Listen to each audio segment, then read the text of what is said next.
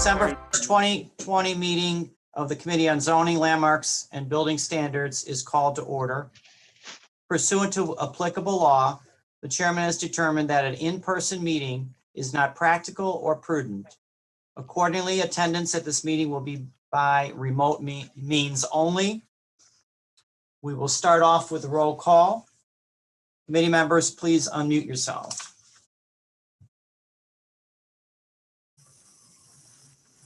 Alderman Hopkins.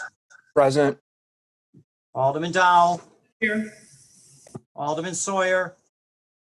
Here. Alderman Beal. Yep.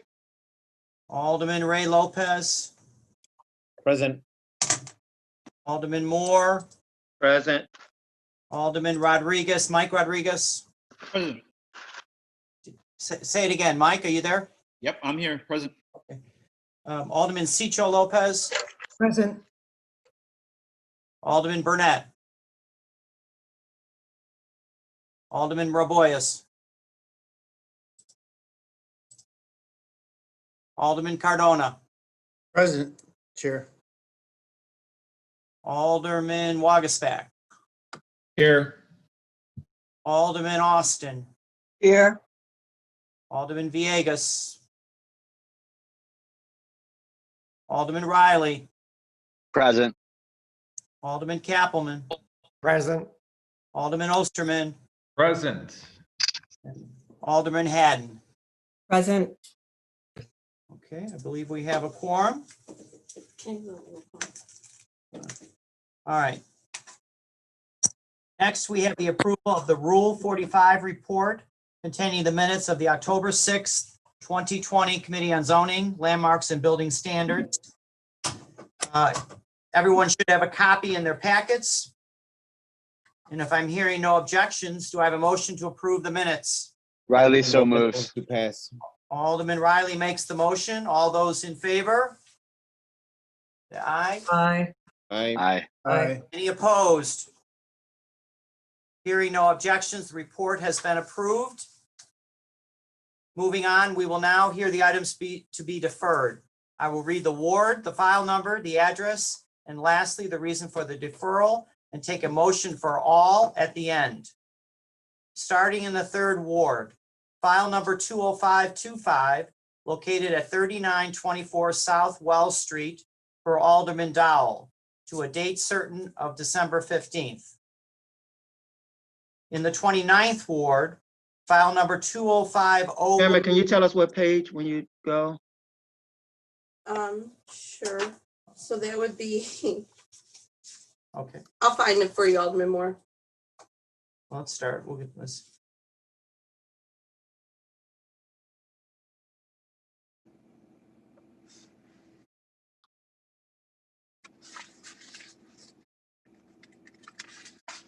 11 of the revised agenda.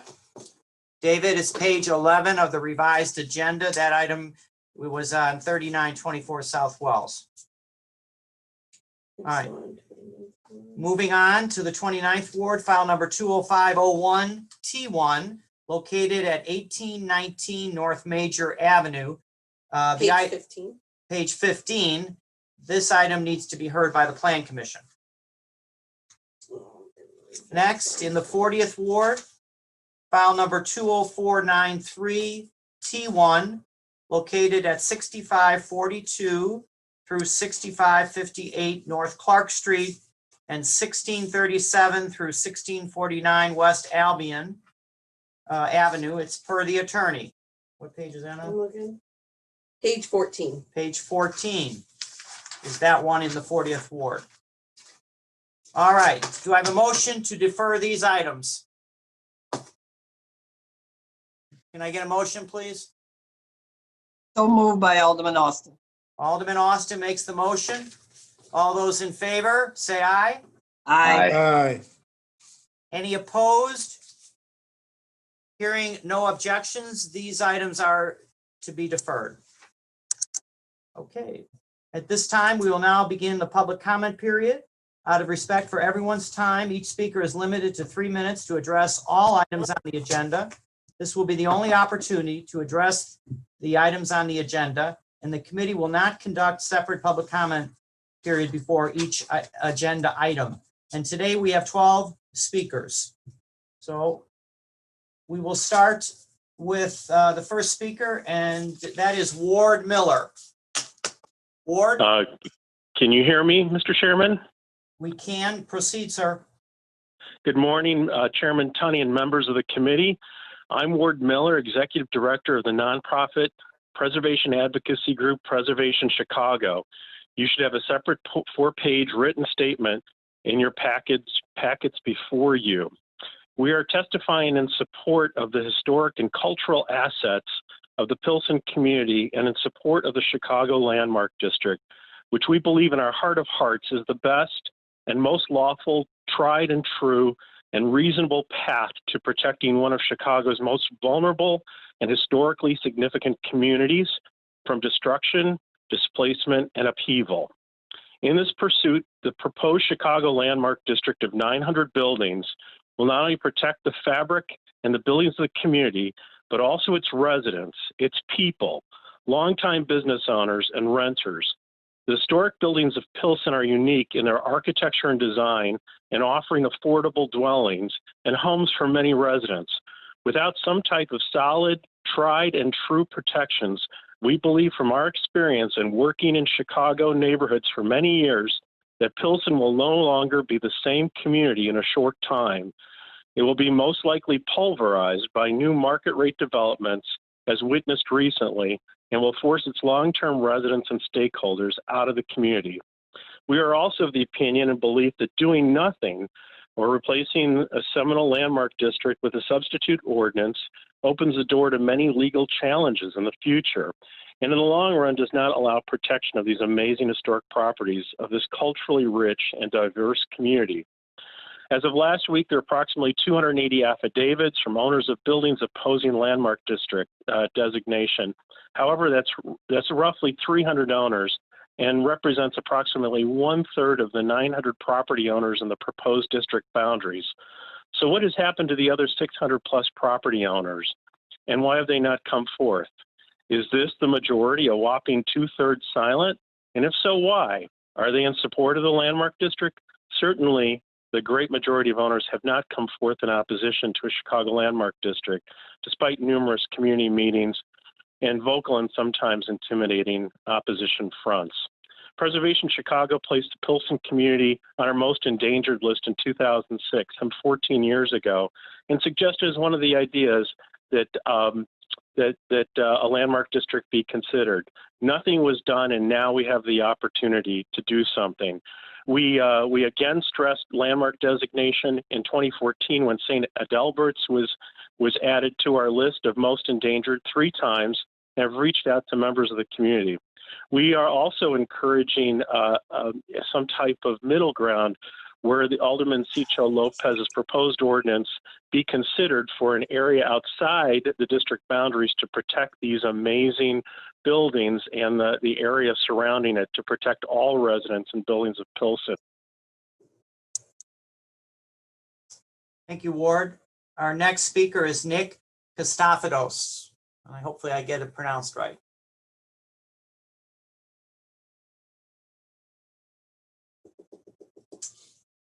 Nick Kostopoulos. Nick, please press *6 to unmute. Did that work? Yes. You're That on, works? Nick. Yeah. Dynamite. Thank you. Good morning, Chairman and committee members. Thank you for your time this morning. No one likes to go against an alderman, so I will be one of the few brave enough to testify. I am strongly opposed to Alderman Rosa's proposed spot downzoning for Milwaukee Avenue in the TOD corridor. I'm deeply familiar with this part of the city as I live a short 5-minute walk from the area. I've also been slowly renovating neglected old buildings, trying to breathe some life into them on this stretch of Milwaukee just past Diversey. Turning around one building at a time is no shortage of effort and work. And you may not know this, but currently many of those storefronts along that stretch of Milwaukee are suffering. Creating more potential hardship and devaluing the commercial landlord's property during this time is unreasonable. These landlords are doing all they can to shoulder the remaining tenants with rent freezes and no evictions. We lost our most most well-known tenant, Crown Liquors, right at the corner of the Milwaukee Diversey-Kimball corridor just recently to see that very thing play out in our current economic climate. So it was a shock to me to see Alderman Rosa now attempting to arbitrarily downzone a portion of our commercial corridor that's already struggling. I am told that his reason is preservation. Well, these down zones have been out there for over a year, and there have been no massive teardowns or massive redevelopment proposals. There's no threat, and this exercise is needless. Further, this city designated a TOD corridor, and it was designed to accept some change in density. The Logan Square Chamber of Commerce, even, by the way, whom Alderman Rosa does not recognize as a stakeholder because they do not agree with him and how he conducts community outreach, represents over 150 small businesses and local property owners, and submitted an excellent letter that I urge you all to read. Because Rosa will not acknowledge the chamber or seat them on his ward's committee, the chamber decided to even put a legislative goal into their agenda for a more transparent community zoning process. I think that's pretty ironic given all the mandate claiming in Logan Square. And report back to relevant city departments in hope of a voice.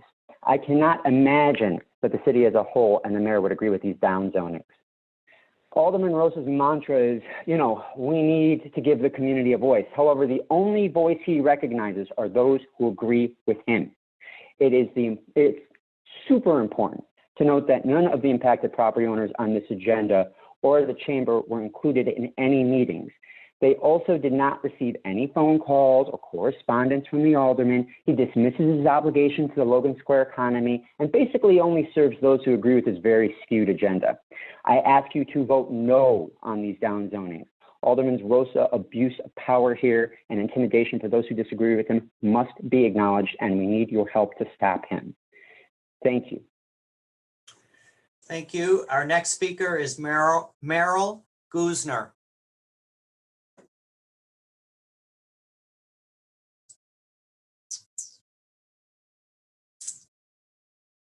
Try it again. Merrill Guzner. Yes, here I am. Thank you. Chairman Tunney Morning. and members of the zoning. Good morning. How are you? Good.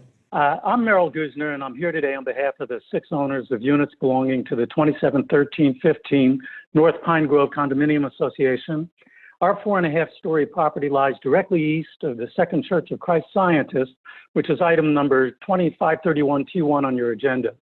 Their developer is seeking R6 zoning to use the church site, about half of which is now surface parking, to build a 7-story building with 26 residential units, 2 large rooms for the church, and 30 below-grade parking spaces. This historic church, except for its southern facade on Wrightwood, will be destroyed in the process. Today, we are asking you to postpone your decision until you receive studies showing how such a project will affect light and shadow on all units east, north, and west of the church property. The developer should also evaluate how the proposed project would affect parking and traffic in our neighborhood. We asked for those studies after the community meeting in August. The owners have not fully responded. The only study we received was a schematic study of shadows, from which I estimate the proposed development will eliminate about 70% of our units' direct sunlight. Our association outlined our concerns in a letter sent to all members of this committee last month.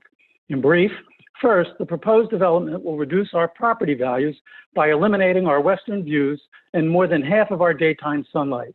Due to limited setbacks, it will also create a canyon-like atmosphere at street level. Second, Pine Grove is a narrow residential street, frequently blocked by commercial vehicles. Adding a 30-space parking lot with only a single-lane driveway for entrance and egress will substantially add to congestion and traffic delays on the block. Third, the church plans to ask the city to reserve local street parking for church members during church activities. This will add to local congestion and penalize existing residents in the area who will lose access to street parking during the restricted hours. Let me be clear, we are not against redevelopment of these parcels, but the developer's plan allocates very little space to the church. It's the equivalent of 2 units for the church over and above the 26 that will be for sale. The current zoning provides the developer sufficient height to build 12 to 15 condos similar to ours, plus the equivalent of 2 units for church space. From an aesthetic perspective, this smaller development would maintain the ambiance of the block and enhance the attractiveness of the immediate neighborhood. The proposed project does just the opposite on both counts. The church and its small congregation have repeatedly told the community it cannot afford to maintain its current space. Yet they have provided no economic rationale as to why a project requiring R6 zoning is needed to preserve its presence in the community. Now that they've concluded it is impossible for them to preserve the only parts of the church with any architectural significance, its dome and sanctuary. Given the church's failure to provide the studies we've asked for or an economic rationale for a project of this scale. Thank you, Merrill. Your time is up. Our next speaker is Adriana Diaz.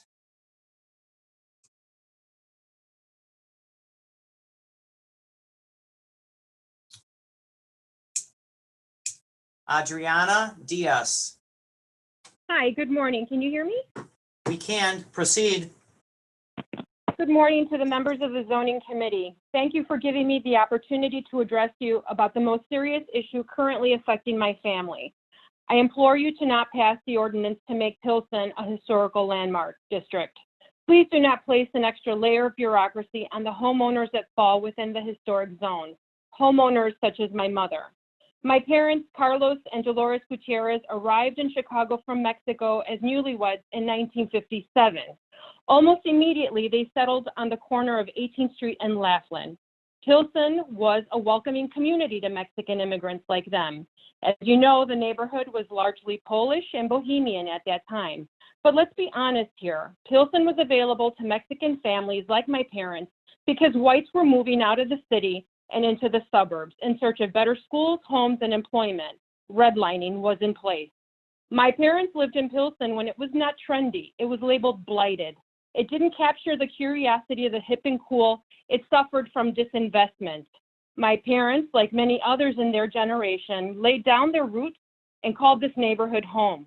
They involved themselves in local politics, fought for educational equity, and demanded that Benito Juarez High School be built. They belonged to St. Pius and St. Adalbert parishes. They owned a business, and they were early members of the Mexican Civic Society and the 18th Street Business Association, and involved in several school councils. One might call them model citizens, especially at a time when immigrants, like now, are disparaged by elected politicians. When my father died, Father Chuck Dom of St. Pius referred to my parents as pillars of the community. At 85 years young, my beautiful, healthy mother still lives in her building with my siblings and their children. My home is down the street from hers. I come to you to speak about people like my mother, the long-term Mexican residents in Pilsen.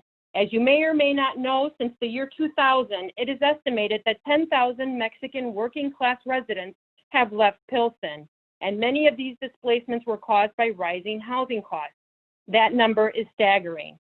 In an empirical study published by the Journal of American Planning, it found that since Brooklyn Heights in New York City became a historic district, the majority of the people who live there now are white and affluent. A reasonable person would argue that if you designate Pilsen a historic district, a second wave of displacement will occur because people like my mother will not be able to keep up with the exacting standards of the historic district. Therefore, a seemingly innocuous policy such as this one is at its core insidious in nature because it only exacerbates the gentrification process. So let's be clear. Why are we valuing Bohemian-inspired buildings over people's lives? Alderman Ciccio Lopez has proposed a freeze on the demolition. Long-term residents like my mother are not interested in tearing down their buildings. They just want. Thank you, Adriana. Our next speaker is Bruce Anderson.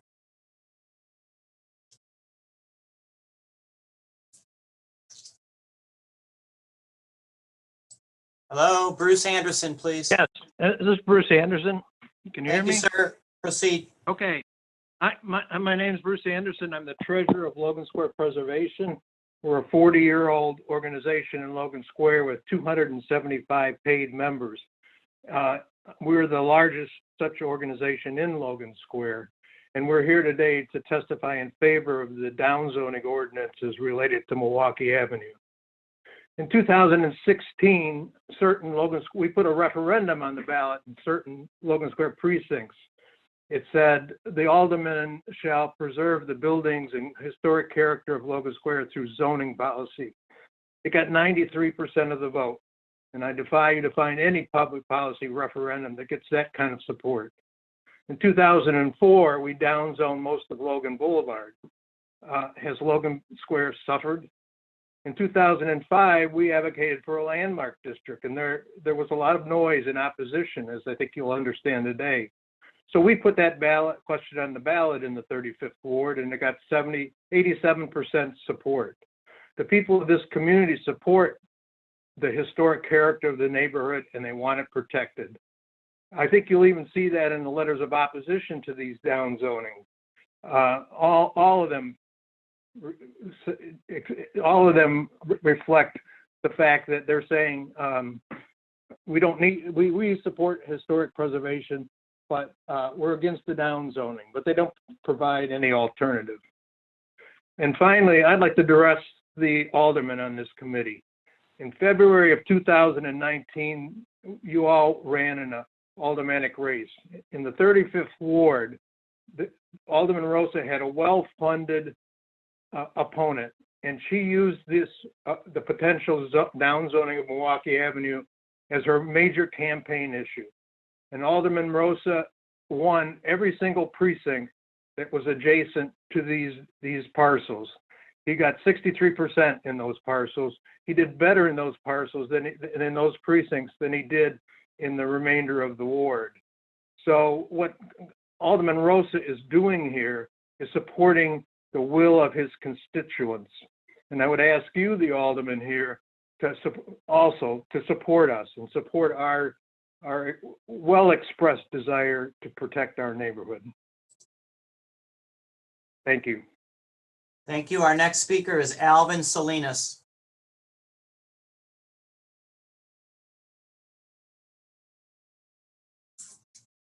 Hi, can you hear me? Yes, could you identify yourself and begin? Yes, okay, I'll begin. Hi, my name is Alvin Salinas, and I am a lifelong native-born resident of Pilsen. I was born in Pilsen. I grew up and was raised in Pilsen since 1987. And I can definitively say that the art that exists in Pilsen is spontaneous and purposely free. And we, the artists of Pilsen, do not want your predatory governmental regulations on something so free and noble and humble as street art. Regulating art is literally the opposite of what the awesome art of Pilsen is all about.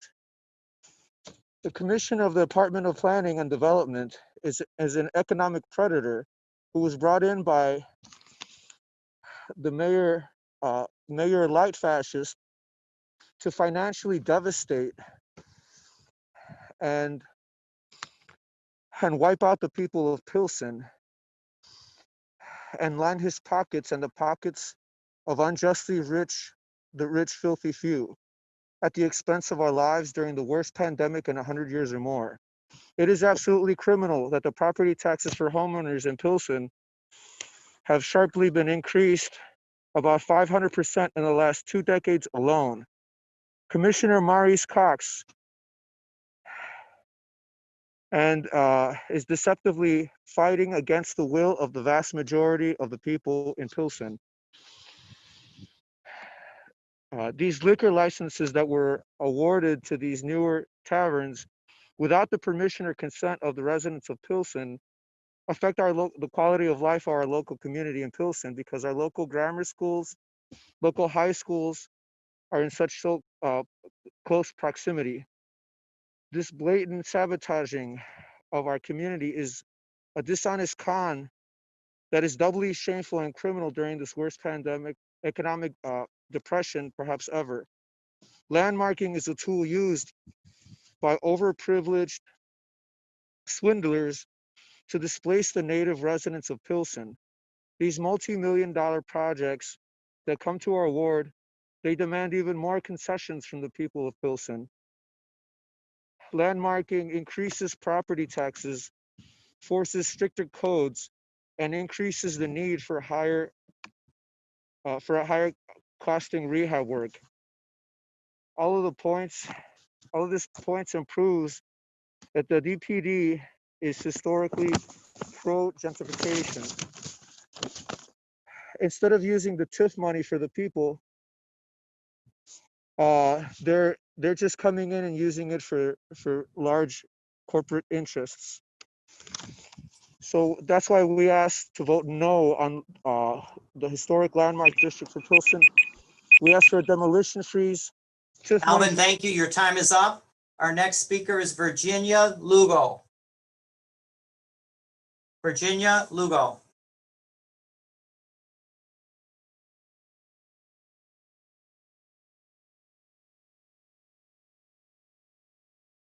Please press *6 on your phone to unmute Virginia Lugo.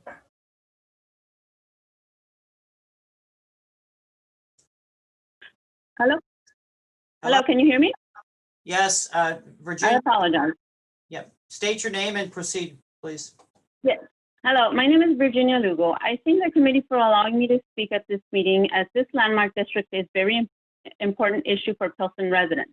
This is a matter that will affect many families, particularly those who are low income and long-term residents. I'm urging that you vote no on the historic landmark designation for Pilsen. This community was built by immigrants just like the rest of this country.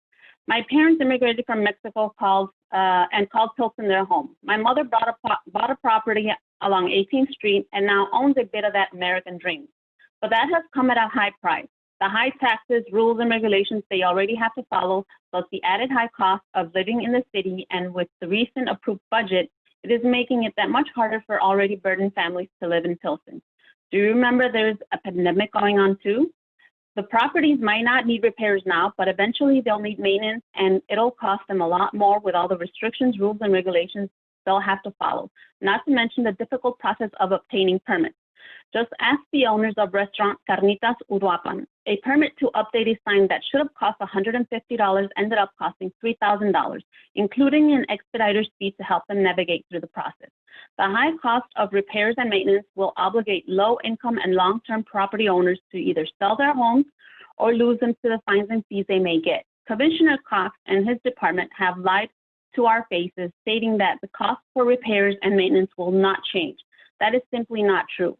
In the U.S. Secretary of the Interior Standards for Rehabilitation of Historic Buildings that was adopted by the city states that property owners will have to maintain the facade and roof as it originally was designed. It includes any distinctive features like craftsmanship, millwork, masonry, and windows that need to match the historic design, operation, and material.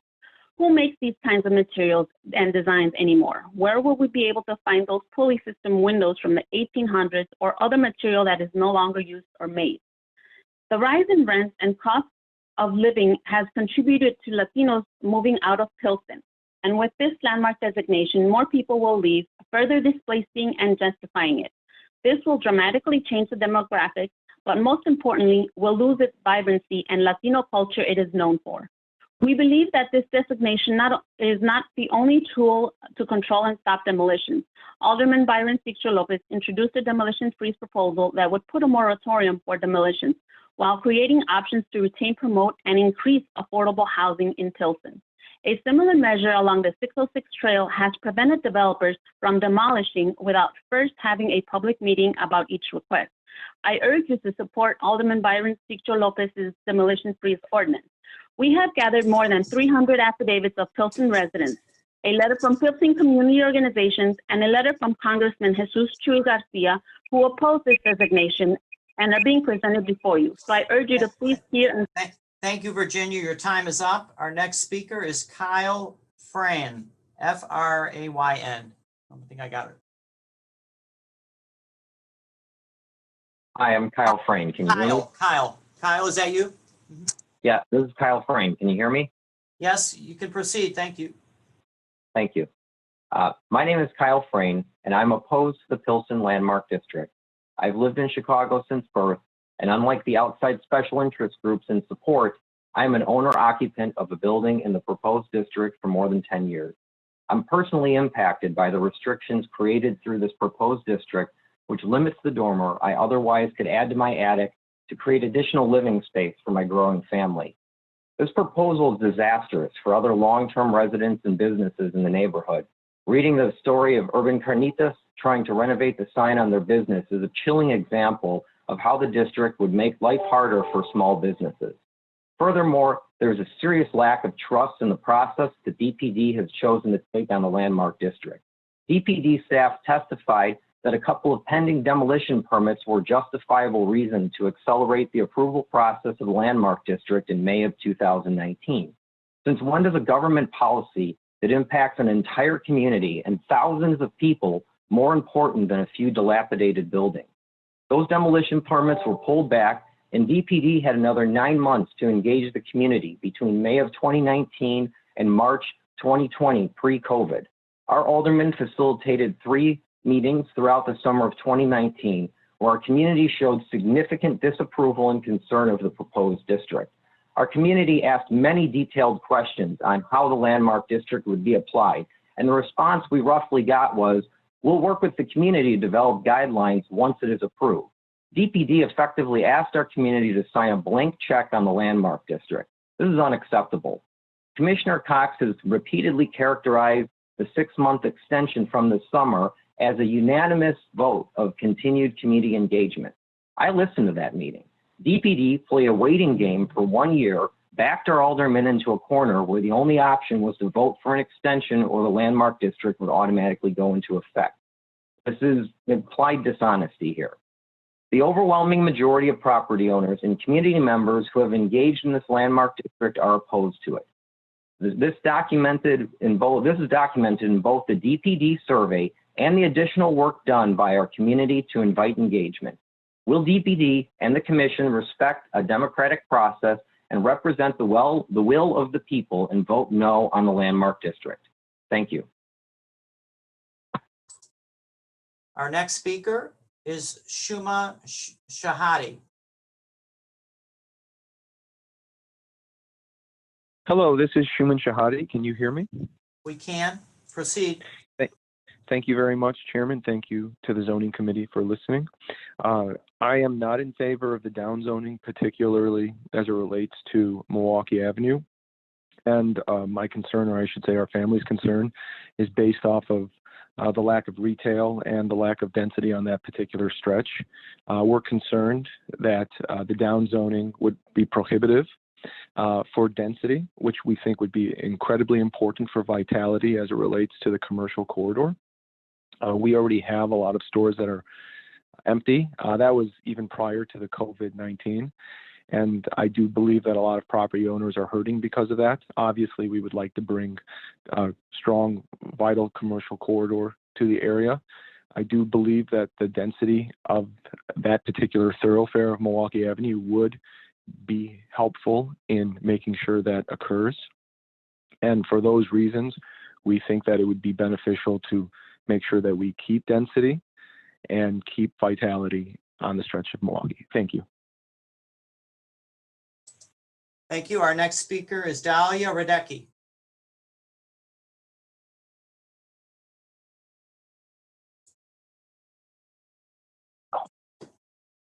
Good morning. Can you hear me?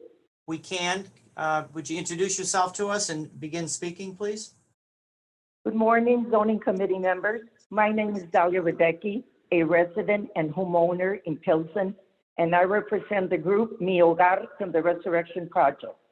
Our mission of our Mi Hogar group is to promote accessible and affordable living to our residents and protect our families and our community.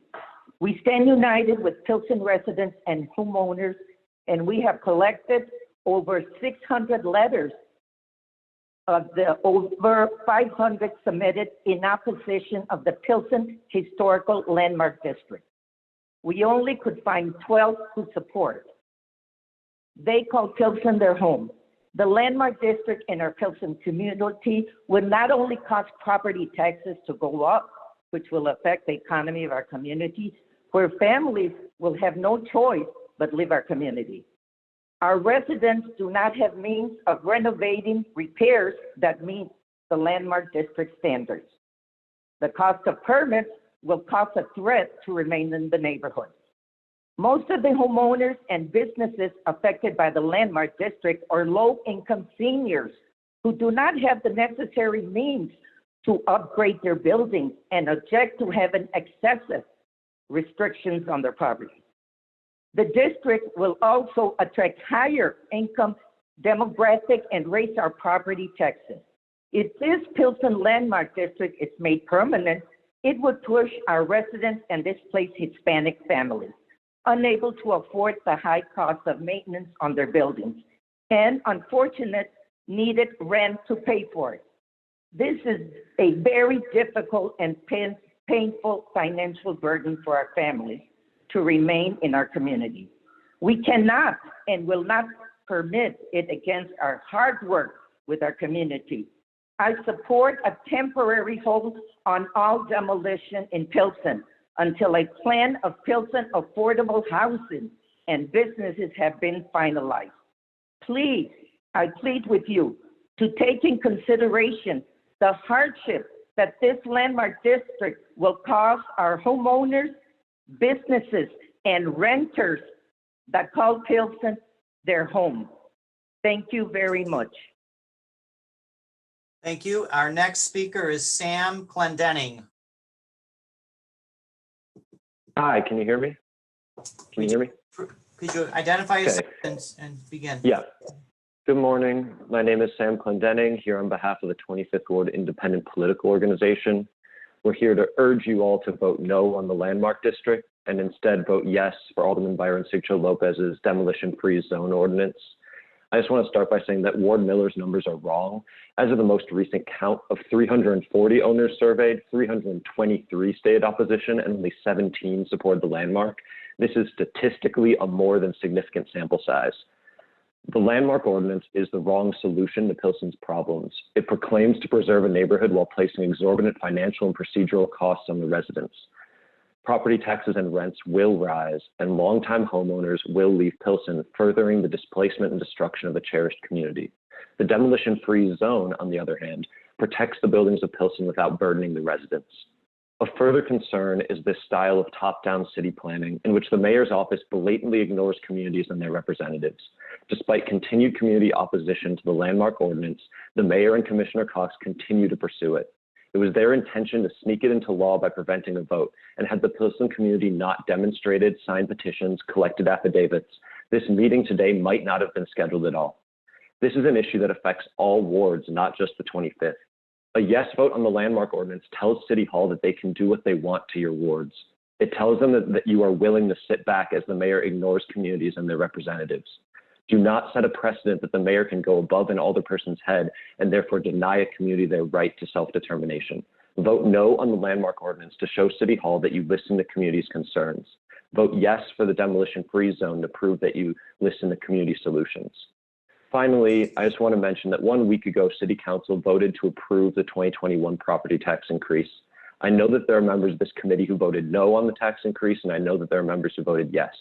The landmark ordinance will effectively be a second property tax increase on Pilsen. To those of you who voted no on the tax increase, remain consistent with your stance 1 week ago. Do not pass an ordinance which would raise taxes on a working community again.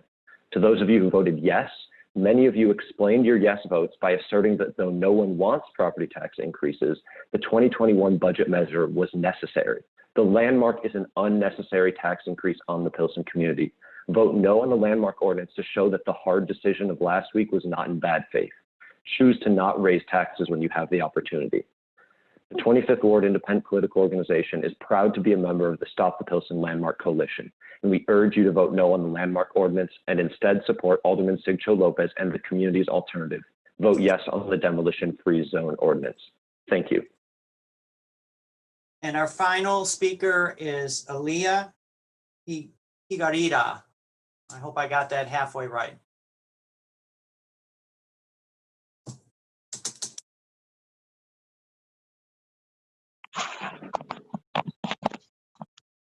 Hello, Aaliyah?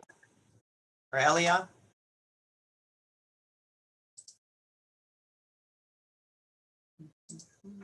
Elia, you're unmuted and you can start speaking.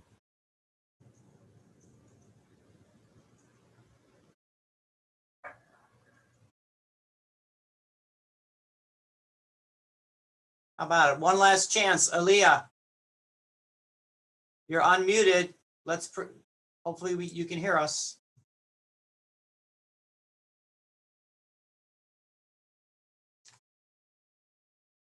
Okay, I don't think we're gonna hear from that person, so.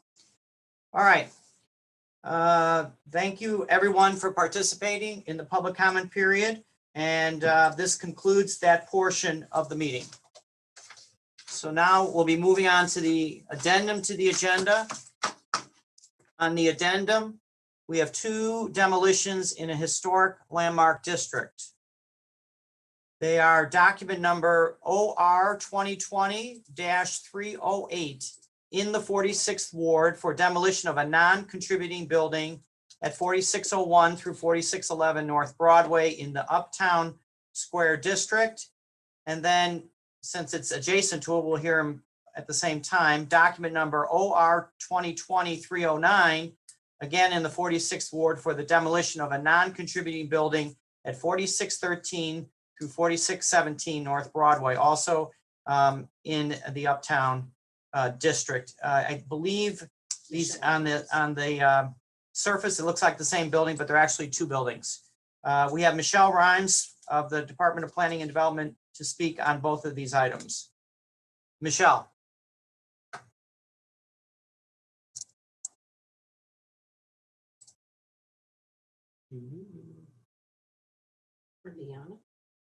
Good morning, Mr. Speaker. Pardon me, Mr. Chairman and members of the committee. My name is Michele Rhymes. I'm one of the historic preservation staff. I bring before you today 2 agenda items. The properties are owned by Uptown 4601 Owner LLC, which is a limited liability company. This owner owns both of the ground level buildings. They brought the project before the Commission on Chicago Landmarks on September 3rd and the Permit Review Committee. Their goal is to demolish the building early 2021 with a goal of constructing a multi-story mixed-use building, which was vetted by the Commission on Chicago Landmarks November 5th of this year. We have no objections to this. Both of the structures, the one at 4601 to 4611 North Broadway, and the adjacent building at 4613 through 4617 North Broadway, are considered non-conforming buildings in the Uptown Square Landmark District. We have no objections to the demolition and seek your approval for both actions.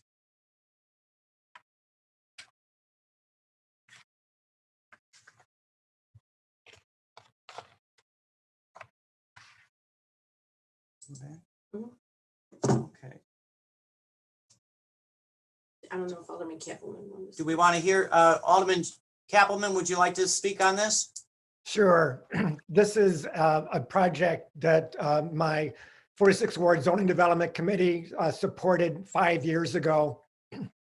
And so the demolition allows this project to actually come about. There's been many starts and stops that have delayed this project, but it's something that that I support because my Zoning Development Committee, made up of 30 different organizations, voted in support of it. So I ask for the community support as well. Thank you. Okay, any questions from committee members? Hearing none, can I get a motion to move do pass by the same roll call that was used to determine quorum? So move, Madam Chair, Mr. Chairman. Thank you, Chairman Dowell. Alderman Dowell moves to pass. Any objections? Hearing none. No objections, Mr. Chairman, no objections. Could you add me to the roll, please? I apologize. Thank you, Gil. You're added to the roll, and 2 items are passed. Thank you, Mr. Chairman. Okay, thank you, Michele. All right, now we'll take up document number 02020-3577, a text amendment of the Municipal Code Section 16-8-070 to further regulate rezonings in conversion areas. Before we get to the testimony, the item has a substitute. Do I hear a motion to accept the substitute? So move, Alderman Rodriguez. Alderman Rodriguez motions to accept the substitute. All in favor, say aye. Aye. Aye. Any opposed? Any opposed? Aye. Hearing none, the substitute is accepted. We have the ordinance's sponsor, Alderman Villegas, and zoning administrator Patrick Murphy here to testify on the matter. Chairman Villegas. Thank you, Mr. Chairman. Regarding this character building ordinance, it's not the first time this piece of legislation has been with the Committee on Zoning. In April 2019, DPD originally advanced this ordinance and it was introduced at committee. It was lapsed following the administration's turnover in May of 2019. Recently, after introduction, there have been since discussions with DPD to amend the originally drafted version to reflect broader considerations for the south and west sides. Stemming from a notice issue in North Branch framework, any property that wanted a zoning change must pay an impact fee.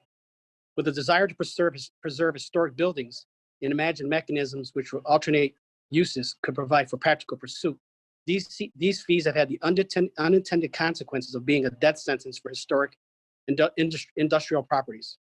A 2 to 3 story historic property cannot afford its potential far of, say, 50 stories of fees.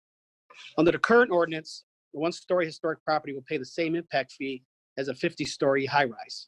A potential consequence of this reality will be the destruction of few remaining historic properties throughout the city. The projects either die or are demolished for another high-rise. And until then, they remain vacant, non-economic engines. This ordinance encourages the use of historic qualifying buildings by neutralizing the fees that would otherwise be imposed based on the maximum density the site could allow for. Currently, there does exist precedent for historic property conversion to office use and a carve-out where impact fee is required. This ordinance now will address and encourage other economic and commercially viable space uses, for example, including concert venue and other retail service type uses, restaurant, fitness, etc.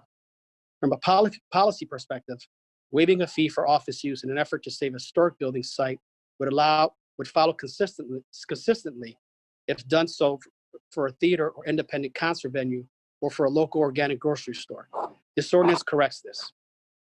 Like any ordinance regarding development, the concern and consideration must address potentials for abuse. In this ordinance, the impact fee is only waived if the historic building footprint is not expanded. There could be no increase to the building height, and the building coverage may only expand by 10%. There are additional protections capping floor area racial considerations, whereby the excess would trigger fee to be added back on. As Chair for Economic Development, this is a promising ordinance which intends to imagine more creative and unique development engines that will further highlight Chicago as a world-class city for architecture, hospitality, entertainment, to name a few, upon repurposed historic sites. If feasible, remains consistent as best interest of the city to encourage developers to save historic properties and put them to productive use for job creation and taxable revenue generation. The issue of the impact fee that is currently in effect strongly discourages the protection of certain qualifying historic buildings subject to much larger floor area maximization and thus an automatic and considerable impact fee.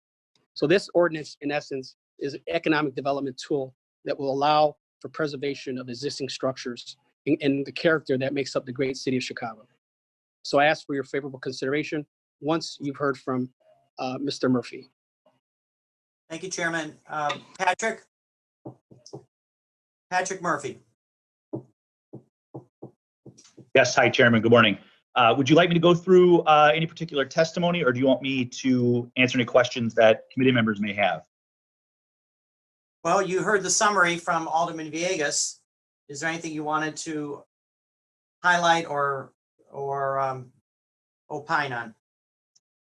No, not necessarily, but I would be happy to go through. There are about 7 different elements to the ordinance that have impacts on declared character buildings, and so I'd be happy to walk through those, or else answer questions if Alderman had them about a particular Why don't we property. do this?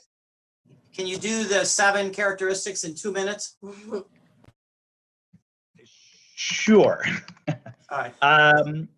Okay, so the first thing, the project has to be reviewed through a type 1 or a plan development, meaning it comes back through city council for a vote, both by committee and the full council. 2, there are restrictions on the increases to the building height and supplementary to that, there are restrictions on the increases to the building footprint. And the gist of that is we're dealing with buildings that are character buildings. There is a specific form to that building. There's a certain bulk and mass to that building. In order to take advantage of this reduction, then you cannot be in a position to overly increase the size of those buildings nor their footprint. The fourth point is you cannot overly increase the floor area that is there in the building. So you are foregoing, as the alderman said, the ability to take advantage of certain bonuses, and therefore you are restricted in the size of the building, and you have to maintain the floor area that is required in order to preserve the buildings that are the character buildings which you are taking advantage of through this ordinance. The next thing, you can utilize TSL reductions. So there can be parking reductions that are provided through this property through the TSL. And lastly, it has to become an official landmark as designated by the city council. Thank you, Patrick, and thank you for staying within your time frame. All right, questions from committee members? I see a few, so we'll start with Alderman Ray Lopez. Raymond? Thank you, Chairman, and good morning, colleagues. Forgive me, I'm on the road during this meeting. Patrick, I did have a question. Is there a reason, or maybe Chairman Villegas, is there a reason why this would have to be considered a landmark for properties to be considered characteristic of a community? Or was there any thought to maybe being able to do this without the landmark designation? Alderman, would you like me to respond, or do you want to answer? Alderman Villegas? I'm sorry. Yeah, if you could respond to that, please. Sure. So Alderman Lopez, the premise of the ordinance is that we started with only the buildings that are designated as character buildings. Sorry, my camera's frozen. We started with the buildings that are character buildings as designated in the overlays for both Kinsey and North Branch. From there, if we're going to attribute an exemption from a fee, we wanted to make sure that the character which these buildings represent, which was identified in the plans that established these overlays, is maintained for the benefit of the city and these communities. We didn't want to put ourselves in a position of allowing for this exemption to take place, but not holding the building to the standard of being maintained. And so this is an additional assurance that in exchange for being relaxed of a fee, they will be able to, with the city will have the preservation of this building maintained. Okay. My only concern is that, oftentimes the landmarking, as we've heard through a number of testimonies, creates a burden on owners. And in certain areas, we don't even have the landmark district in place, but we do have plenty of buildings that fit a certain character that we're trying to maintain. So I just hope that as this proceeds, that we can possibly revisit this if we're looking to expand it further to be more beneficial without being as burdensome, regardless of the fees that are being reduced. Thank you, Chairman. Thank you, Alderman. Alderman Scott Wagasback. Thanks, Chairman. Is there any fiscal impact here that Yes, you guys have calculated? Sorry. Sure. I'm sorry. I don't know why my camera. Since you're the economic development guru, you should talk about that. Yeah, well, here, Alderman Wagasback, what prompted the ordinance was the fact that there was a project that had been put in a position where it would have had to have been torn down in order to make economic sense for the developer. What this does, so the question is yes and no, because if a project's not being developed, there isn't any type of economic activity occurring. It's just sitting there on the roll, not losing all types of the ability to collect taxes based off the new use. So what this does is allow for the Department of Planning, as well as Mr. Murphy, to take a look at having economic development at the forefront when we're trying to get as much development as possible in the city done in a timely fashion. So the impact's more positive on the development side of it than it is to the more minimal fees you might get. Correct. Okay, great. Thank you. Alderman Brian Hopkins. Brian? Yeah, thank you, Mr. Chairman. Just on point 7 of Mr. Murphy's testimony regarding the character buildings becoming landmarks, unless I'm wrong, none of the existing character buildings in the North Branch have ever been formally reviewed for landmark status. But just sort of a casual discussion suggests that, the case may not be quite so obvious, which is why no one's ever sought landmark status for them. Has there been any sort of preliminary review on how this might impact them, that if they seek to change their status under these rules, you seem to suggest at the end that they would have to become official landmarks. Is that correct? Yes, Alderman, thank you. This is Patrick Murphy again. We did start the review on this particular property to determine that it was eligible for landmark status, and we have been at this for a number of months with the property owner. So we did make that a specific additional caveat, like I was saying to Alderman Lopez, or in response to Alderman Lopez, so that we would have a greater benefit to the city of having maintained these properties. But yes, we've already started down this road with the Morton Salt buildings and looking at other buildings as well in the area to make sure that it is a possibility. Okay, very good. And then there's no issues with sort of changing the rules in the middle of the game here for the existing designations of character buildings, that we're okay going forward with this based on the assumption that it's a choice if you want to avoid the fee. And if you don't, you can just operate under the old rules. Correct. It is a choice. It's not a mandatory requirement for any of these buildings. All right. Thank you, Mr. Murphy. No further questions, Mr. Chairman. Thank you, Brian. Alderman Laspada. Thank you, Chairman. I'll be brief. I just want to make sure I fully understand this ordinance. When we talk about conversion areas within industrial corridors, does this include properties currently within PMDs? I'm thinking about the PMD as being preserved west of Ogden Avenue on the Kinsey Industrial Corridor. So these, yes, sir.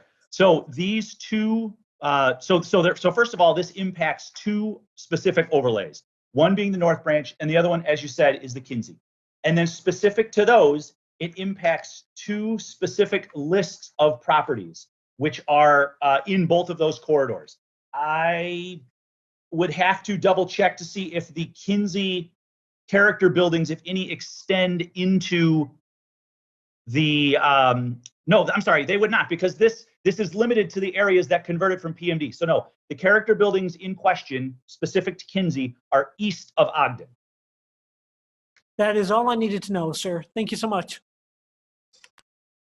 Alderman Pat Dowell. Yes, thank you, Mr. Chairman. Patrick or Alderman Villegas, in your presentation, you talked about the impact that this would have in helping West and South Side communities, but it appears that this ordinance is basically focused on two North Side areas. Am I accurate in hearing that? And then two, how would this impact a typical community on the South Side? Alderman Villegas, would you like me to respond? Yes, please.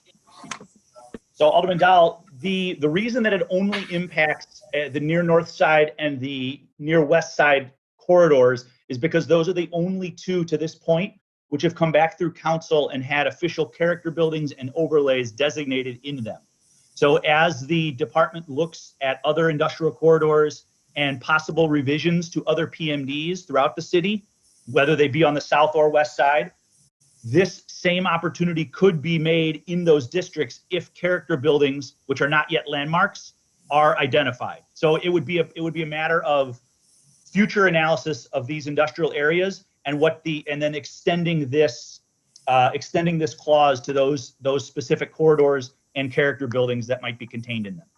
Okay, so for these new character district, overlay districts that you're looking at in places like Inglewood and Bronzeville, for example, if there were buildings within those districts that might fit have an industrial nature or quality to them, those might be able to participate in this particular program? No, not quite. So the buildings, first of all, would have to be in an area that were formerly PMD'd or currently in a PMD, and then also in an industrial corridor, and are converting out of the PMD zoning.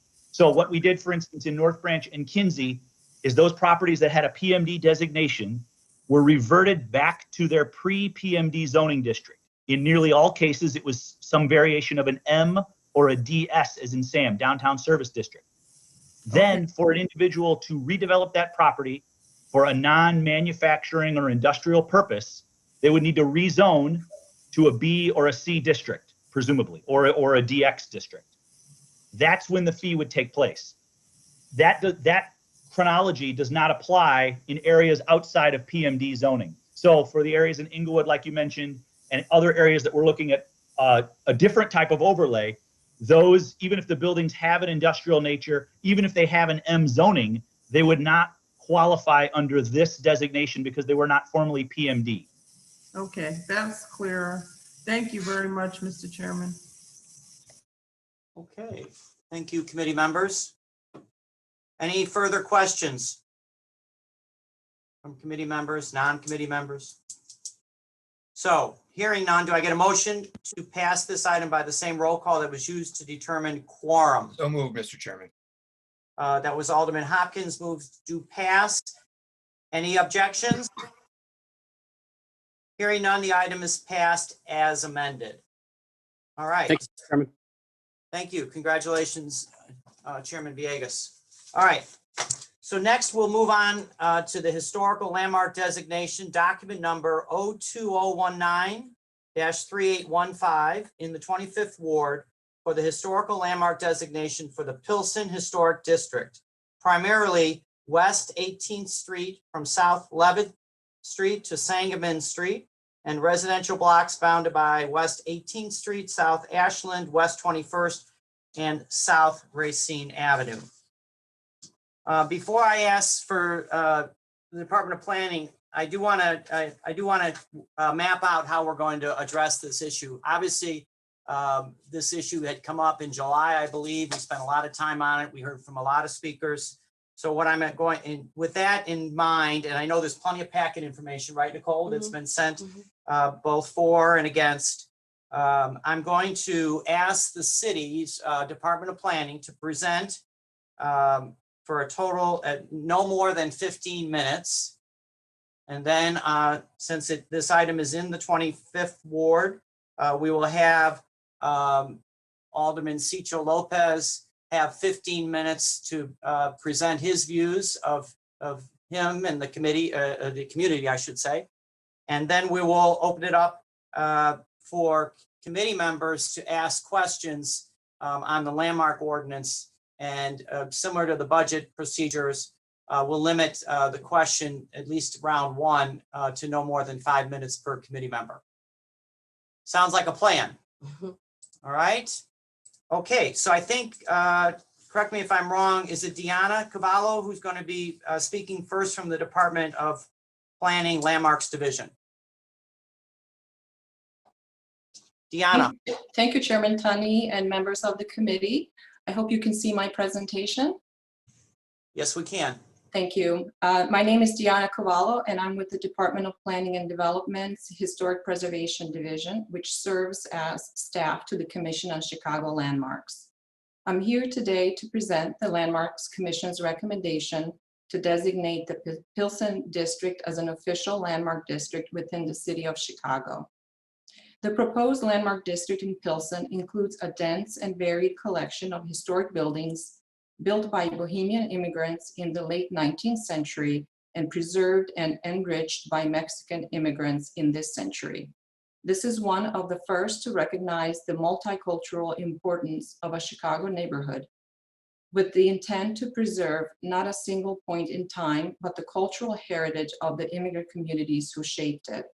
The proposed district is the first that recognizes the contributions and culture of Chicago's Latinx community, and it is the first to incorporate murals and architecture as a layered historic resource.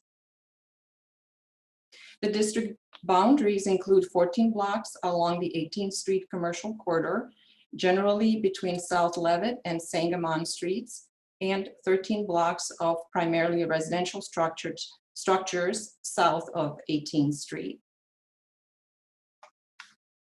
The proposed Pilsen Historic District has two periods of significance, one for buildings and one for murals.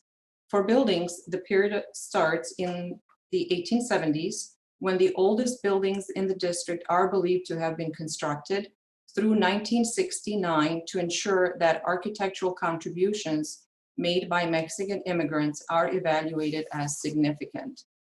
The period for the murals begins in 1978, the date of the oldest mural within the district boundary. No specific end date for the period of significance is identified in recognition of the ongoing evolution of this art form in Pilsen. On May 16, 2019, the Commission on Chicago Landmarks found that the Pilsen district meets the following 4 criteria for landmark designation.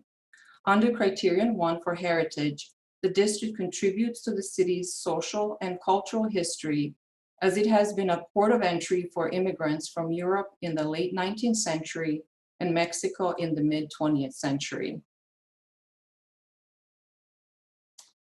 In criterion 6 for architecture, the district's distinctive architecture includes a wide variety of structures built between 1870 and 1969.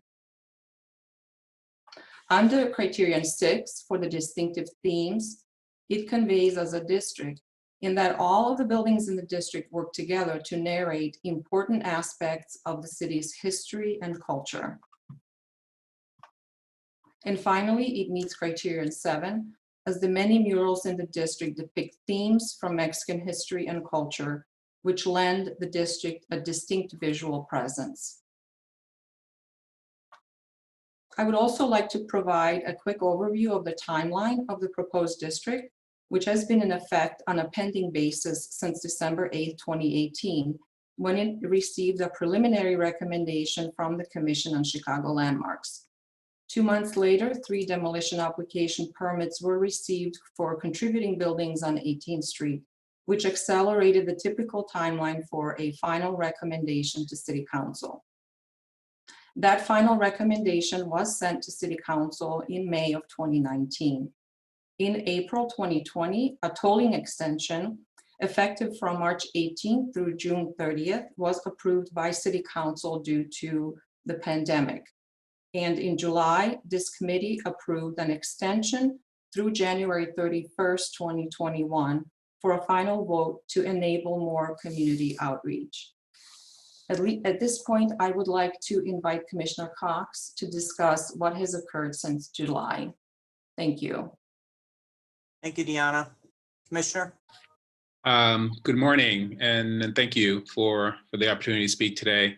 I'd like to briefly address the 3 informational meetings that were conducted in October by the Planning Department, held subsequent to your committee's 6-month extension granted. While the intention of these meetings were to help mitigate property owners' concerns about the potential obligations of being a property owner in a landmark district, the information we provided was simply not well received. We heard from a very robust portion of the community that the district designation was not perceived to be in their best interest. The Planning Department concluded the meetings fully aware of the well-organized opposition to the proposed designation. But obviously, this recommendation precedes me as alderman, it precedes me as commissioner, it precedes the alderman, Cito Lopez, and precedes the mayor.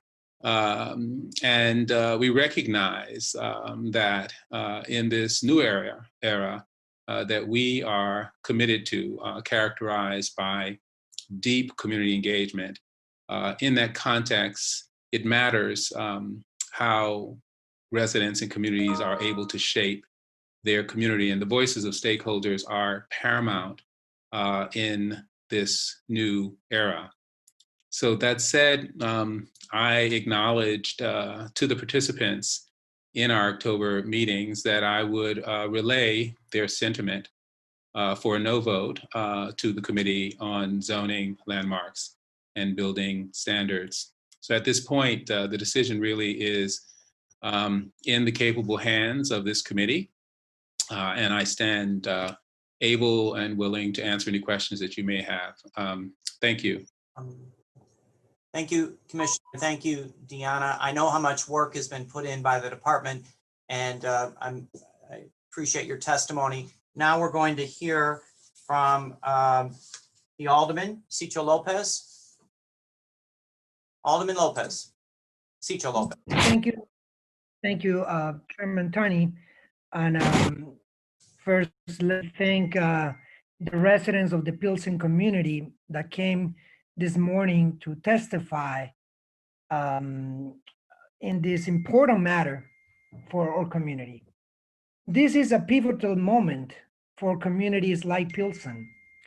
This is a community, as you all well know, that has been hurt for decades for the lack of accountability, the corruption, but more important than anything else, the lack of inclusion in the decision-making process that affects many immigrant families, many immigrant residents, seniors, vulnerable residents, Latino immigrant residents in a big part of the world that are right now hurt.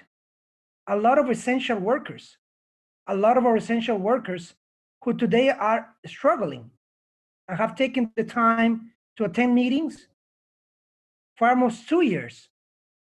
Of course, we want to consider every single tool available to us to address the number one issue that we have in our community, which is displacement.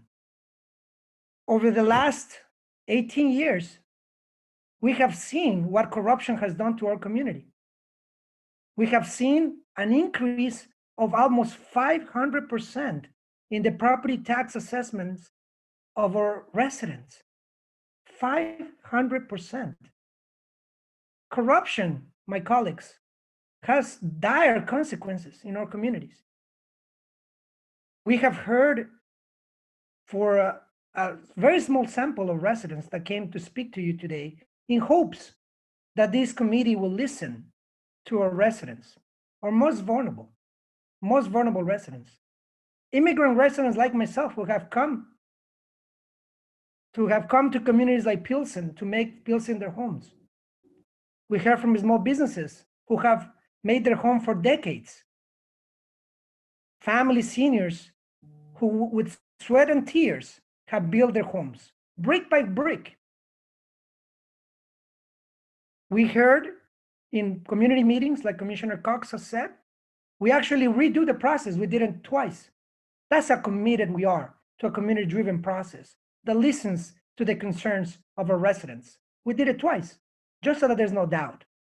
As a result of this process, over the last few months, we have doubled the number of affidavits, signed affidavits from homeowners in the district that do not think that this is the path forward. Are being elected with a great responsibility, and I take this very seriously, to find a new route for our community who is struggling.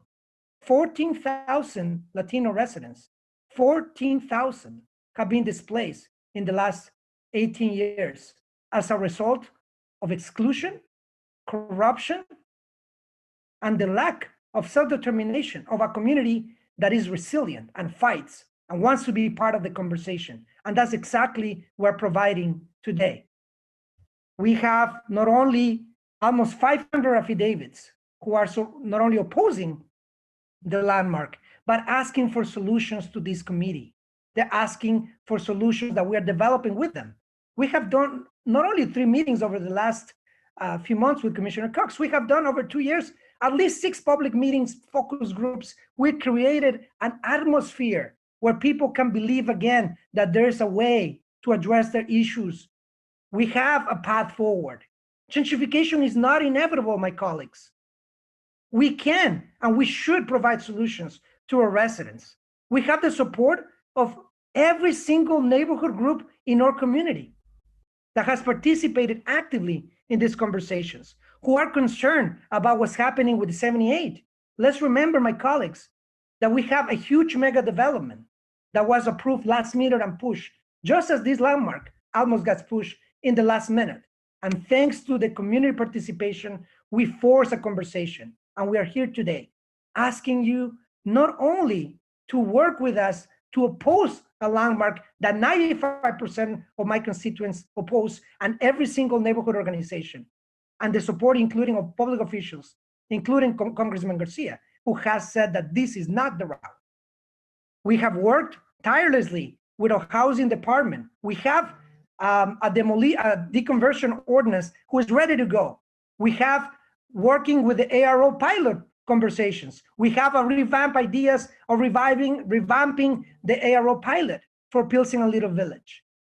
We have ideas. We have ordinances ready to go. What we need is time, my colleagues. And I tell you that, when a community so vulnerable like Pilsen, so unique, that in our community, we feel responsible to provide solutions. We are called to provide a solution for a thriving, beautiful, unique community. I heard from the presentations of DPD many times how they honor immigrant residents, working class residents, essential workers. Well, let's do it with action, my colleagues. Let's do it with action, let's do it with policy. And the policy that we move forward has a real clear plan. Landmarkings only protect buildings.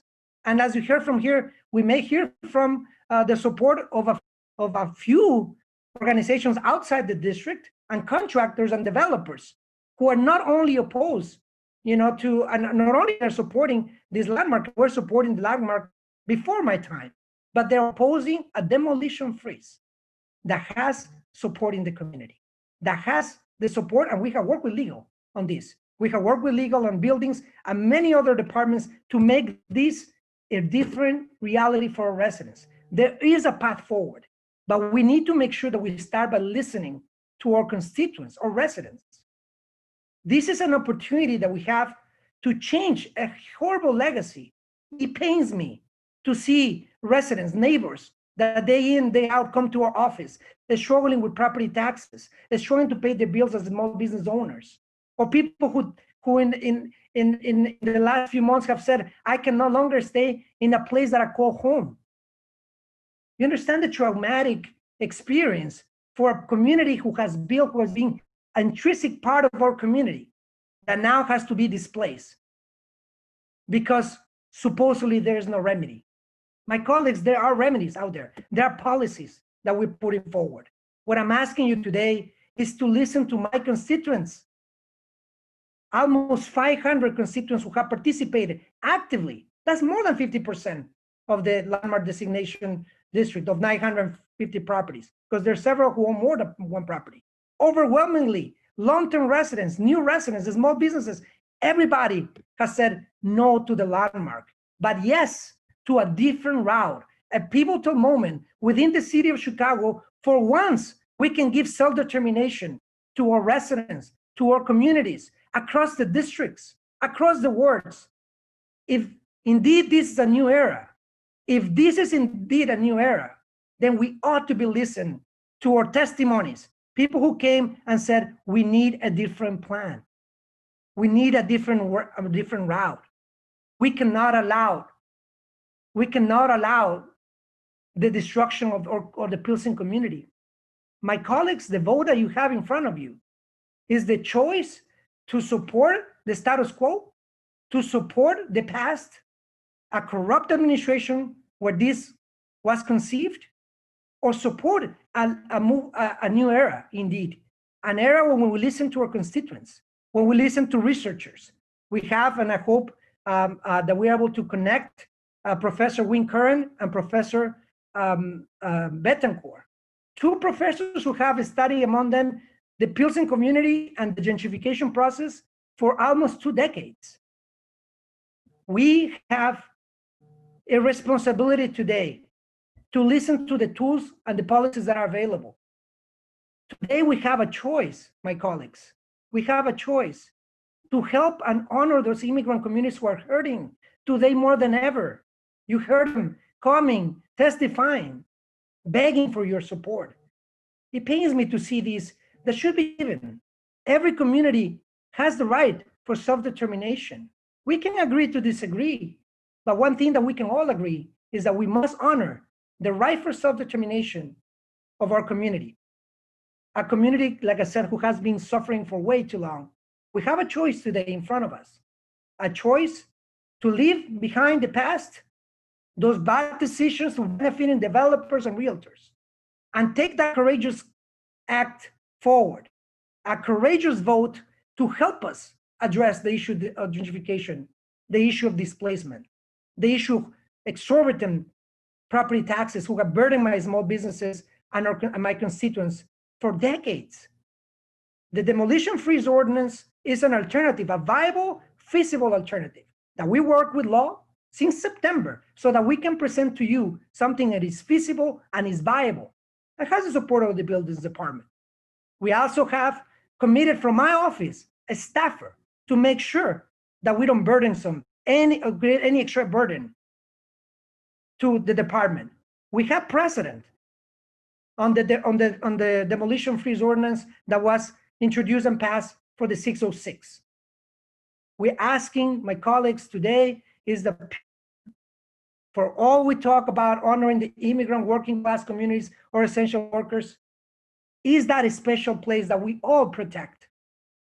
That we all protect. That's why I ask you today to please listen to the scholars, listen to the research, listen to the policies that we're having move forward, the collaborative work with departments, but more than anything else, to please listen to the people of the Pilsen community, those vulnerable residents who are making our community so special. Or Chicago is special and is resilient because of communities like Pilsen and the other beautiful neighborhoods that make our city. Today, we present to you a viable plan to help us address this issue. I beg you to listen to my constituents, to listen to the working class people of Pilsen who work hard day to day, day in and day out. We need your support so that we protect them, so they can continue call Pilsen their home. We have, again, a viable plan. I ask you to please vote no for the landmark and to please support us on a demolition freeze that has precedent. And we'll be working hard for months to give you a feasible plan that is not only opposing the landmark, but give you a viable choice, a viable solution to address these issues. In 6 months, we have a plan that I'm confident will help us address some of the issues in our community. But we do need those 6 months, and this has legal standing. I thank you again for your attention. I don't know, Chairman, if Professor Curran and Professor Betancourt are available if anybody has questions or can add a few more minutes to my presentation. Thank you again. Alderman, we have 2 minutes and 27 seconds. Would one of the two witnesses would like to speak? Or are you going, because that's your time allotted? Yeah, I think Professor Curran, I think, is on the line. Okay, shall we hear from Professor Curran?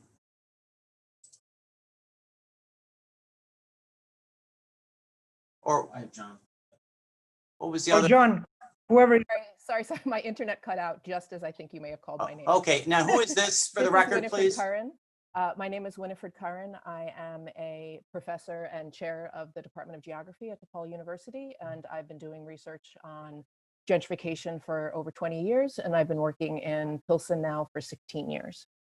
I established your credentials, but we have 1 minute and 42 seconds. Okay, so basically what I just want to say is that while preservation in and of itself is not a bad idea, it is a bad idea in this instance because preservation designation can just add fuel to the fire of gentrification in Pilsen that we know is already happening and has been happening for a good 20 years.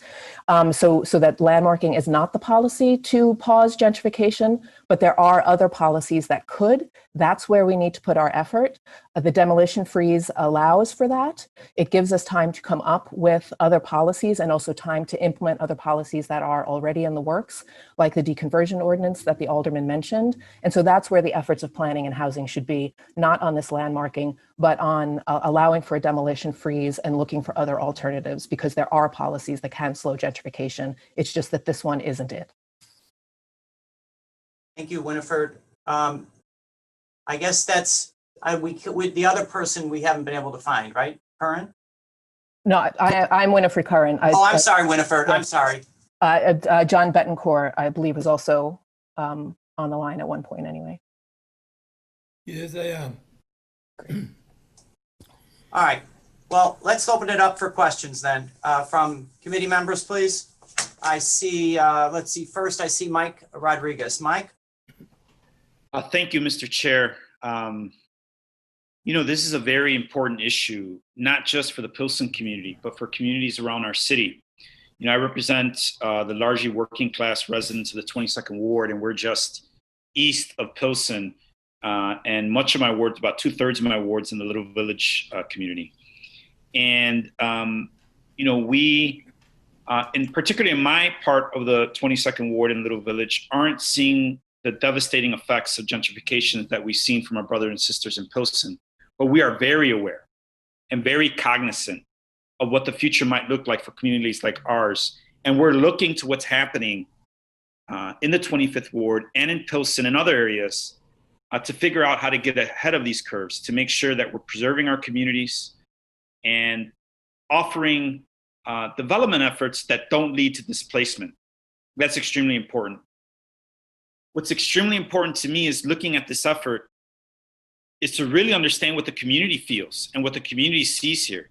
And it strikes me as this landmark district, in this instance, is square peg in round hole. It strikes me as though the residents, the community organizations, in near unanimity, have stated that they are against this designation. I'm not sure why this is even being discussed at this point. It strikes me as though that the local community is in opposition. The local political leaders, from the alderman up to the congressman, are in opposition. And to be quite frank, I'd like to read a brief statement from my ward organization that is in agreement with this effort. The 22nd Ward IPO believes that the residents of the 25th Ward should have the right to determine what ordinance shall be enacted in their ward. Pilsen residents have been fighting for decades to deter gentrification and to protect homeowners and renters from rising costs. We stand with our Pilsen neighbors to support, to be against the landmark and support the temporary demolition moratorium for the Pilsen Historic District, and call on the city to respect the demands of local residents. So I just like to state that I support the efforts of my colleague. I do have two questions, one for Professor Betancourt, who I believe is on the line. Yes. Professor, I've read much of your work and I really respect a lot of it. I do want to raise some things that I have read in your work around the designation of landmark districts and the detrimental effects that they might have on communities like Pilsen. And I'm just curious if you would add anything to the conversation that hasn't already been stated. Definitely. I'm sorry that a lot of this conversation is Professor, would you identify yourself for the record, sir? My name is John Betancourt. I hold the rank of professor at the University of Illinois, Department of Urban Planning and Policy. Right. Before you start, we have 1 minute and 48 seconds on this round. So if you could be brief, answering the alderman's question. Yes, I had a prepared testimony, but I will pass it on. Basically, I will say that most of the support evidence brought to this hearing does not coincide with the facts. Every research piece in the country about designations has demonstrated that they increase property values, increase taxes, and displace residents. So it's quite malicious to say otherwise on the part of institutions in Chicago that should work on the basis of the facts. As far as the ordinance, I think that it should be rejected, not necessarily because of its spirit, but because of the way in which it is approaching this, rather than going against the community. I think the city should start partnering with communities, and this is critical. Pilsen and no community in Chicago has had that benefit. This is a new city council, a new administration. Let's make it a new day. Thank you, Professor. Michael, you had a second question? Yeah, Chairman, is that 20 seconds for Mr. Betancourt, or is that my question? That's your total time on round one. Sure thing. So I'll end with the following. I'm just curious if Commissioner Cox essentially stated that DPD is pulling their support for this endeavor, given what he said about the community support. And then lastly, I'd say we need to continue to listen to our residents and community organizations that are plugging deep on these issues. And in this issue particularly, I think they're loud and clear. Thank you. Commissioner Cox, I think just quickly, would you answer the Alderman's question? Certainly. My role here was to bring the recommendation from the Landmarks Commission to this committee. And that was captured in Deanna's presentation. What I committed to the participants in the town hall information meeting is that I would convey their sentiment for a no vote to the committee. How about a quick answer to the Alderman, okay?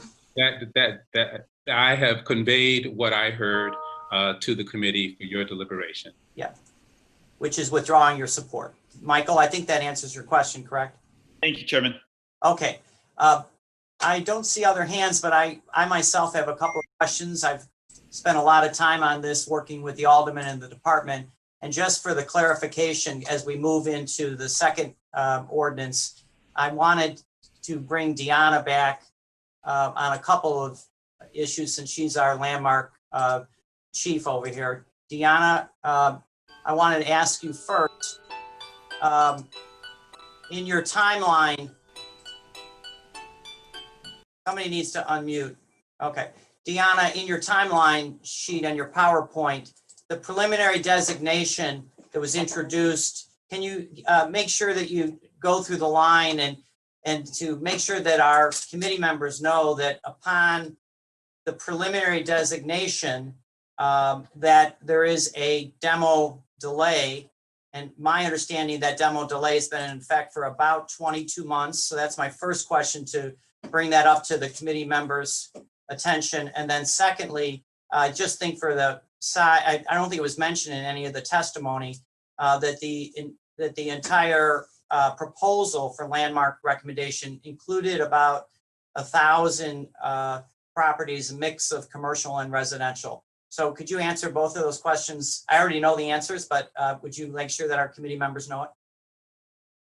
Thank you, Chairman Tunney. So correct, when the commission voted preliminary landmark recommendation in December of 2018, at that point, the code requires that we review the permit applications for that boundary from that point forward until the final decision is made by City Council on the district designation.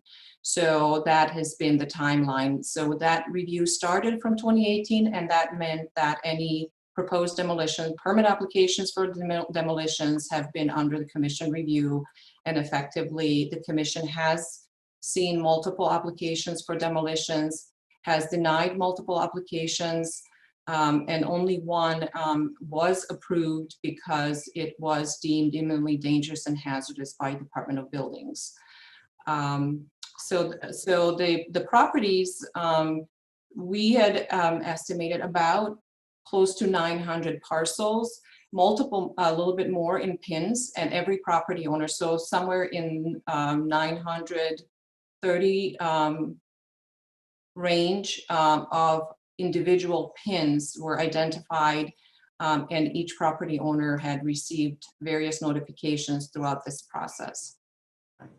And then since I have been a collaborator with the department on landmarks in my community, as most of our committee members have. Talk to me about the effect. In many cases, landmarks are approved without substantial support from the property owners and/or community. Historically, that's not always been a guarantor of the landmarking. Is that correct?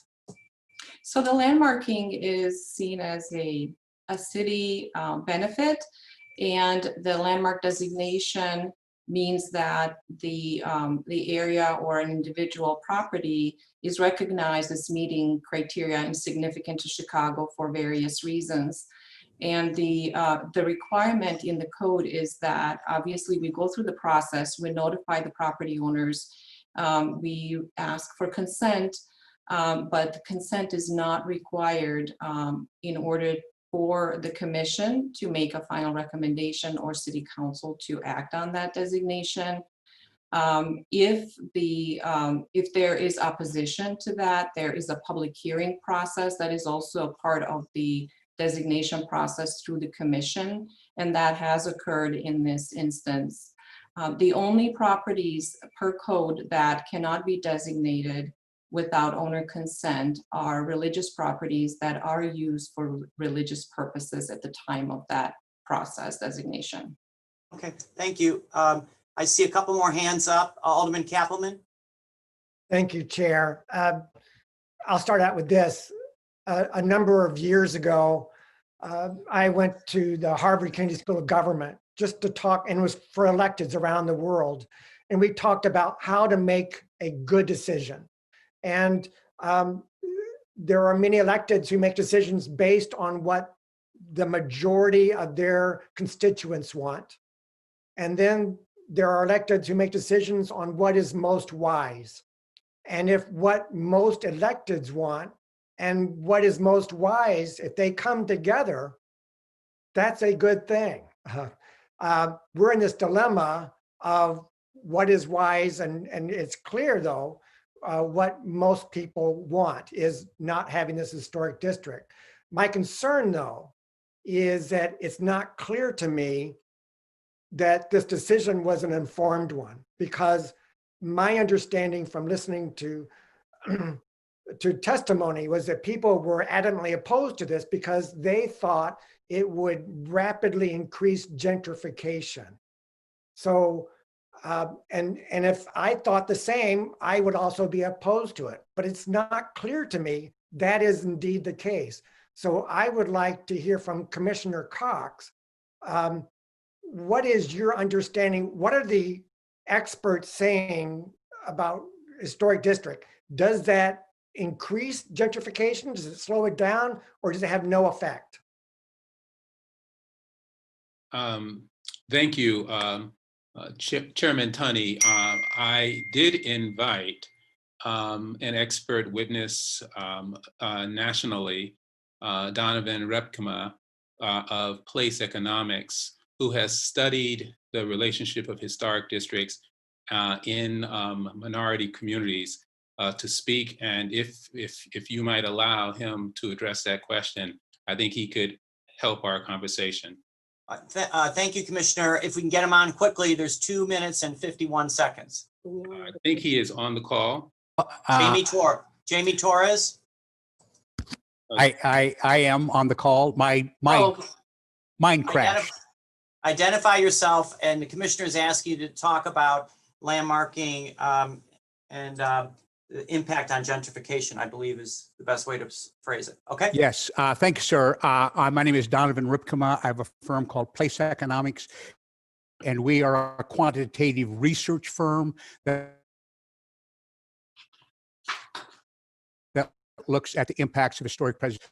And in regard to that particular question, the most germane and recent analysis was one done by a research group in Los Angeles between UC Berkeley and UCLA.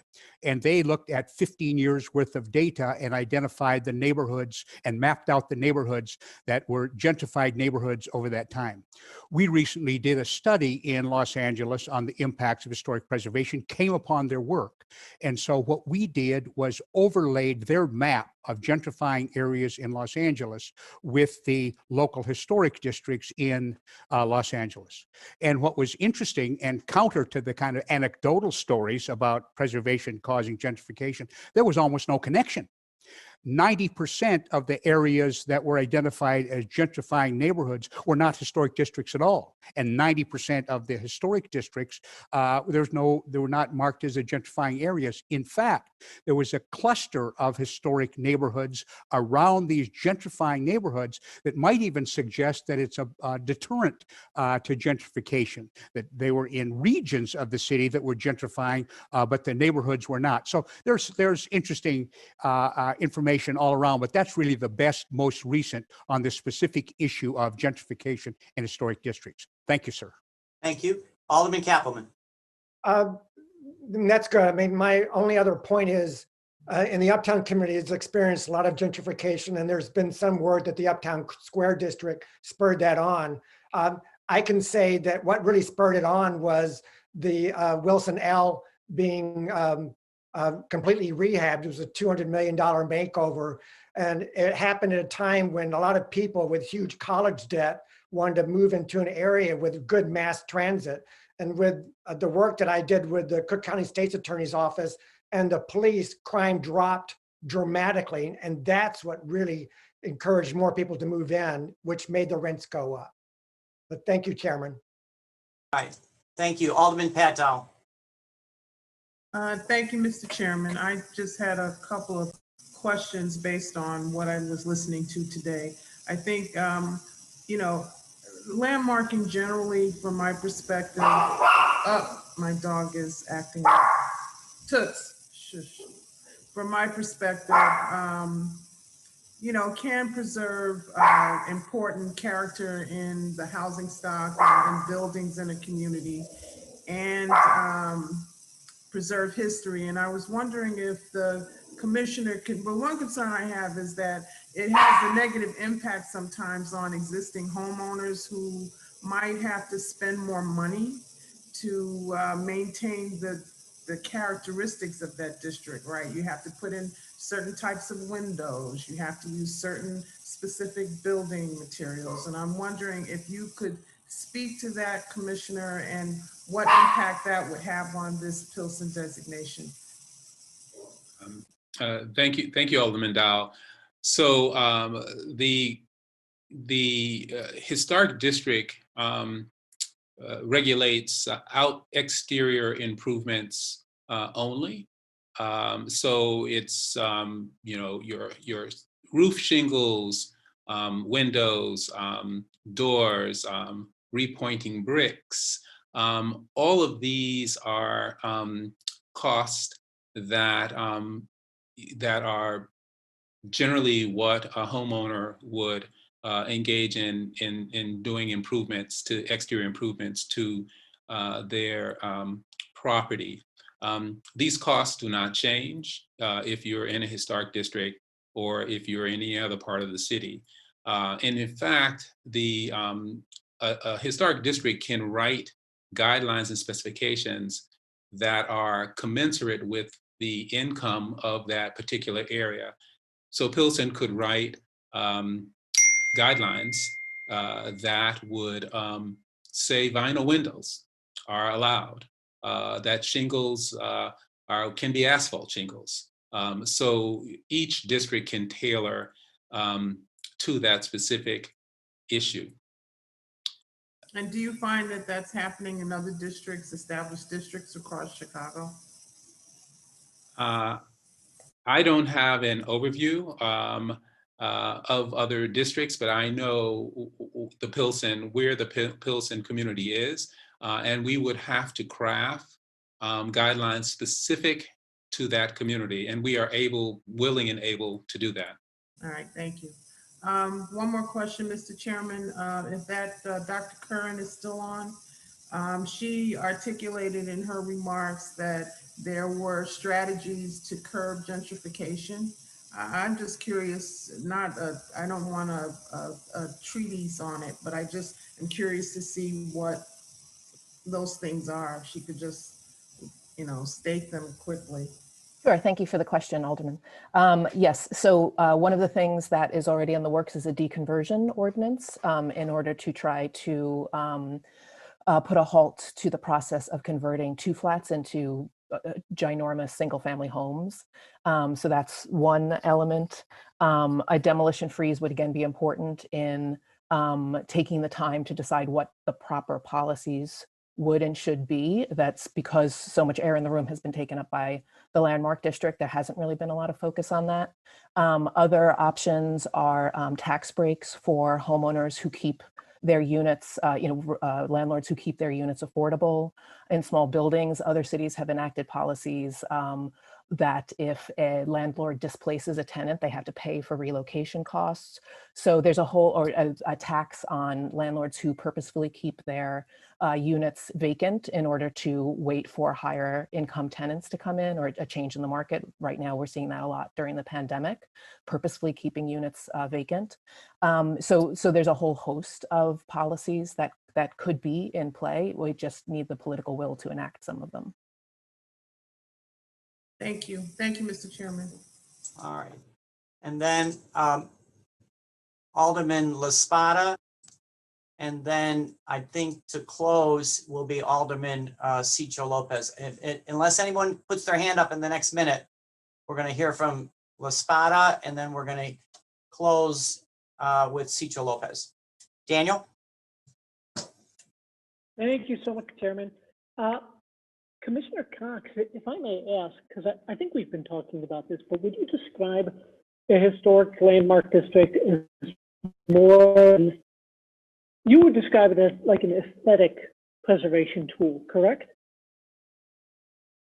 Not wholly. It is a tool to protect the buildings and the people who live in those buildings and the businesses that reside in those buildings.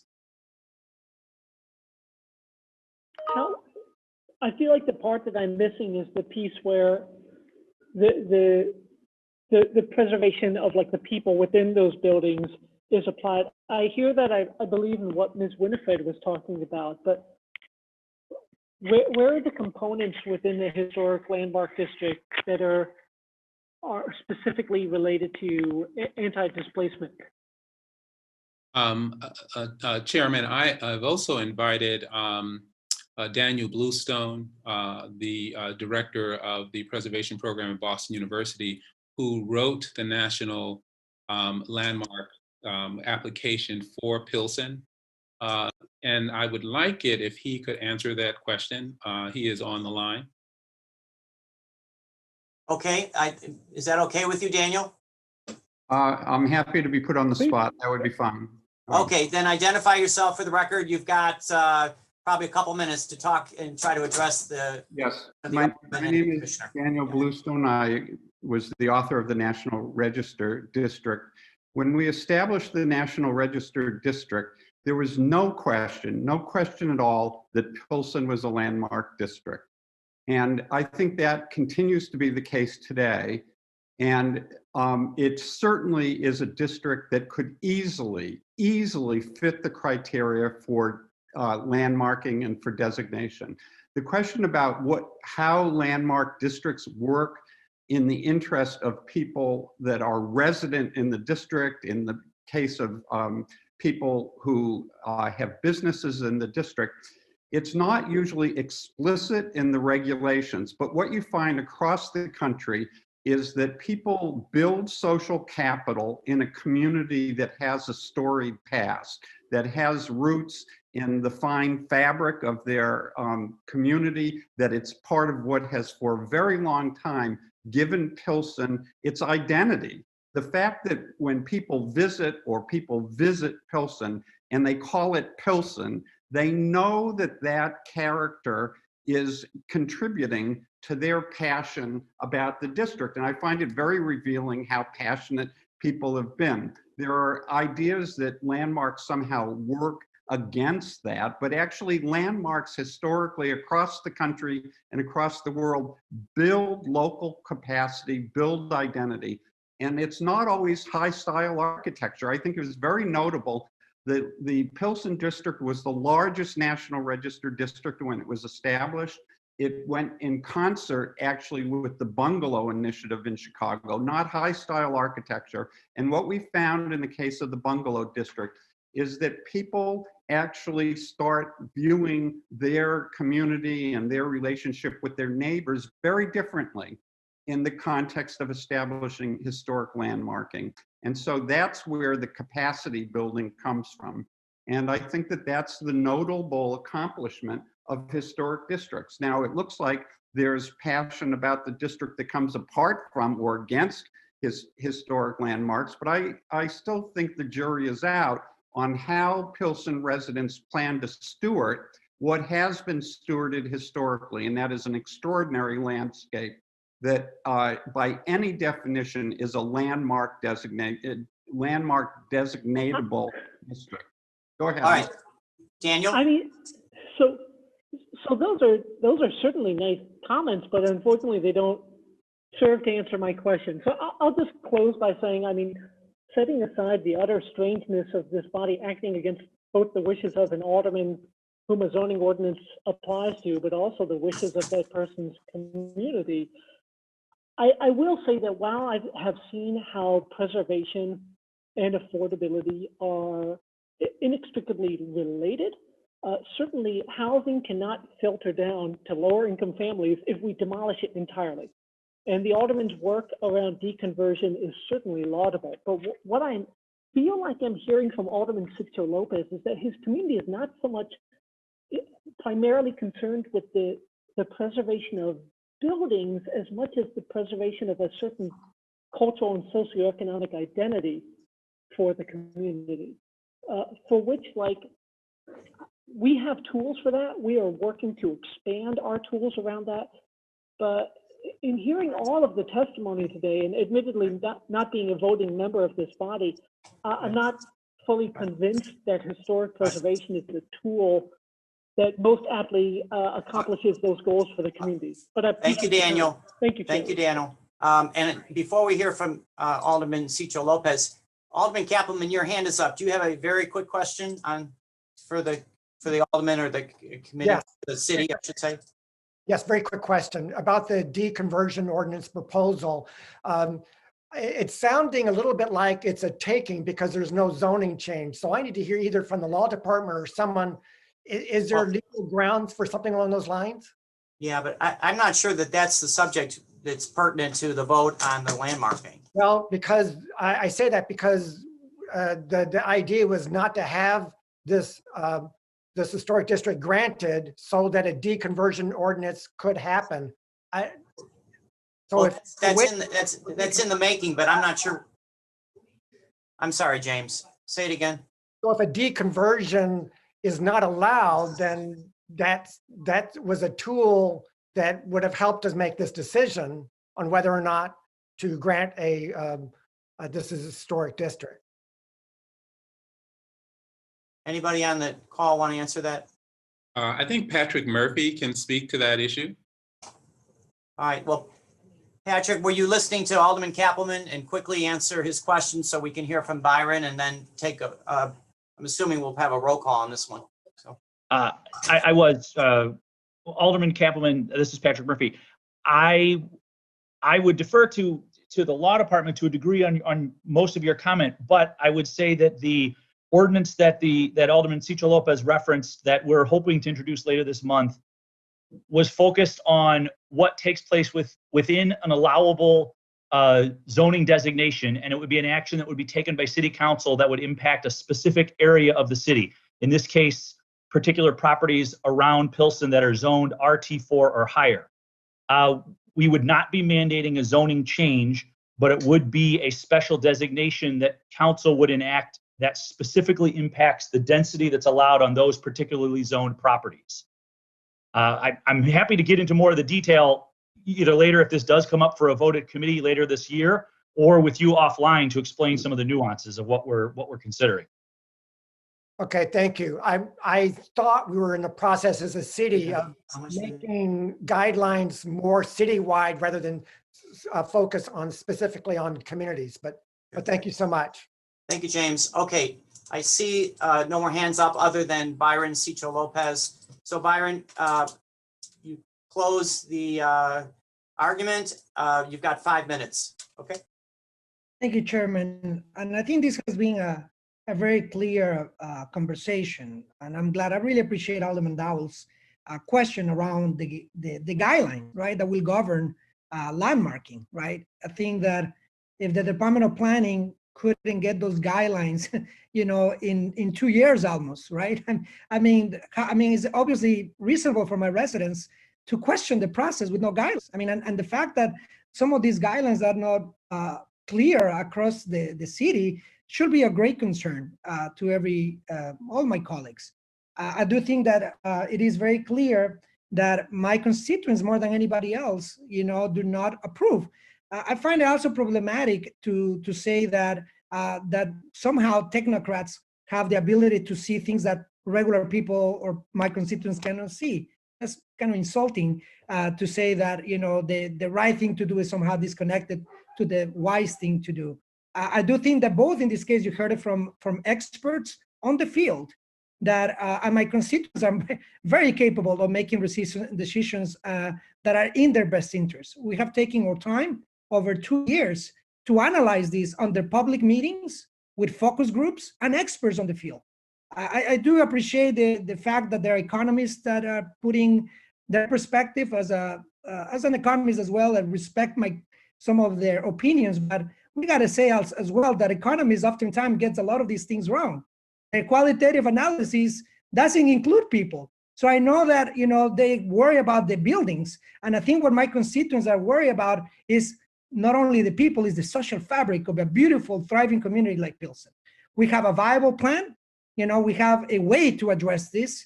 And I think that that's the way that we got to go. I think that it is clear that we not only are doing the right thing by democratically listening to my constituents, over 500 residents, that's unprecedented in terms of community engagement. But we also have the support of experts on the field, experts, and even the department we just heard from our zoning department. We do have options at the table that are ready to be introduced. They're ready to be introduced so that we can do with legislation things that are important for our constituents. So I would like to just give my 2 minutes, maybe for the last comments, maybe Professor Betancourt. I know that you had a few comments. I yelled my last 2 minutes and a half, and I hope to my colleagues that I can get your support. All right, thank you, Alderman. Professor, you've got 2 minutes. Yes, thank you. Close. I am sorry, but I disagree completely with the way Commissioner Cox and his invitees addressed the question. Those answers were very skewed. Chicago is not Los Angeles, and the study that they mentioned actually addresses areas that don't compare to Pilsen. Bring comparables, please, if you want to make an argument. Second, designation per se does not produce gentrification, but designation of areas that are already undergoing gentrification does. In Chicago, the best example you have is Wicker Park and Buena Park, that once designated, completed the wipeout of the low-income Latinos. And lastly, designation does not come with tax abatements. So the argument is incomplete. If designation came with tax abatements for those people that are affected, if designation compensated for increases in property prices to everybody, I would agree with you. But you are telling only half of the story to make your case. Thank you. Okay, so I am going to, seeing no more hands up, I need I'm going to ask for a roll call on the landmark ordinance. Chairman, I move passage of the landmark ordinance. I'm asking for you without a roll call? With a roll call. All right. Okay. Give me 1 second to get my little list. Okay. All right, let's start. This is a vote. No would basically say that we're not supporting the landmark. And if you vote yes, you're voting to support the landmark ordinance. Is it, it's all pretty clear, right? Nicole? It's clear. Okay. Yes. All right. Alderman Hopkins, No. Alderman Dowell, No. Alderman Sawyer, No. Alderman Beal, No. Alderman Raymond, No. Alderman David Moore. Yes. All right. Alderman Mike Rodriguez, No. Alderman Cicho Lopez, No. Alderman Burnett. I see you've joined us. Alderman Burnett, No. Hold on. no. Chairman, I think Alderman Moore wants to change his vote. Chairman, I'm sorry. I thought the call was to vote on this. What, No, I don't know, you're late to the call, but I reiterated what our instructions were for the vote. So, I apologize, then I need to change that to no. Hey, Rod, you got a garage, right? okay. All right. Okay. Sorry about the misunderstanding. All right. Alderman Raboyes, No. Alderman Cardona, No. Alderman Wagasback, No. Alderman Austin, No. Alderman Villegas, No. Alderman Riley, Alderman Kappelman, No. Alderman Osterman, No. and Alderman Haddon. No. And Chairman Tunney votes no. 18 noes, 0 Okay. yeas. So the total, we have 18 noes and 0 yays. The nays have it. Item has failed to pass. All right. We're going to move on. We're going to stay in the 25th Ward. And this item is ordinance number 2020-4530 in the 25th Ward, calling for the temporary moratorium on the issuance of complete demolition permits for applications filed on or after November 1st, which in this case is probably December 1st, within the Pilsen Historic District. So we're going to start with Alderman Cicho Lopez. We're going to allow 10 minutes on this for your presentation. We'll have 10 minutes from about departments. I know we have buildings, I think law, planning, housing. So we've got plenty of testimony from that side, but I'm going to limit to 10 minutes and then we'll open it up for Q&A. Again, same rules, 5 minutes. And I think we'll again allow Alderman Cicho Lopez to close. All right. So Cicho, you have 10 minutes to open and then obviously you'll be closing. Thank you. Thank you, Chairman. And I thank you to all my colleagues for supporting this, this important initiative that our office has put forward. It is very important that we, and I think as we have seen the complexity of the issue, that we understand, what's at stake here. Again, my community has voted in going in a different direction. It is clear that the Department of Planning does not agree with our decision of self-determination. It is very clear that the Department of Planning continued to push for a plan that would have had tremendous implications for the most vulnerable homeowners, small businesses in my community. It is because with the great responsibility that my role as alderman has, that I have gotten the best experts on the field. And since September, I've been working diligently with the Department of Buildings and the Law Department. On September 4th, we received an email from the Law Department, Mr. Ralph Phillips Santos, who unfortunately is not here today, from the Law Department, who worked with us so that we can have a legal bill in front of you. We, of course, had some legal challenges so that we could not bring this bill in front of you since September, when we first introduced it, working with the law department. We have had conversations with the buildings department and law department. Unfortunately, the Department of Planning has not joined these conversations that are important for our community. We have also joined conversations with the housing department so that we have a collaborative effort to protect an iconic, unique, beautiful community like Pilsen, a community that is not only a heart of the Latino community, but I think is one of those unique communities in the city of Chicago. We work with the law department, the Department of Buildings, basically copying the same ordinance that was introduced and passed by for the 606. I understand that this is an ordinance that is bigger than the 606 ordinance. It will cover more territory because this is historic. Pilsen is already a historic district. We have a responsibility with this beautiful community, a historic district in Pilsen, to do everything we can to protect those vulnerable homeowners that are struggling, essential workers who are asking for help, relief, and the only ask to you, my colleagues, is to give us some time.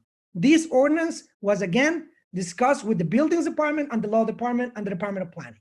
I have asked in many occasions to give me any objections in writing, colleagues, because if there are objections, they must be in writing and in advance. We cannot be working for months on an ordinance and in the 11th hour, change our minds and said, no, this is not what we support. I do think that we have a responsibility as a legislative branch to bring forward proposals that, of course, are in partnership with executive, but also they have to be conceived to protect the most vulnerable. I'm really concerned about the influence of the real estate industry. The real estate industry and big developers who have been trying to impose their agenda against the will of my residents. This 6-month moratorium, this freeze, is exactly in line and legal because there's precedent, my colleagues. There is precedent. There is a 606 ordinance that is exactly the same as the ordinance that we're putting forward in front of you. That was worked with the legal department and the buildings department. Furthermore, because we have a great concern if this creates any kind of burden in the administrative department, that my office will commit to a staffer to work directly for 6 months with the buildings department. I have talked to the commissioner of the buildings department to make my staff available if there's any issues. Furthermore, since the landmark designation was not approved, the Department of Planning had allocated funds for consultants to continue the process of landmarking. I believe that there's any issues, this funding should go towards addressing any concerns or any administrative work that has to do to make sure that during these 6 months, we help with this plan that we have ready to act. We have ordinances that are ready to act. We heard from Patrick Murphy. We have a deconversion ordinance ready to pass next month, working with the housing department. We have an ARO pilot that I have the pleasure to join with Alderman Burnett, Alderman Osterman. We've been working on ARO pilot. We hope to have, hopefully for early next year, an ARO pilot that will also help us address the issues that we have in our community. We have also working with our local commissioner. We've been working with Commissioner Anaya on an ordinance at the county level that will address the issue of property taxes to the constituents, because there is a huge issue with that 500%. But let's not make any mistake. The vote today is a vote of integrity. It is a vote of integrity, and I have faith that my colleagues will stand with the local decision and stand with the community, stand with the Pilsen residents, and against the will of a real estate industry that for way too long dominated the agenda in my community to the detriment and the displacement of residents. I urge the city departments to work with my administration, that work in collaboration and in good faith to create solutions for a community that has been hurt drastically and unfortunately for way too long by corruption and exclusion. Today, if it's a new era, I ask you, my colleagues, to support these efforts.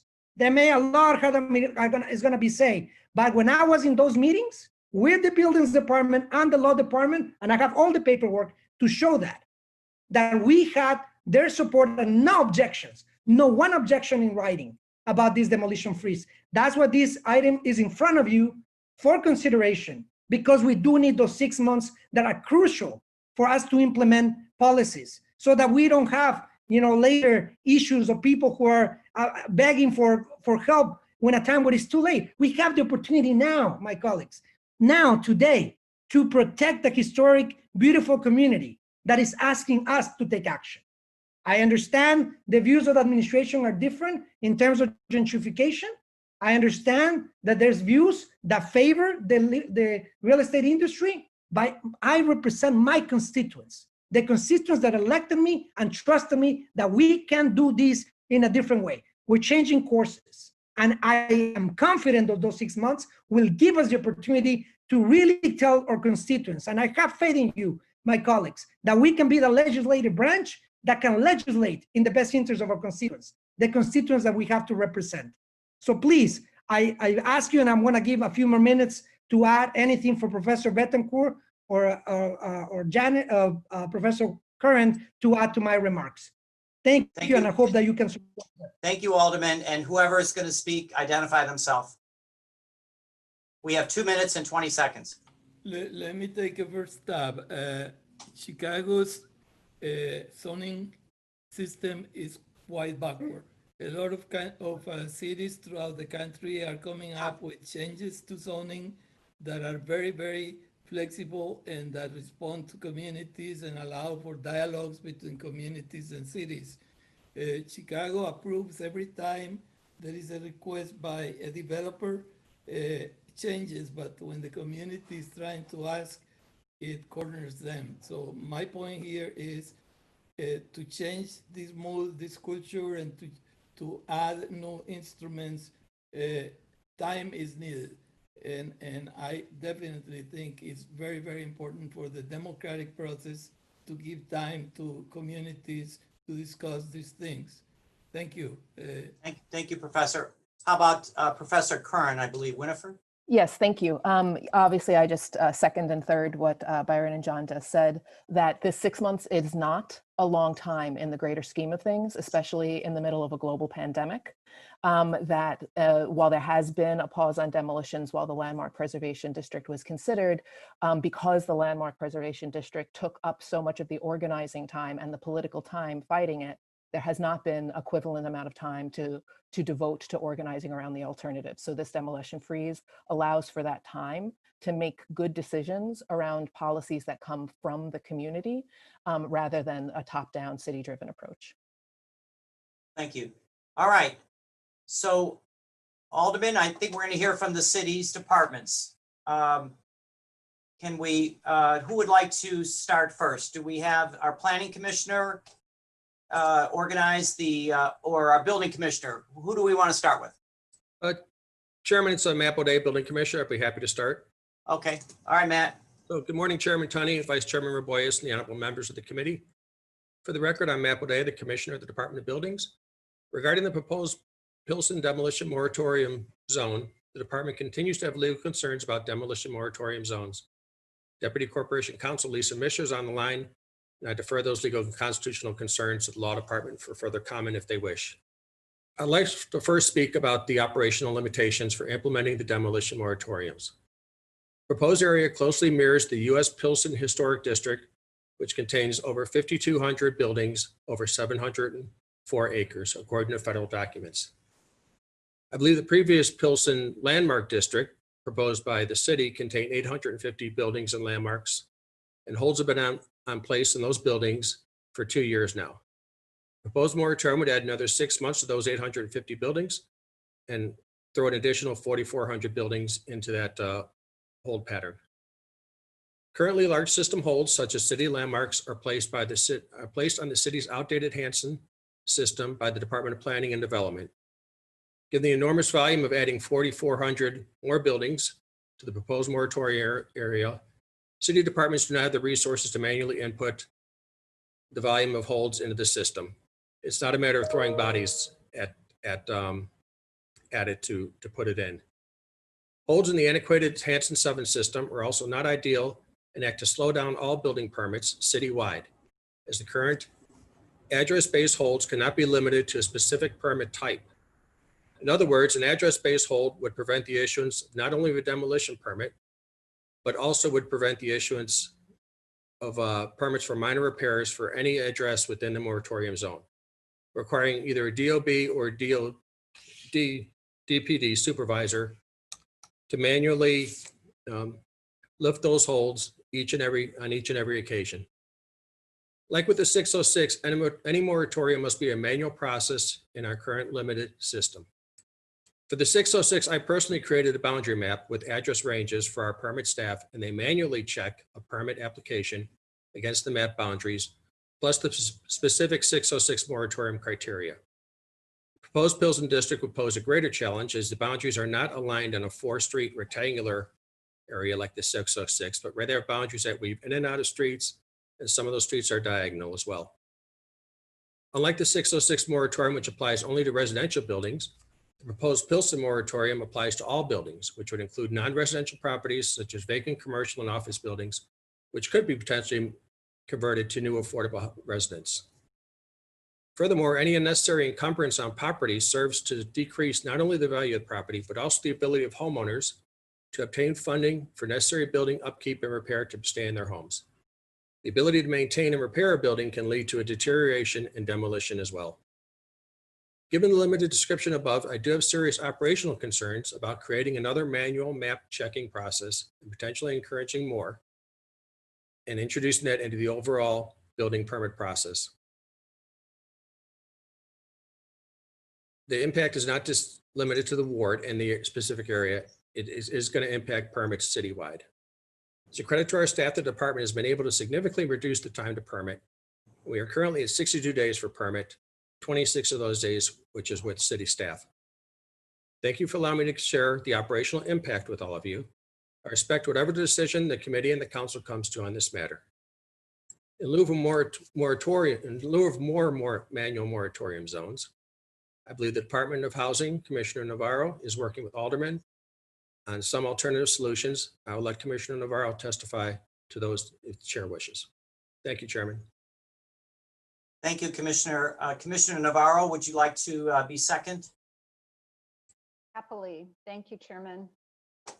And thank you, Commissioner Baudet. I just want to give a brief overview of the plan for the anti-deconversion ordinance that we are planning to introduce later this month. And just to give some background to kind of what we're talking about, I think just to ground this in the fact that we're all accustomed to, under the current zoning code, if you want to increase the density on a given parcel, you have to go through a process to receive approval to do so.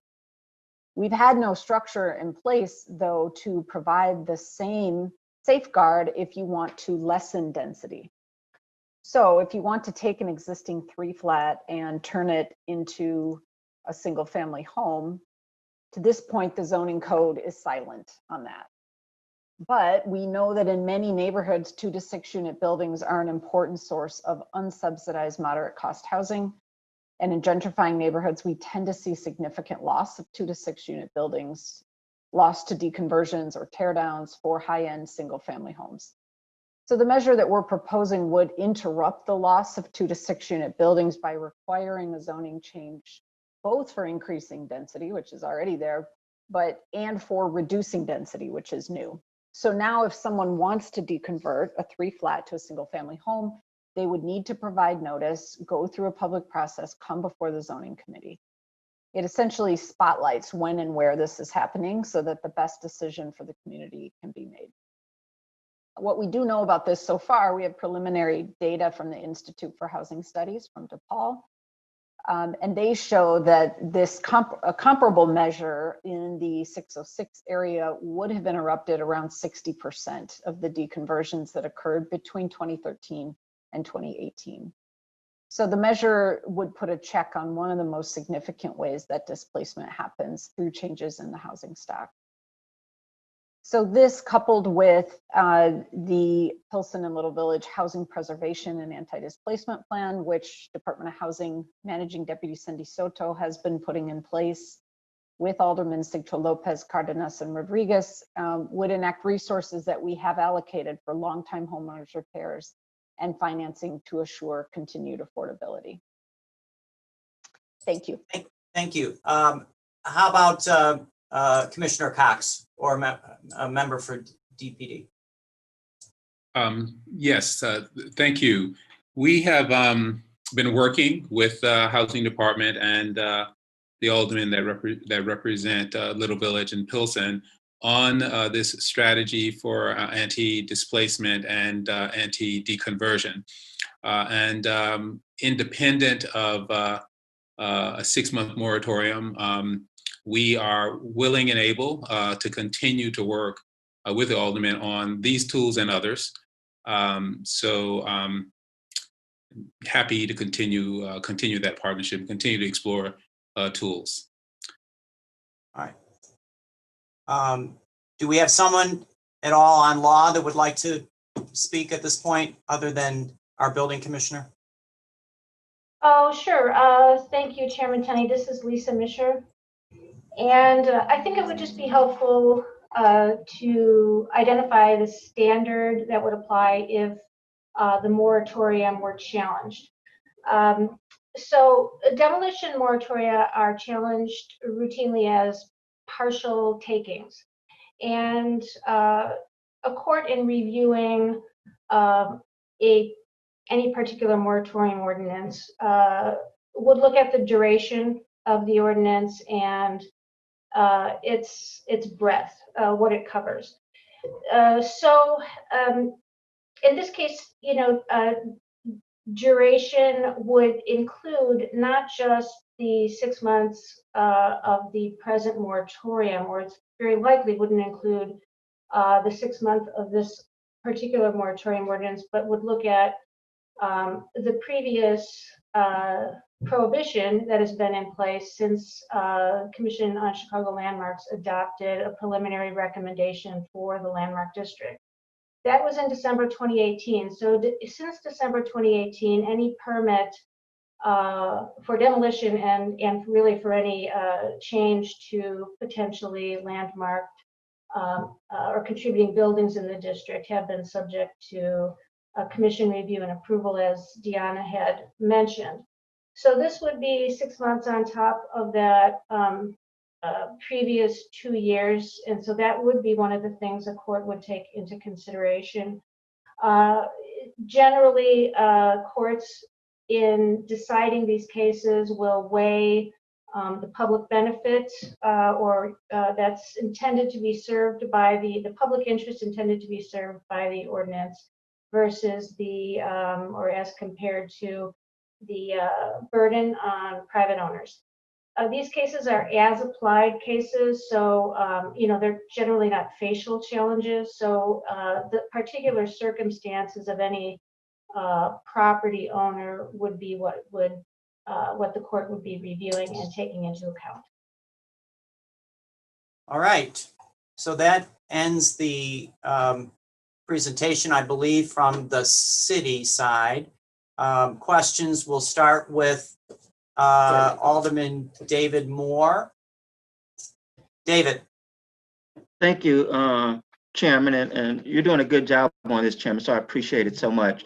I just wanted to, it's not a question, more of a statement, something that Alderman Baron Sigcho Lopez had stated, but then I think he's since probably cleaned it up. I don't think, through my communications and everything, I don't think it's the administration not trying to help poor people or anything like that, or help those that are disadvantaged. I think there's a situation where there's been great dialogue around this, but then there seems to be just not a meeting of the minds, and the road that sometimes we try to take to try to do the right thing is sometimes different paths. And so in this case, for whatever reason that the alderman and the administration can't come to an agreement, is one of those things you got to agree to disagree. And hopefully, I do hear when he talk about put things in writing for him, that has to sometimes be there, and it can be helpful to an alderman when they're trying to work with any administration. And I know sometimes people are reluctant. I wasn't in all meetings, so I don't know if that's the case or not, but by him stating it, it lends me to concern some things I've worked with in previous administrations and haven't had that problem here yet, but hopefully I won't. But when we get to that case, the legislative body, which is the alderman, who is very close to his ward, has to live and sometimes die with that situation, because just as they are constantly hearing about all the bad things and getting all the calls that no one else is getting when things are rough, they have to make those decisions. But I just wanted to say that because I didn't want it to be out in the air that this administration don't care about trying to do what's right. I believe that they do, but I think it's a issue of the meeting of the minds. And again, that alderman is closer to his constituents, and having the meetings that he seems like he's had from people that is called in and information that he's presented is very crucial to this. So I just wanted to make that statement in terms of making sure that, you know, we can hopefully move forward in supporting this alderman in terms of what he wants to do for his community. Thank you. All right. Thank you. Alderman Brian Hopkins. Yeah, thank you, Mr. Chairman. Just listening with great interest to the response from the law department, Ms. Michener, to the question of whether or not this is a taking. And she gave a very detailed and very lawyerly answer, which of course is her role. But as a non-lawyer, I'm going to interpret that without regard to the subtleties of whether it's, you know, meeting the legal challenges for a takings and whether, you know, whatever individual cases might eventually proceed if we were to pass this. I understand all that, but thinking as a property owner, if you own a parcel of land and you have a structure upon it and you desire to change that structure within the current zoning, you have vested legal rights. And if we pass this, you won't, at least for 6 months. And if it's a bad idea for 1 month, it's a bad idea for 6 months, it's a bad idea for 12 months. I didn't support this when it applied to the 606 area, and I'm not going to support it here. I was honored to stand with my colleague on the previous matter and to vote not only my conscience, but in the reflected wishes of his community, as he so passionately explained. But that doesn't apply here. Not only the citywide implications of going forward on a piecemeal demolition ban across the city, potentially, because this is the second one that I've been involved in, it needs to stop. This is a bad policy. And when you consider the argument that we just had, where we resolved a 2.5-year bitter, at times very bitter controversy, is the structures of Pilsen worthy of official landmark status and all the protections that would accompany therewith? We just said no. We just resolved that. That is the only legitimate and traditional reason to tell a property owner that you're taking their rights away from them and they can't demolish the structure that they own because it's a landmark, because it serves the greater good to preserve it, because a careful, objective study has been completed and concluded that it should override those individual property rights and the structure should be preserved. We just settled that matter in Pilsen. So to have it both ways and to pass this ordinance and for arbitrary reasons tell those property owners, we're going to give you another 6 months where you can't exercise your rights to build something within the existing zoning that was determined to be appropriate years ago. Ladies and gentlemen, I cannot support this. This is the wrong course of action. With all due respect to my colleague, who, as I said, I was proud to stand with on the previous issue, I cannot support this, and I will be voting no. Thank you, Mr. Chairman. Thank you, Alderman Hopkins. Alderman Brendan Riley. Thank you, Chairman. I also echo Alderman Hopkins' comments on this. If the decision is that a landmark district should not be put in place for Pilsen, I respect the wishes of the local alderman on that matter and his constituents. He's doing his job. But you can't have it both ways. And I think in this particular case, if there was a clear and present threat to important historic structures, then perhaps the community would have taken advantage of the tool of landmarking. But resoundingly, that was rejected. But I agree, this could be construed as a taking. I think we all here on the city council just struggled through a couple of months of budget making, where we've been on the receiving end of lawsuit upon lawsuit upon lawsuit, and we've been paying out settlement after settlement after settlement. And I think it would be a mistake to engage in this sort of haphazard demo moratoria throughout the city. That is not an appropriate public policy, and I'll be voting no. And also, Chairman, I'd like to request that we vote on this item, and I'd like to request a roll call. Thank you. Thank you, Alderman Riley. Alderman Harry Osterman. Thank you, Mr. Chairman.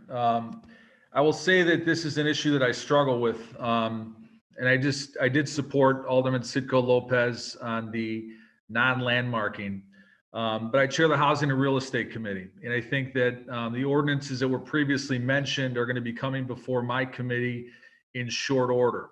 I think that's a better public policy to deal with those. Alderman Sitco Lopez has been an alderman for 18 months, and he's shown his inability to work with the administration and his colleagues to get something done.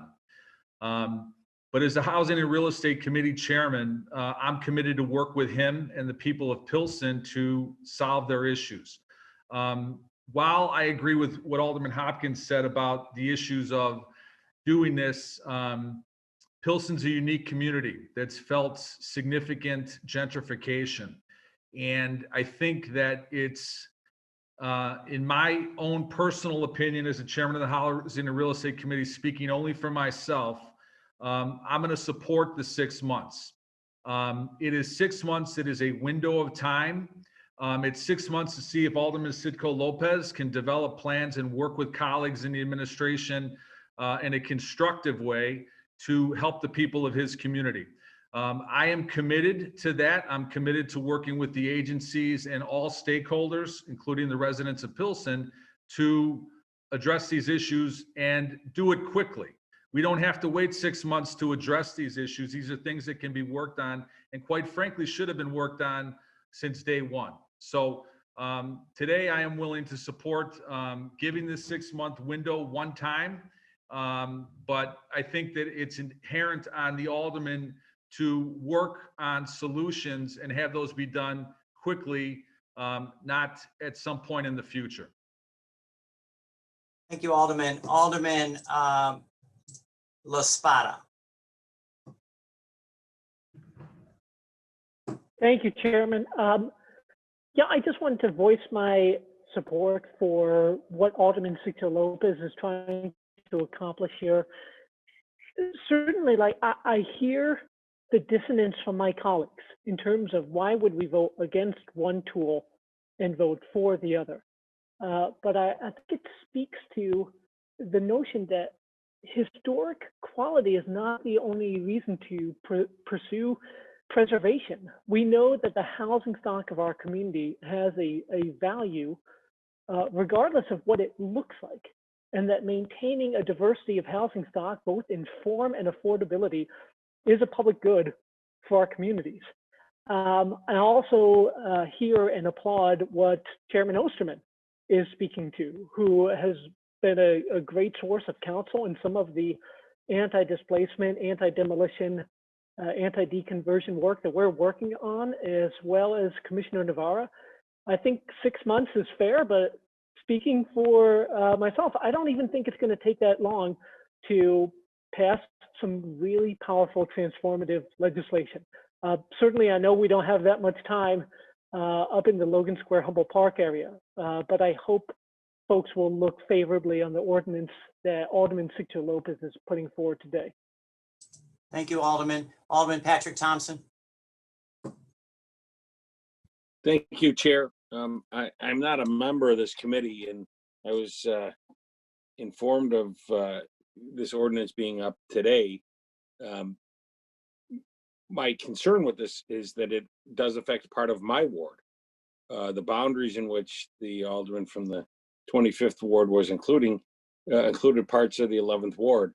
I've never had a conversation with them, and my hesitation is not knowing much about it and not having a chance to talk to my neighbors.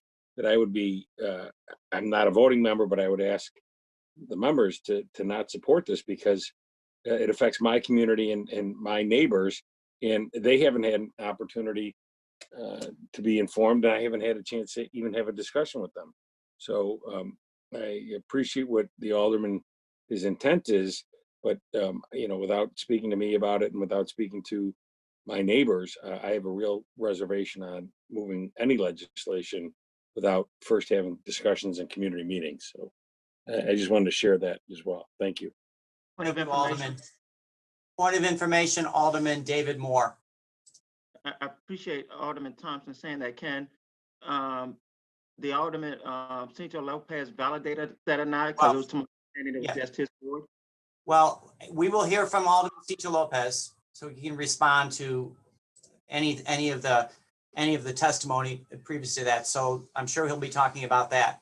But I want to know if there's any other committee members that have any questions for the city or the alderman at this point. Okay, I don't see any hands up. So to close, we have 5 minutes with Alderman Cito Lopez. Alderman? Thank you, Chairman. Thank you again, everyone, for taking interest on this important topic and pivotal moment for a community like Pilsen. I just like to do a few points of clarification. We're not talking about hundreds of buildings that are going to apply for demolitions. In the 606 alone, I think the data was eight demolition applications. So I think that some of these fear tactics around, how it's going to create this, overwhelming burden on the department is just simply not factual. I think that if we will add, a bigger area, will still be manageable. I think that we've done it, for 6 months for the 606.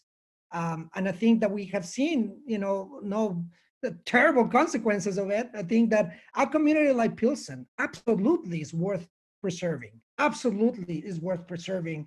Absolutely. I mean, we have heard time after time the beauty of the immigrant community, the beauty of the social fabric of Pilsen. West, let's take action and protect it. Let's take action, and work together. I think that I hear, the concerns and I hear, my colleagues, frustration about, perhaps the inability to put forward and get into consensus. I tell you, we've been waiting for this vote for months. We've been waiting to even have a chance to be heard for months. The inability to bring ideas to the table doesn't come from our administration, certainly doesn't come from my constituents. We have participated for years, months, in public meetings, focus groups, experts, putting forward a proposal that works. And I think this does. We heard about the potential issue with property rights. In fact, the landmark designation of 950 buildings would have been, and this is a permanent decision that will absolutely impact the property rights of homeowners, and it's permanent. We are talking about a 6-month moratorium delay that has precedent. And I thank Alderman Osterman for willing, as a housing committee chair, to work with us on policies. It's not that we haven't tried to bring, we already have some of these proposals ready for you. As you have heard, we're working in good faith. We're bringing proposals with the housing department, with the county even. We are showing the ability to work not only within the city council, but within the county. I think that, we need to make sure that we encourage the administration to show the same spirit of collaboration. And I know that you all know that. We need to make sure that we encourage the administration to work with every single one of us, despite of the differences that we have. That's what leadership is, to make sure that every neighborhood in the city has the same treatment, the same respect. 6 months that we did under the 606, and we heard how special Pilsen is. We heard it from the PD.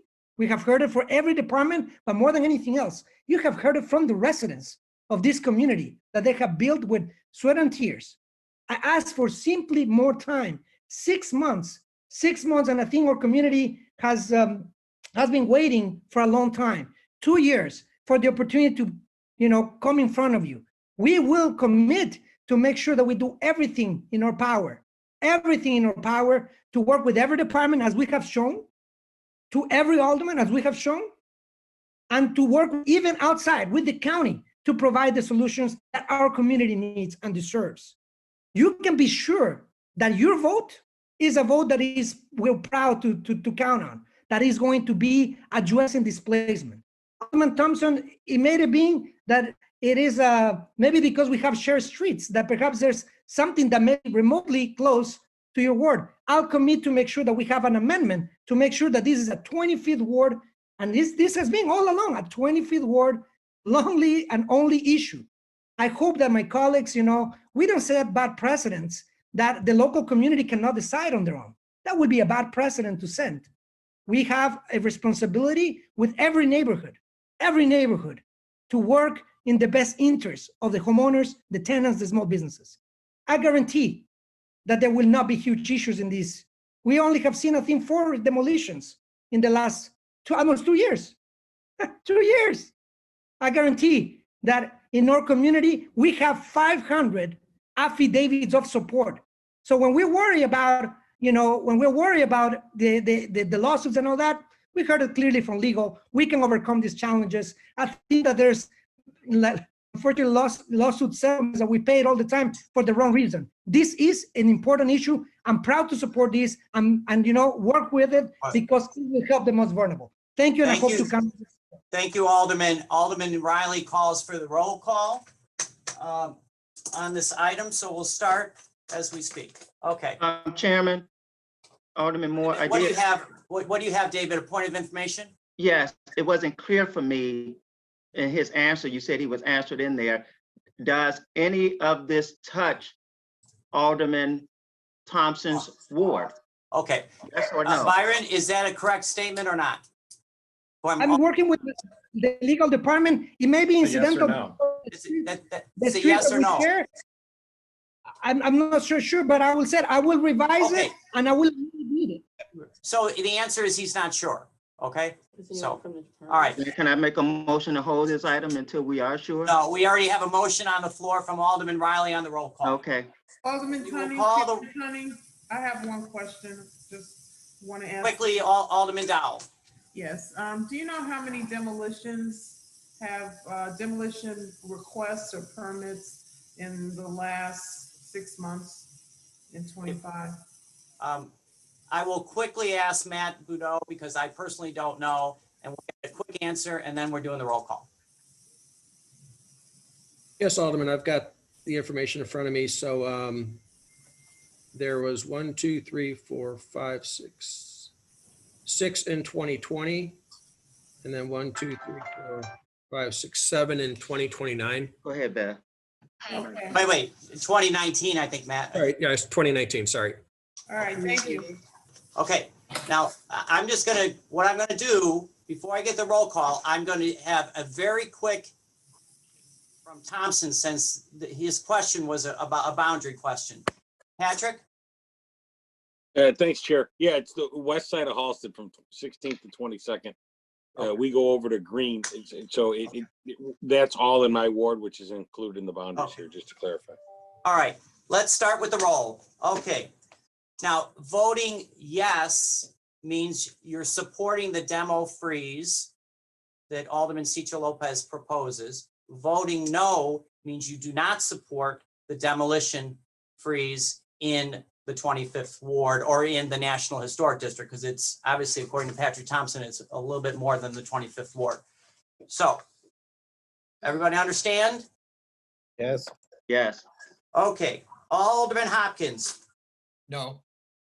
Alderman Dowell. No. Alderman Sawyer. Aye. Alderman Beal. Yes. Alderman Ray Lopez. No. Alderman Mike Rodriguez. Aye. Alderman Cicho Lopez. Aye. Alderman Burnett. Alderman. Oh, I did. I skipped David Moore. David, I'm sorry. Never be sorry. What's your vote on this one? No. All right, Alderman Raboyes, I'm sorry. Yes, Alderman Raboyes. Alderman Cardona. No. Alderman Wagasback. No. Alderman Villegas. No. Alderman Riley. No. Alderman Kappelman. No. Alderman Osterman. Aye. Alderman Haddon. Aye. And Chairman Tunney votes no. I think you skipped. Mr. Chairman, I think you Sorry, skipped. I'm sorry. Oh my God, please. Carrie Austin, I'm sorry. She votes no. All right. And then, David, thanks for apologizing for me on behalf of Carrie and the rest of us. So it's been a heated debate. So what is the total, Nicole? Chairman, you called me, right, already? I did. Yeah, I vote yes on this. Oh, Okay. yes. Okay. I've got 7. So we have 7 yays and 10 nays. So this item does not pass. All right. Okay. Thank you, everybody. And again, we look forward to working, as Alderman Osterman says, with Alderman Cicho Lopez on how to do preservation a different way without the demolition ordinance that he proposes. So with that, I'm going to move on into signs. All right. We have large signs over 100 square feet in area, 24 feet above grade. We will hear them all together. I will read the ward, followed by the address, and take a motion at the end. Starting in the 3rd ward, a sign at 123, that's 123 East Cermak Road. In the 13th ward, 2 signs at 6545 South Pulaski Road. In the 18th ward, a sign at 7353 South Cicero Avenue. In the 20th ward, 2 signs at 1120 West 47th Place. In the 22nd ward, 2 signs at 4228 West 35th Place. In the 25th ward, 1 sign at 150 West Roosevelt Road. In the 25th ward, a sign at 2353 South Wentworth Avenue. In the 27th ward, a sign at 404 North Armour Street. In the 27th ward, a sign at 333 North Green Street. Also in the 27th ward, a sign at 1100 West Fulton Street. In the 31st ward, a sign at 2424 North Pulaski Road. Also in the 31st ward, 2 signs at 4441 West Diversey Avenue. In the 35th ward, a sign at 3444 North Kedzie Avenue. In the 41st ward, 2 signs at 8725 through 8745 West Higgins Road. In the 42nd ward, a sign at 702 West Fulton Market. Also in the 42nd ward, a sign at 35 North State Street. Again, in the 42nd ward, a sign at 110 East Oak Street. And finally, in the 42nd ward, a sign at 550 West Van Buren Street. Moving to the 43rd ward, a sign at 2730 North Halsted Street. In the 44th ward, a sign at 1111 West Addison Street. In the 45th ward, a sign at 5050 West Foster Avenue. And lastly, in the 50th ward, a sign at 7558 North Western Avenue. If there are no further questions or questions by committee members, do I hear a motion to pass on all the orders by the same roll call that was used to determine quorum? So moved by Alderman. Lopez. Alderman Beal moves to pass.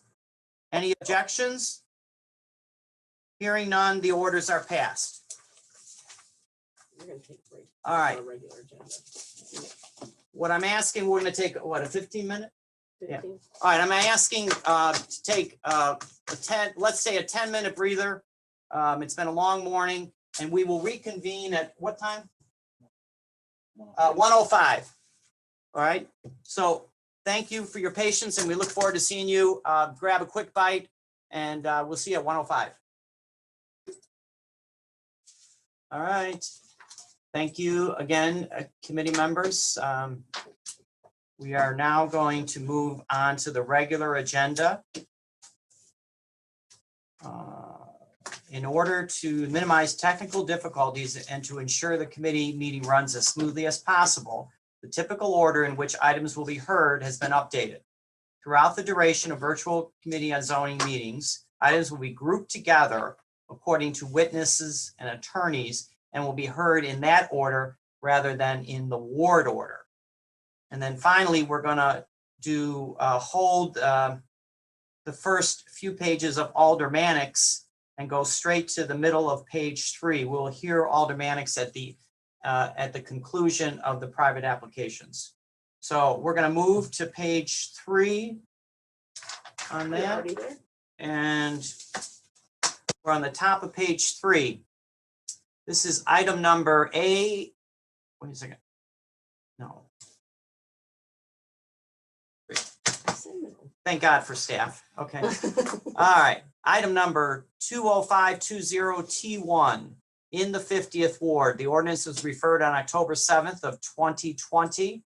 The common address is 2411 West Finch Avenue, 7080 through 7106 Northwestern Avenue. The change request, a B32 Community Shopping District to a B23 Neighborhood Shopping District. We have Tom Moore is the attorney. Mr. Moore. Yes, sir. Thank you, Mr. Chairman and members of the committee.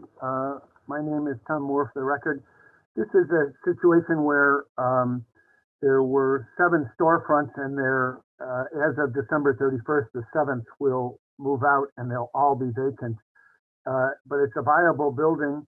And so we went to Alderman Silverstein and we had a Zoom well-attended community meeting and requested to change the storefronts into accessible residential dwelling units. And both the community and the alderman, we have the community and the alderman's support, and we'd request your support as well. All right, Mr. Moore, we do have a letter of support from Alderman Silverstein. Are there questions from committee members? No question. Move to pass by Alderman David Moore. All right. Alderman David Moore moves to pass by the same motion that was used to determine roll call. Any objections to that? No. Thanks, David. Hearing none, the item is passed as amended. There was no substitute. Oh, just passed regularly. I'm sorry, it was passed regularly. There was no substitute. So for the record, it was just passed without an amendment. All right. Okay, now I'm going to ask my vice chair, Raboyes, to assume the chair while an item is heard in the 44th Ward. Thank you, Chairman. Raboyes. Thank you, Chairman. Item number 20521-T1 in the 44th Ward, an ordinance that was referred on October 7th, 2020. The common address is 3250 North Clark Street. The change request is a B3-3 Community Shopping District to a B2-3 Neighborhood Shopping District. We also have on board here Tom Moore, here to represent the aldermanic request. Thank you, Alderman Raboyes and members of the committee. This is a older building in Alderman Tunney's ward on Clark Street, just north of Belmont Avenue. And it's within the TOD area. Originally, when we filed it, our plan showed 9 units. we went through a community process with the alderman, with Alderman Tunney, and ended up with 8 units. And we would, so I would ask that you allow us to move forward on a substitute narrative and plan. Thank you. Move to accept the substitute, Chairman. Questions by committee members? If there are no questions by committee members, Alderman Tunney. Chairman Tunney. Point of order. Alderman Dowell moved to accept the substitute. He just has to move to. All right.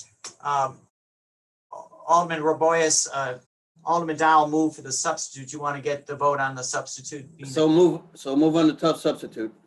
Okay, perfect. Now, in regards to the alderman, now as the alderman of the 44th Ward, as Mr. Moore said, this is went through a community process. It's adjacent to residential on the property to the north.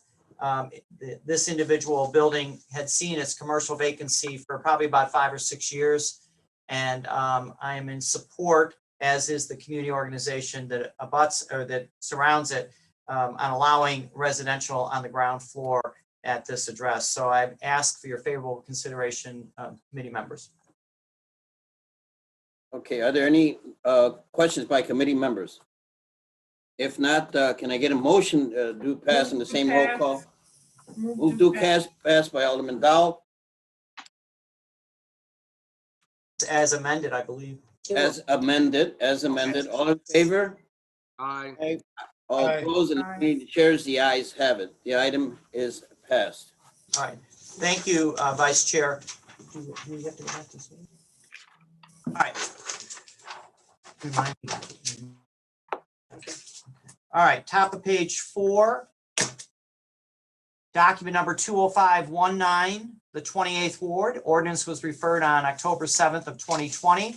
Common address is 4531 through 4559 West Washington Boulevard. The change request, RT4 residential 2-flat townhouse and multi-unit district, and a C12 neighborhood commercial district to a RM 4.5 residential multi-unit district. Mr. Moore, again. Thank you, Mr. Chairman and members of the committee.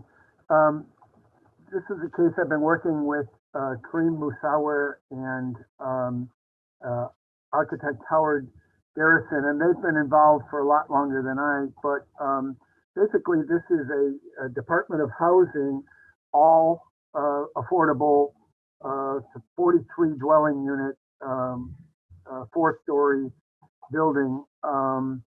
And it's, I believe, using federal or state funds to build this all affordable building.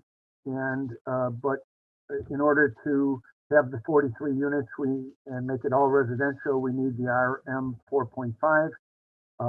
And there's been a lot of involvement in the community and vetting this. This has changed. The project has changed many times, but not since I filed it, so we don't need a substitute. And we would respectfully, we have a letter from Alderman Irvin supporting it. We'd respectfully request your support as well.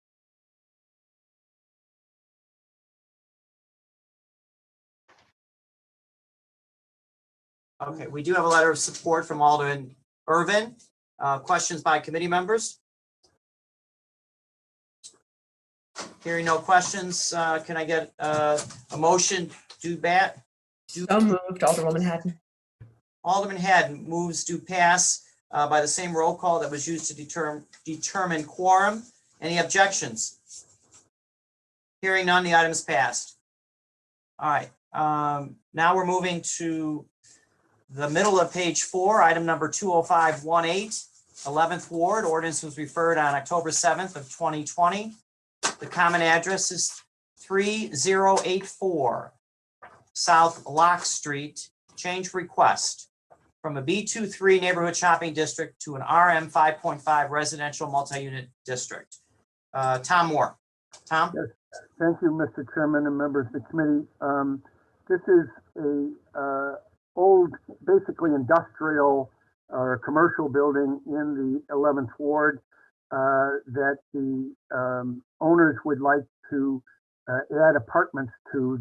The industrial use is long gone, and there really isn't anywhere to put parking on the property. It's one of those properties that has the vaulted sidewalks, and so the only area that is open is many feet down. So there just really is no place to put parking. So this we would have to go to the zoning board after this amendment, but it would allow us to end up with 4 dwelling units in this property, which is now vacant and just an eyesore. It'll be renovated and made a productive, compliant property if we're able to move forward.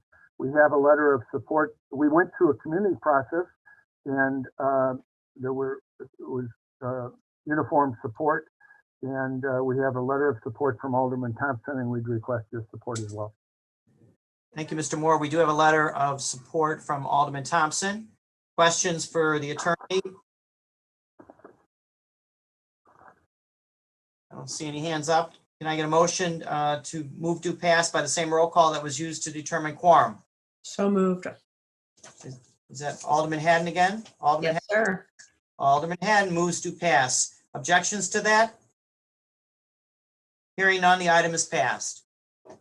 Now we're at the bottom of page 4, document number 20477, 42nd Ward. Ordinance was referred on September 9th of 2020, and its document number is 02020-4452. Change request, common address, 50 East Huron Street, and the change request, plan development number 173 to plan development number 173 as amended. Again, Mr. Chairman. Mr. Moore, I'm sorry, Mr. Moore. Thomas Moore on behalf of the applicant. This is an interesting situation. It was for 50 or 60 years, it was the Illinois Library Association, not for profit, so not a taxpayer, in a building that they have now vacated. The applicant wants to have a post-surgical skilled nursing rehab center. So from Northwestern and all the other hospitals around that would do knee surgery, hip surgery, any kind of surgery, and you're in the hospital for a couple of days and the hospital insurance company wants you out, but you're not ready to go home. This is where you would go, and it's a state-of-the-art, it will be a state-of-the-art negative air, all sorts of technology to keep any kind of COVID or other germs or any negative health aspects out of the recently surgical patients' atmosphere. And we went through a community process, and we also went through the plan commission. The plan evolved somewhat as we went through that process a little bit, and so we do have a substitute narrative and plans, and then if we could do that, please, first. Chairman, I move to accept the substitute narrative and plans. Alderman Lopez. Thank you, Alderman Lopez, but I also, don't we need to incorporate the records of the plan commission first and then do the substitute after that? Yes, please. Would you please do both? Okay, so Alderman Lopez, would you move to, first of all, to accept the plans, the records from the plan commission meeting? I move to accept the plans from the record commission. Okay, so Alderman Lopez moves to incorporate the records from the plan commission by the same roll call that was used to determine quorum. Any objections to that? Hearing none, the records are incorporated. Now, Confirm with the department that they're substitute narrative plans. Nicole wants to know if the department has the substantive narrative and plans that Mr. Moore is alluding to. Yes, we delivered those to Anna And I have them in my hand here. Well, you're Mr. Moore. I want to hear from the department. Oh. Chairman, can you hear me? Anna, sounds like Anna. Yes, this is Anna Robles, Chief Plan Examiner. I did receive the type 1 substitute narrative plans. However, the Chicago Plan Commission documents trump that. Okay. So we don't need to, we don't need to. Correct. Okay, so we can keep moving. Okay, all right. So Mr. Moore, do you have anything more on the presentation? No, but I'm told that Alderman Riley would be on the call, and he's been very supportive and helpful in this process, and so we'd appreciate if he could be here. All right, then let's hear from Alderman Riley. Chairman, thank you. Yes, I have no objection to this project. It went through a community process, as council mentioned. Most importantly, their immediate neighbor is a residential condominium building where they had, I think, very productive dialogue to work out some issues of mutual concern. And the Neighborhood Association of Record also has no objection to the project moving forward. So that said, I would encourage a favorable vote. Thank you. Thank you, Alderman. Questions for the applicant or the alderman? Hearing none, I need a motion now to pass this item by the same roll call that was used to determine quorum. Can I get a motion? Alderman Cardona. Alderman Cardona moves to pass. Any objections to that? Hearing none, the item is passed as revised by the same roll call that was used to determine quorum. All right. Is that it, Mr. Moore? Yes, thank you very much. All right, have a nice afternoon. All right, top of page 5. Document number 20530 T1, 48th Ward. Ordinance was referred on October 7th of 2020. The change request on this one is an RM5 residential multi-unit district to an RM6 multi-unit residential district. We hope to have Ted Novak or Liz Butler on the call. I see Liz. Good afternoon, Mr. Chairman, members of the committee. My name is Liz Butler with the law firm of DLA Piper, located at 444 West Lake Street in Chicago. I, along with my colleague Ted Novak, represent the applicant in this matter, the Chicago Title Land Trust, as trustee under trust agreement dated November 30th, 1993. Who is the owner of the 12-unit residential building located at 5616 North Winthrop Avenue.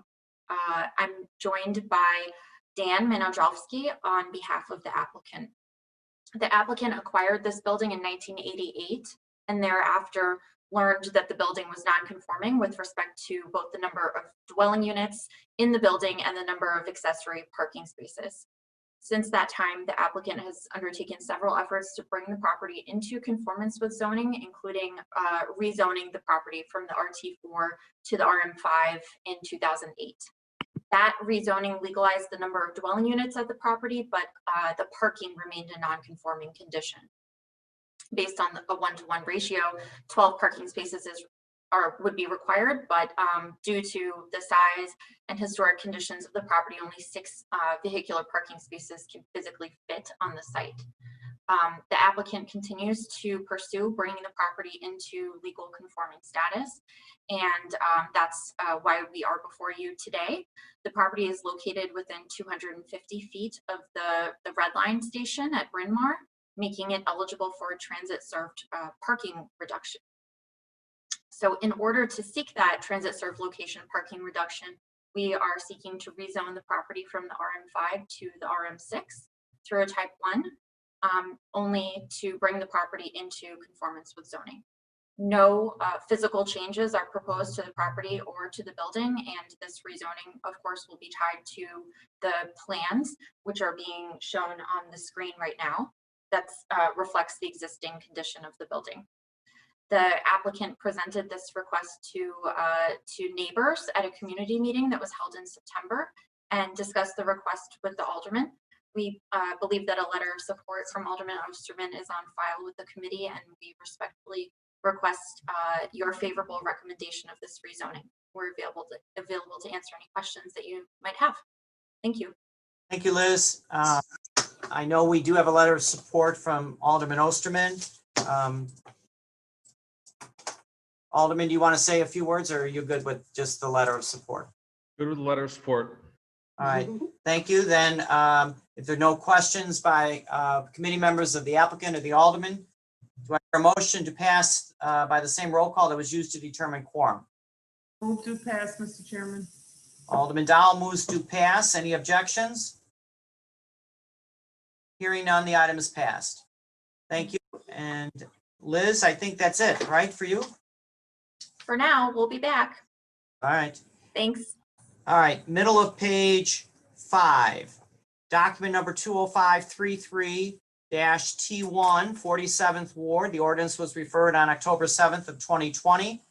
The common address of this item is 3333 through 3335 North Lincoln Avenue and 3336 through 3338 North Marshfield Avenue. And the change request, a B12 neighborhood shopping district to a B13 neighborhood shopping district. And we have attorney Patrick Turner that will present. Okay, hopefully everyone can hear me okay. My name is Patrick Turner with offices at 33 North LaSalle Street in Chicago. And I do represent the owner of the subject property, which is 3333 Lincoln LLC. The property is located at 3333-35 North Lincoln and 3336-38 North Marshfield. The property is a through lot extending from Lincoln to Marshfield. The applicant is seeking to rezone the property from its existing B1-2 classification to a B1-3 classification in order to erect a side 3-story addition and a rear 3-story addition to the existing 3-story multi-use building. The rezoning is sought to allow an increase in the maximum floor area ratio for the proposed additions and to reduce the minimum off-street auto parking by 100% as a transit-served location. The property is located in close proximity to the Paulina Brown Line. I would like to point out that the plans did change slightly from the original submission, and a substitute narrative and plans were delivered to the zoning department, and I believe Anna would confirm receipt of those. We also worked with the West Lakeview neighbors and the Lakeview Chamber of Commerce, as well as Alderman Martin's office, and revised the project and the plans to address their concerns. Alderman Martin has submitted a letter of support, and I am available to answer any questions the committee may have. Okay. Patrick, your testimony alludes to the fact that you have an amendment. I want to hear from the department if they've received it and what they're, because we don't have it on, I don't have it on my records. Chairman, this is Patrick Murphy. Yes, we did get the plans last night. We have not had the chance to go through them. We would like to know if it's possible that we could defer this to the 15th so we have a chance to review. If I may, I mean, basically it was, we added a green roof, increased bike parking, and on-street bike parking on both Marshfield and Lincoln, just at the alderman's request. Right. So, well, Patrick, I appreciate the change, but if we move it to the 15th, you'll still be able to pass it on the 16th. So it really isn't going to be a time delay if the department turns it around, which I'm sure they will fairly quickly based on what you just said. Okay, then I would have. All right, then I'm going to need a motion to defer this item to the next zoning meeting on the 15th. Do I have a motion to defer? Motion by Alderman David Moore. Alderman David Moore moves to defer this previously read item. All those in favor? Aye. Aye. Any opposed? Hearing no objections, the item has been deferred. Date certain, December 15th. Thank you, Mr. Chairman. members of the committee. All right, thank you, Patrick. We'll see you back then. Now I'm going to ask our vice chair, again, we have a 44th Ward application. Vice Chair Raboyes, will you take the chair, please? Thank you, Chairman. Item number 20527-T1 in the 44th Ward. Ordinance referred on October 7, 2020, document number 02020-4810. The common address is 3415-25 North Ashland Avenue. The applicant is 3415 Ashland LLC. Owner, Marvel Electric Corporation. It is my understanding that we have a substitute before us. So I'd like to move the substitute be accepted by the same roll call that was used to determine quorum. All opposed, all hearing, all approval? So moved by Alderman David Moore. Alderman David Moore here. The substitute is before us. And I will ask the Honorable Rolando Acosta to speak on this matter. Thank you, Mr. Chairman. Good morning, members of the committee. Rolando, or good afternoon, I'm sorry. You had a long morning. Good afternoon, Rolando Acosta here on behalf of the applicant. The property before you is along Ashland Avenue on the east side. It is immediately adjacent to the Brown Line train, now called the Low Line in this area. It is a transit-oriented property that is proximate both to the Paulina stop as well as the Southport stop on the Brown Line. The proposal before you is to demolish the existing building and construct a 4-story building with 53 units, 16 parking spaces, and 53 bicycle parking spaces, as well as a bicycle amenity that would be immediately adjacent to the Low Line or the Brown Line train line. We have submitted this to the alderman and gone through his community process, made revisions as a result of comments we received, including reducing the height of this building from a 5-story to a 4-story.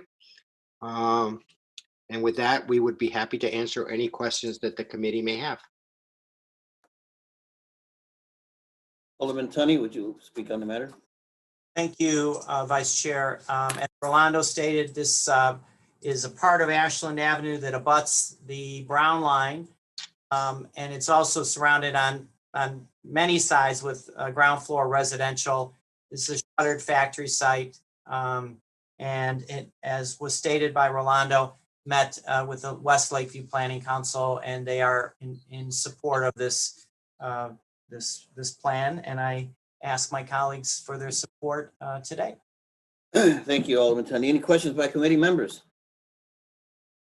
There are no questions. Do I hear a motion to pass on the same roll call that was used to determine quorum? So moved. So moved by Alderman Moore.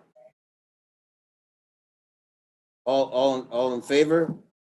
Aye. All opposed? In the opinion of the chairs, the ayes have it. This item is passed. Thank you, Vice Chair. Now we're on the top of page 6. Item number 20537T1, 40th Ward. Ordinance was referred on October 7th of 2020. Common address, 5214 through 24 North Lincoln Avenue and 2501 through 2511 West Farragut Avenue. Change request, B32 Community Shopping District to B23 Neighborhood Shopping District. Rolando. Good afternoon again, Rolando Acosta here on behalf of the applicant. This property is at the southwest corner of Lincoln and Farragut. It consists of 14,500 square feet. It is currently improved with a long vacant 1-story shopping center that is proposed to be demolished and replaced by a 5-story building containing 40 units. Actually, it's 42 units, with 2 of those units being business live work units on the ground floor, as well as a commercial space at the very corner.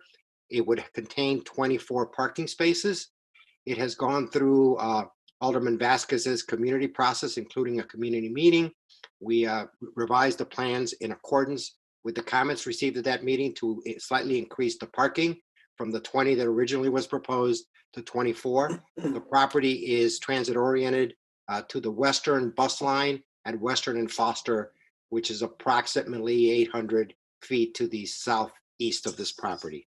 I believe that the alderman has submitted a letter of support, and with that, I will answer any questions the committee may have. Rolando, a question from us is there a substitute on this? I'm sorry, there's a substitute narrative and plans. Thank you, Mr. Chairman. Okay, so then Alderman Raboyes moves to accept the substantive narrative plans for the type 1 application by the So same move. that was used to determine quorum. Thank you, Alderman. All those in favor? Aye. Aye. Any objections? All right, so then the substantive narrative and plans are accepted. So now we can, now that we have the amendment here, we can vote on it. If you're finished, Roland. As amended, Chairman. Rolando. Well, Yes, Mr. Chairman. Any questions? finished? I am. Okay. Thank you. Now, we do have a letter of support from Alderman Vasquez. Are there questions for the applicant? Move to approve as amended, Chairman. Alderman Lopez. Okay, so Alderman Ray Lopez moves to do pass as amended by the same roll call that was used to determine quorum. Any objections to that motion? Hearing none, the item is passed with the substantive narrative and plans. All right. All right, now we're on the first ward, item number 20528 T1. First ward, the ordinance was referred on October 7th of 2020. The common address was 1533 through 1535 West Fry Street. And the change request, RS3 Residential Single Unit Detached House District to an RM 4.5 Residential Multi-Unit District. Rolando. Once again, Rolando Acosta here on behalf of the applicant. This matter involves two parcels mid-block on Fry Street that are currently improved with two old, rather dilapidated two-story residential buildings. The applicant is currently zoned RS3. The applicant proposes to demolish the two existing structures and build a four-story building that will contain 6 dwelling units and 6 parking spaces. The proposed rezoning is to an RM 4.5, which is consistent with the zoning immediately to our west. We went through about a year-long community process with the alderman and the immediate neighbors. The proposed building would be virtually identical to those that have been built on this block, including the buildings immediately to our west. As a result of modifications to the plans before even we filed, we have received the alderman's support for this matter. I believe he has transmitted a letter. There is no substitute in this case, Mr. Chairman. The plans that were filed are the plans that are before you. Right. Sounds like you had a lot of amendments before you filed to begin with. Yes, we did. All right. We do have a letter of support from Alderman LaSpada. If no questions by committee members, do I hear a motion do pass by the same roll call that was used to determine quorum? So moved, Alderwoman Haddon. That would be Alderman Haddon moves do pass. Any objections to that? Hearing none, the item's passed. Thank you, Rolando. I think we're done with your applications. Thank you. Have a great afternoon. Okay, now we're on the bottom of page 6. Item number 20531 T1, 43rd Ward. The ordinance was referred on October 7th of 2020. Common address is 2700 North Pine Grove Avenue. And the change request, RM5 Residential Multi-Unit District to an RM6 Residential Multi-Unit District. Our attorney is Mark Ordewar. I should not know that. But for the members of the committee, remember this was one of our public speakers that voiced some objection to this immediate neighbor, I think to the south, just for the record. Okay. All right. Mark, good afternoon.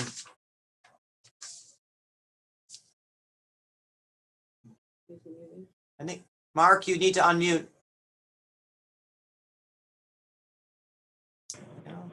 There we go. Second search. All right, Mark. Price. Mark, good Can you hear me? afternoon. I think you need to begin your presentation from the beginning, okay? Just start over again. Yeah, I'm Mark Ordauer on behalf of the applicant, Second Church of Christ Scientist of Chicago. And this request involves a church that has been here for 120 years at 2700 North Pine Grove.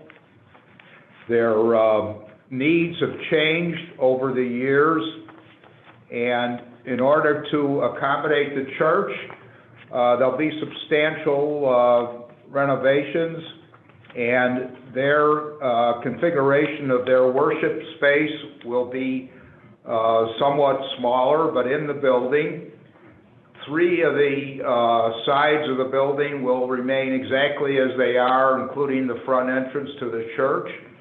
And there will be a 7-story, 26-unit building erected as an addition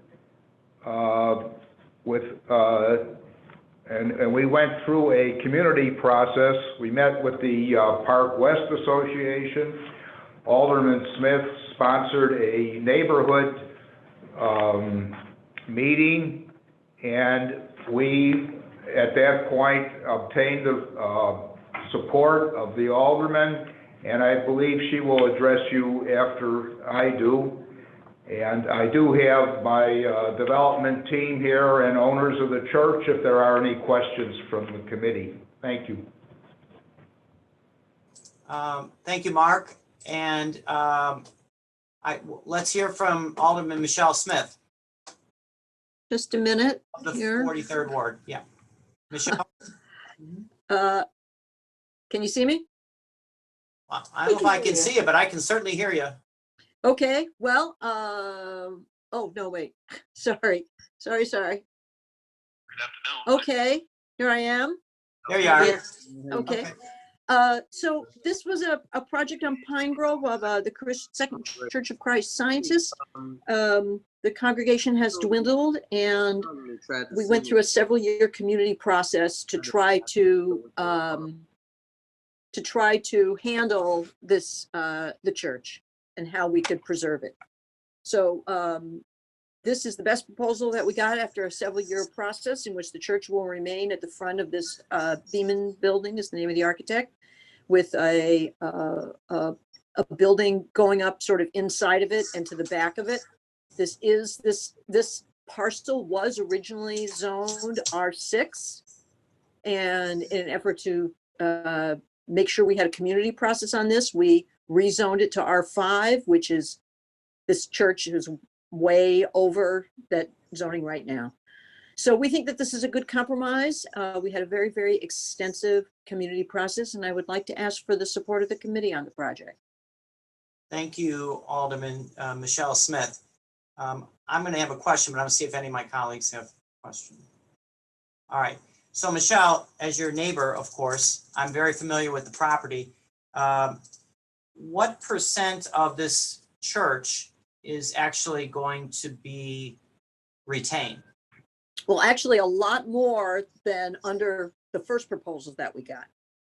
So the front interior of the front and the 3 street facades, the 4th was always just a back to a parking lot, are going to be retained. And in addition, the front, if you've been in the church, foyer is going to be retained, which was not the case in many proposals that we have. And that space is going to be reused for the actual worship area and office area for the church. So all of that interior space is being retained. What will be lost is the dome of the church, because that's going to be reconfigured into apartments. And then, the new building will be, a couple stories taller than the existing church. So that will be gone, and there will be an extension of that building into what is now the church's parking lot, which will be converted into a combination of, I think there's a floor of underground parking and ground level parking. Right. Thank you. Will be part of it. So from the street, it won't be very different. All right. Thank you, Alderman. Was this building ever orange rated? I mean, we spent the morning on landmarking. But it was this building, and this was not a landmark building, right? No, no. Okay. And there wasn't really fair support for doing so. The church needs the funds in order to operate Right. their facilities. So Thank no, you. this was not landmark. Okay, other questions from committee members? Hearing none, can I get a motion to move to pass by the same roll call that was used to determine quorum? Moved by Alderman Villegas. Alderman Villegas moves to pass. Any objections? Mr. Chairman, record me as no on this matter. Okay. All right, so we have a no vote on this by Alderman Hopkins. Any other? Otherwise, I'm going to record him as the only no on this and pass it with the rest of us. No objection to that. Okay, so it's passed, noting that Alderman Hopkins will be voting no on it. Thank you, Michelle. Okay. Thank you very much. Thank you very much, Okay. Mr. Chair. Okay, top of page 7.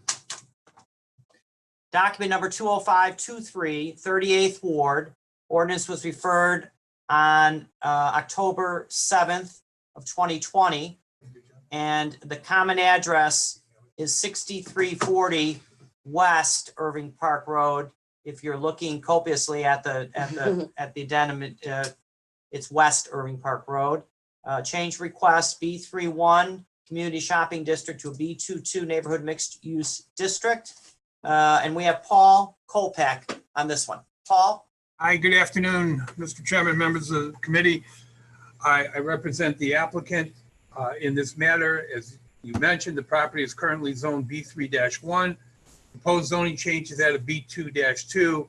Current use of the property was an existing tavern and bar that has been vacant for a number of years. The purpose of the zoning change is to allow this, the first floor to be utilized for residential and to perhaps allow a second dwelling unit on the second floor. We met with the alderman. We have a letter of support. We have not had any calls to my office regarding any objections from any of the neighbors. I'm prepared to answer any questions we may have. All right, thank you, Paul. Questions from committee members or the applicants? Hearing none, can I get a motion do pass by the same roll call that was used to determine quorum? So moved, Alderman Lopez, Chairman. Alderman Raymond Lopez moves do pass. Any objections? Hearing none, the item's passed. All right. Thank you, everybody. Be healthy. Thank you. You do the same. Now, on the middle of page 7, there is a request by the attorney to defer this item number 20516, 32nd Ward. The ordinance was referred on October 7th. This is on Webster and Elston intersections. Can I get a motion to defer the previously read item? So moved, Mr. Chairman. That is Alderman Dowell, I believe, makes the motion to defer the previously read item. All those in favor? Aye. Aye. Any opposed? So hearing no objection, the item will be deferred. All right, bottom of page 7, document number 20526, T1, the 28th Ward. The ordinance was referred on October 7th of 2020. This common address is 1549 West Roosevelt Road and also 1201 South Ashland Avenue. Change request, C13 Neighborhood Commercial District and RT4 Residential 2-flat Townhouse and Multi-Unit District to a C11 Neighborhood Commercial District. We have our attorney, Tyler Manick. Thank you, Mr. Chairman. Good afternoon, members of the committee. My name is Tyler Manick of Shane Banks, Kenny and Schwartz. I'm here on behalf of the applicant Roosevelt Operations, Inc., relative to the property located 1549 West Roosevelt and 1201 South Ashland. On the property, there currently exists a legal non-conforming gas station due to its location in a split lot of RT4 Residential 2-flat Townhouse Multi-Unit District and a C13 Neighborhood Commercial District. The applicant seeks to rezone the entire parcel to a C11 neighborhood commercial district in order to bring this lot into a conforming zoning district, which would allow the applicant to remodel and improve the existing gas station and bring it up to modern standards. Prior to filing this application, the applicant has worked with Alderman Irvin in the design of this project, and Alderman Irvin has given this committee his letter of support, which should be on file with the committee. With the support of the Alderman, I respectfully request this committee's favorable recommendation of approval, and I'd be happy to answer any questions about this project. Thank you, Tyler. We do have a letter of support from Alderman Irvin. Questions by committee members? No, hearing no questions. Do I have a motion to move to pass by the same roll call that was used to determine quorum? So moved, Chairman. Alderman Lopez. Alderman Raymond Lopez moves to pass. Any objections to that? Hearing none, the item is passed. All right. Thank you, Mr. Chairman.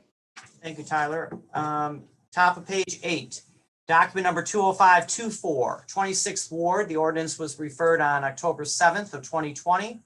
Common address 3224 West North Avenue, and the change request, a B32 community shopping district to a B22 neighborhood mixed use district. We have Mark Kupiak. Mark? Yes, Mr. Chairman. Mark Kupiak here, attorney for the applicant. As you said, property 3224 West North Avenue. In brief history, the applicant's family actually has owned the Rocer's Bakery located a couple doors down, same side of the street, for over 100 years. The applicant has owned the building on the subject property for 20 years, and he used to operate a business in the store on the ground floor of the existing building. The last tenant of that store moved out last year. The applicant, who's very familiar with the neighborhood, does not believe he can get a replacement tenant for that storefront. So the request is the rezoning to allow him to convert that old storefront to an additional apartment. It's an old building, expensive to keep up and maintain, and the rent from the apartment would help him and allow him to do so. With that, he's worked with the Alderman for some time to discuss this project, explain his problem, and ask for the Alderman's support. And I believe you have a letter of support that was sent to you on this matter. Mark, we do have a letter of support from Alderman Maldonado on this project. With that, I ask for your support. Thank you. Have any questions from committee members? Can I get a motion to move to pass by the same roll call that was used to determine? So move, Mr. Chairman. That is Alderman Raboyes moves to pass. Any objections? Hearing none, the item is passed. Thank you.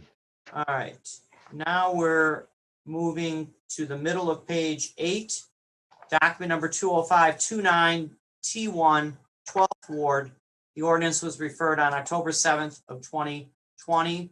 Common address is 3473 through 3477 South Archer Avenue.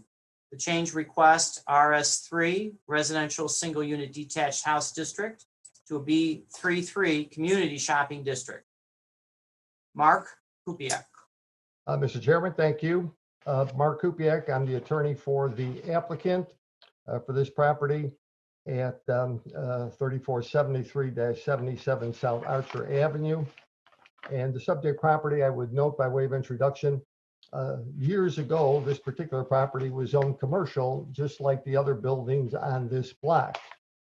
Also, years ago, there was a tavern on the first floor of this building, of the existing building on the property. And some years ago, the tavern went out of business and the property was down zoned. It was down zoned to the current R3 zoning district. The building is still there. You got apartments on the upper floors, but the commercial space on the first floor is existing. The applicant bought the property, applied for a permit to remodel that first floor space, but could not get the permit because of the residential zoning. The zoning change would allow him to remodel the first floor and rent out the first floor units. At the Alderman's request, we did do a community meeting, a Zoom meeting. The applicant answered the questions presented at that meeting. There were some follow-up questions afterwards, and he answered those questions all relayed to the alderman and asked the alderman for his support. And I believe on this one that you do also have a letter from the alderman. We do have a letter of support from Alderman Cardenas. So with that, I ask for your support. And I see Alderman Cardenas is on the call. Alderman, would you like to say a few words before we get committee members? You know what, I do wanted to make a comment on this particular project, because I appreciate the developer and obviously Mark Kupia bringing this forward. This was a property that had been dilapidated for many, many years. And I just will tell my colleagues, it's the pros and cons of downzoning. This area was downzoned when Pat Hughes was the alderman, used to be the 11th ward. The property owners could really not do anything with it since it was an RS3 and there was multiple units in that building. So now we're upzoning and they're rehabbing the 10 units that are there right now. The community thought it was just a great thing to have happened. This building again has seen better days. And not only that, but there's going to be retail at the bottom. Even so, in the middle of a pandemic, there's hope that we put coffee shops, some retail at the bottom. And McKinley Park it's an up and coming neighborhood, and it was voted by Willow, one of the surging communities in the city of Chicago. So I urge my colleagues to support this and help to bring many items like this in the future. Thank you. Thank you, Alderman. Questions for the alderman? I see Alderman Raymond Lopez has his hand up. Thank you, Chairman. Actually, this message is for either our colleague or Mark. Mark, good afternoon. Good afternoon. Building on the corner of Archer, or the one right next to it? Well, it's the building right on the corner of Archer and 35th Street, and goes from that tip, and there's a couple, 2-3 different commercial spaces in that building. So it's the entire building. Oh, got it. Okay. Well, I think it's great and commend my colleague. That corner has a lot of great vitality connected to it on 35th Street. So I think this will be a welcome addition for that area to put some life back into that corner. Thank you, Chairman. Thank you. Other questions, comments? Can I get a motion? Move to pass by the roll call that was used to determine quorum. Move to pass. Who is that? Cardenas. No, tú no puedes hacerlo. Oh, all right, okay, porque yo soy miembro. All right, we're gonna have Raboyes. We're gonna have Raboyes move to pass on that item. All those in favor on the motion by Alderman Raboyes to approve based on the roll call to determine quorum. Aye. Any objections? Hearing none, the item is passed. All right, thank you, Aldermans. Now we're on the bottom of page 8 in the 42nd Ward, document number 20480. The ordinance was referred on September 9th of 2020. This common address is 601 through 611 West Randolph. Change request, DX7, downtown mixed use district to a business plan development. We have Katrina McGuire on the line. Hi, Katrina. Would you like to present on this item?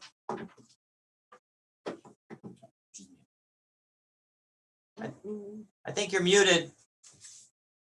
Apologies, I've had a nickel for every time. Thank you, Mr. Chairman, members of the committee. I am here today on behalf of the owner and applicant of the subject property at 601 through 611 West Randolph.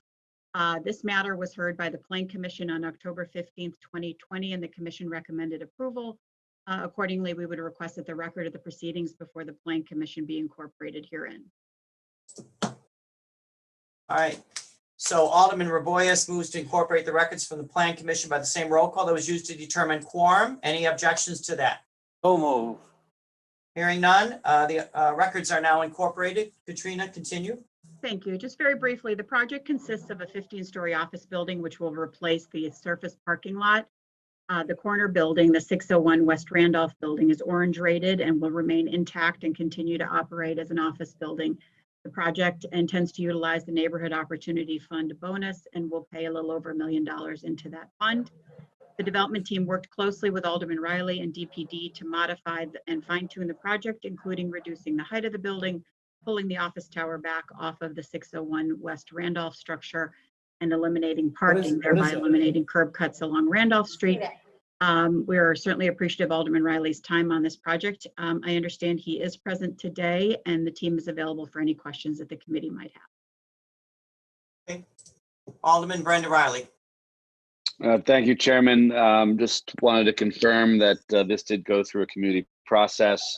I want to thank the department for their help in negotiating, I think, a good final product that respects the historic building that holds the corner. And I know that generally the feedback we received from the neighborhood has been favorable. And as was mentioned, this will eliminate curb cuts on Randolph Street, which is a pedestrian street.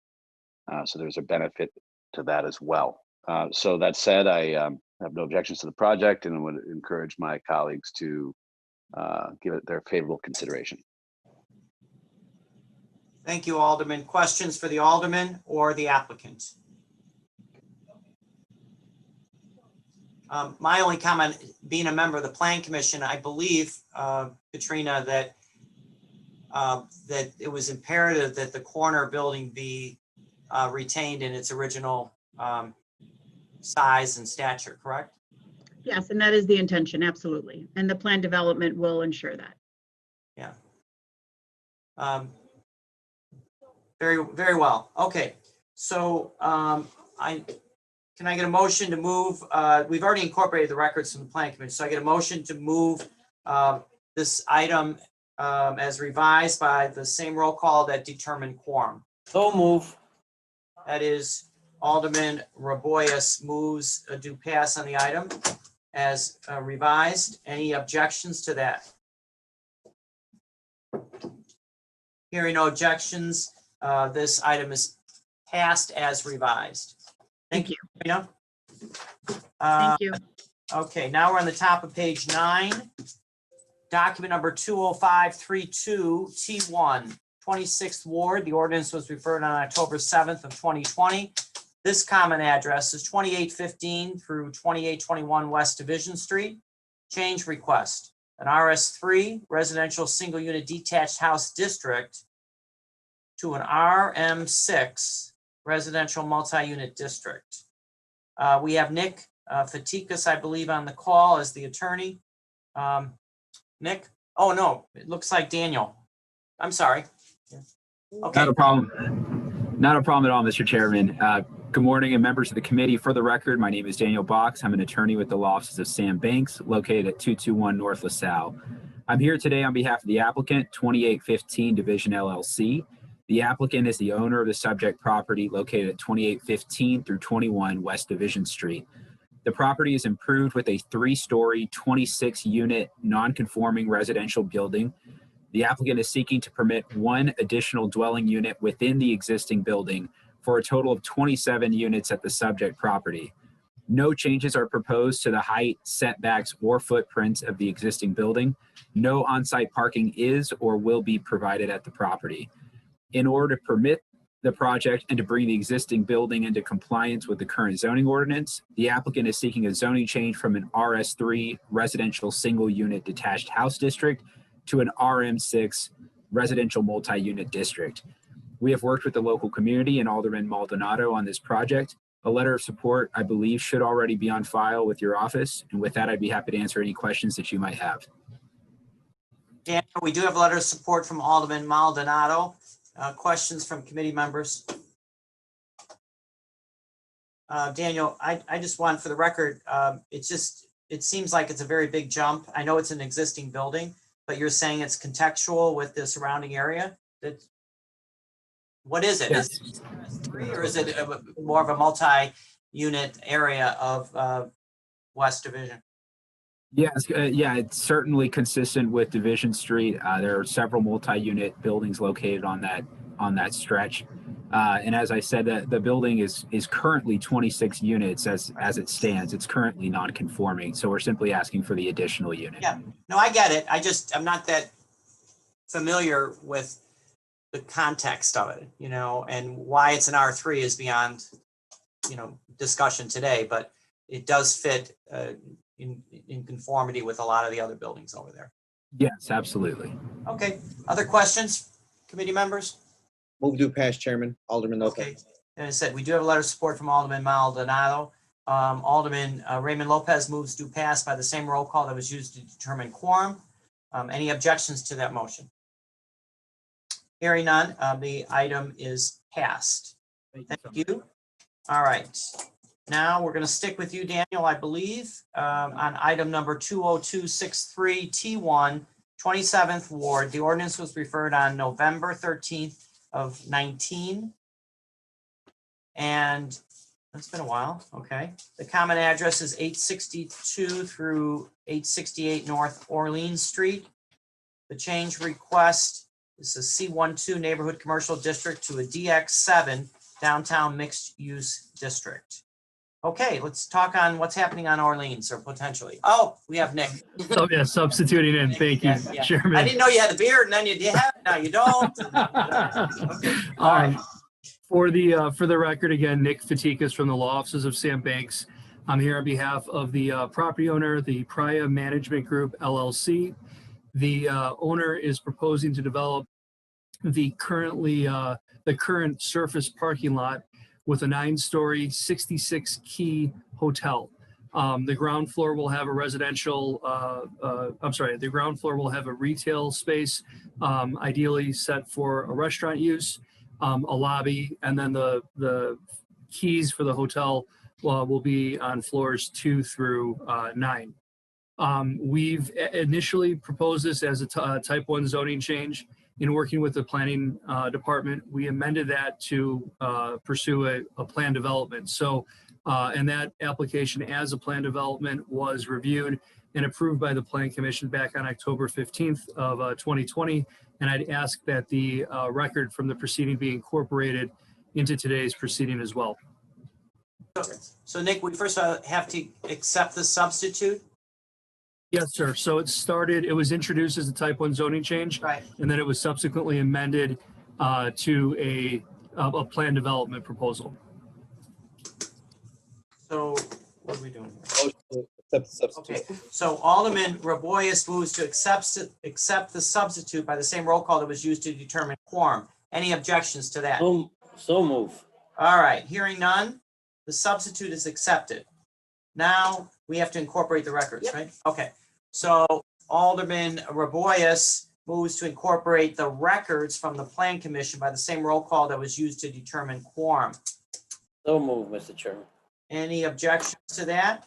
So now the records are incorporated.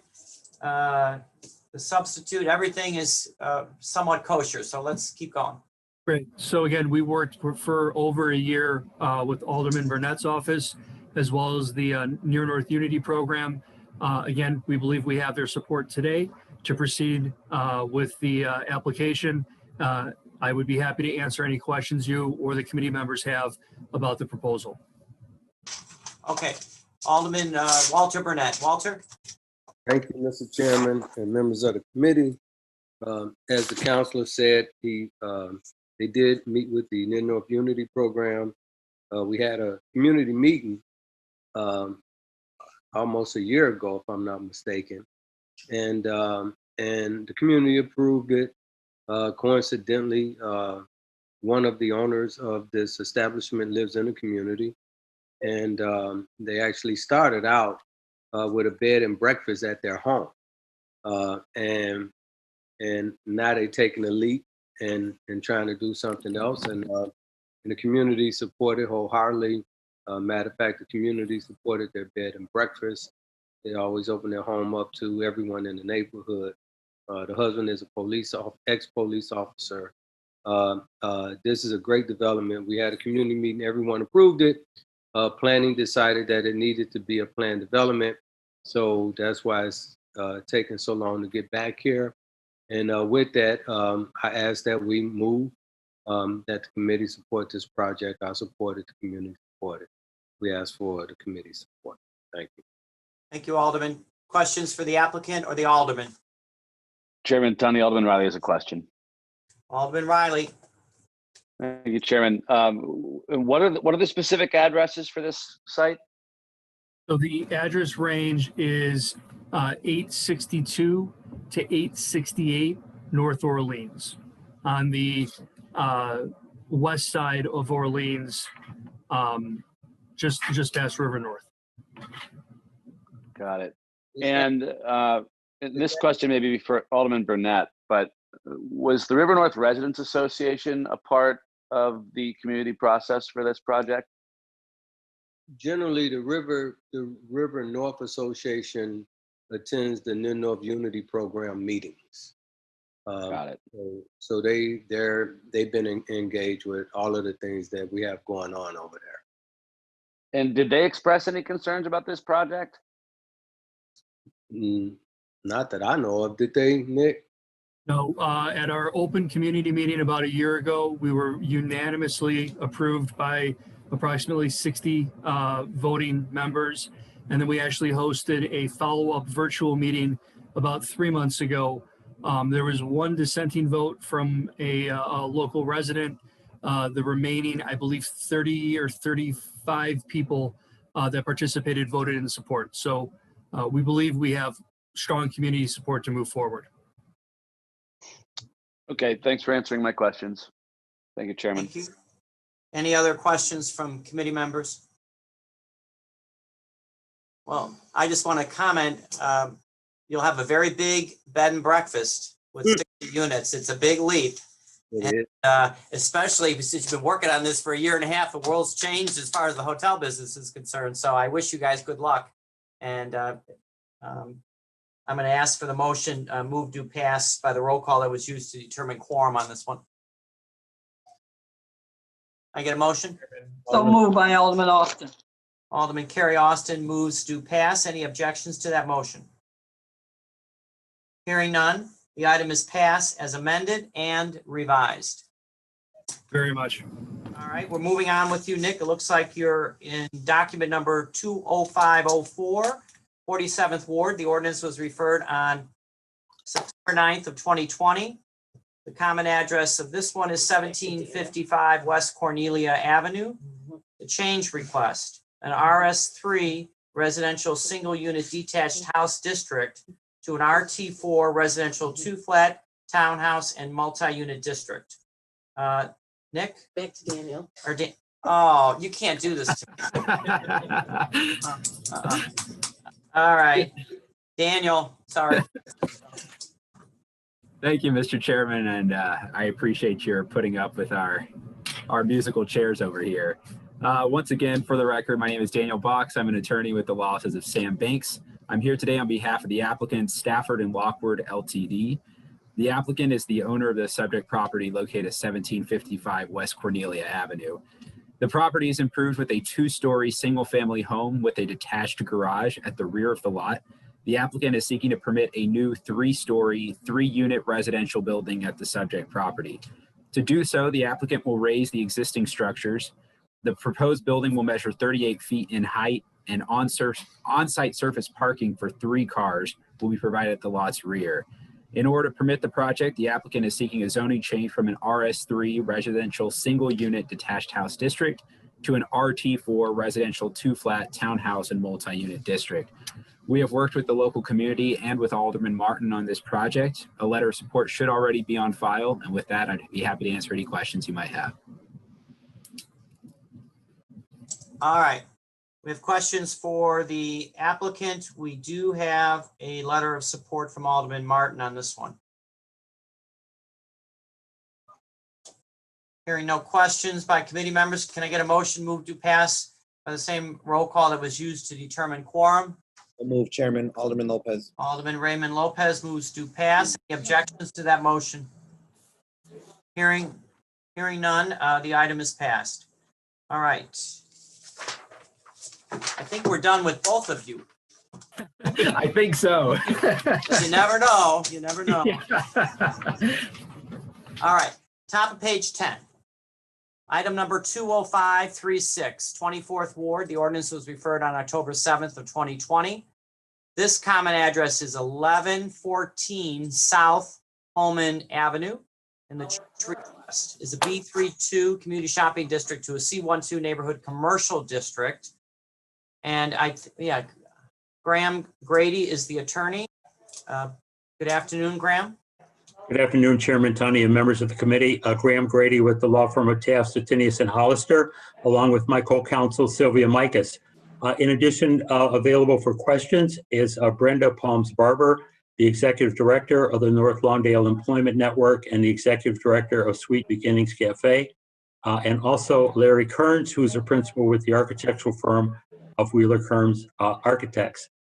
First of all, Chairman, I'd like to thank extensively, profusely, Alderman Scott for his assistance, as well as the staff of the Department of Planning and Development who've contributed to this application. This is a single lot, 3,041 square feet, which has been vacant for decades and unimproved for a long, long time.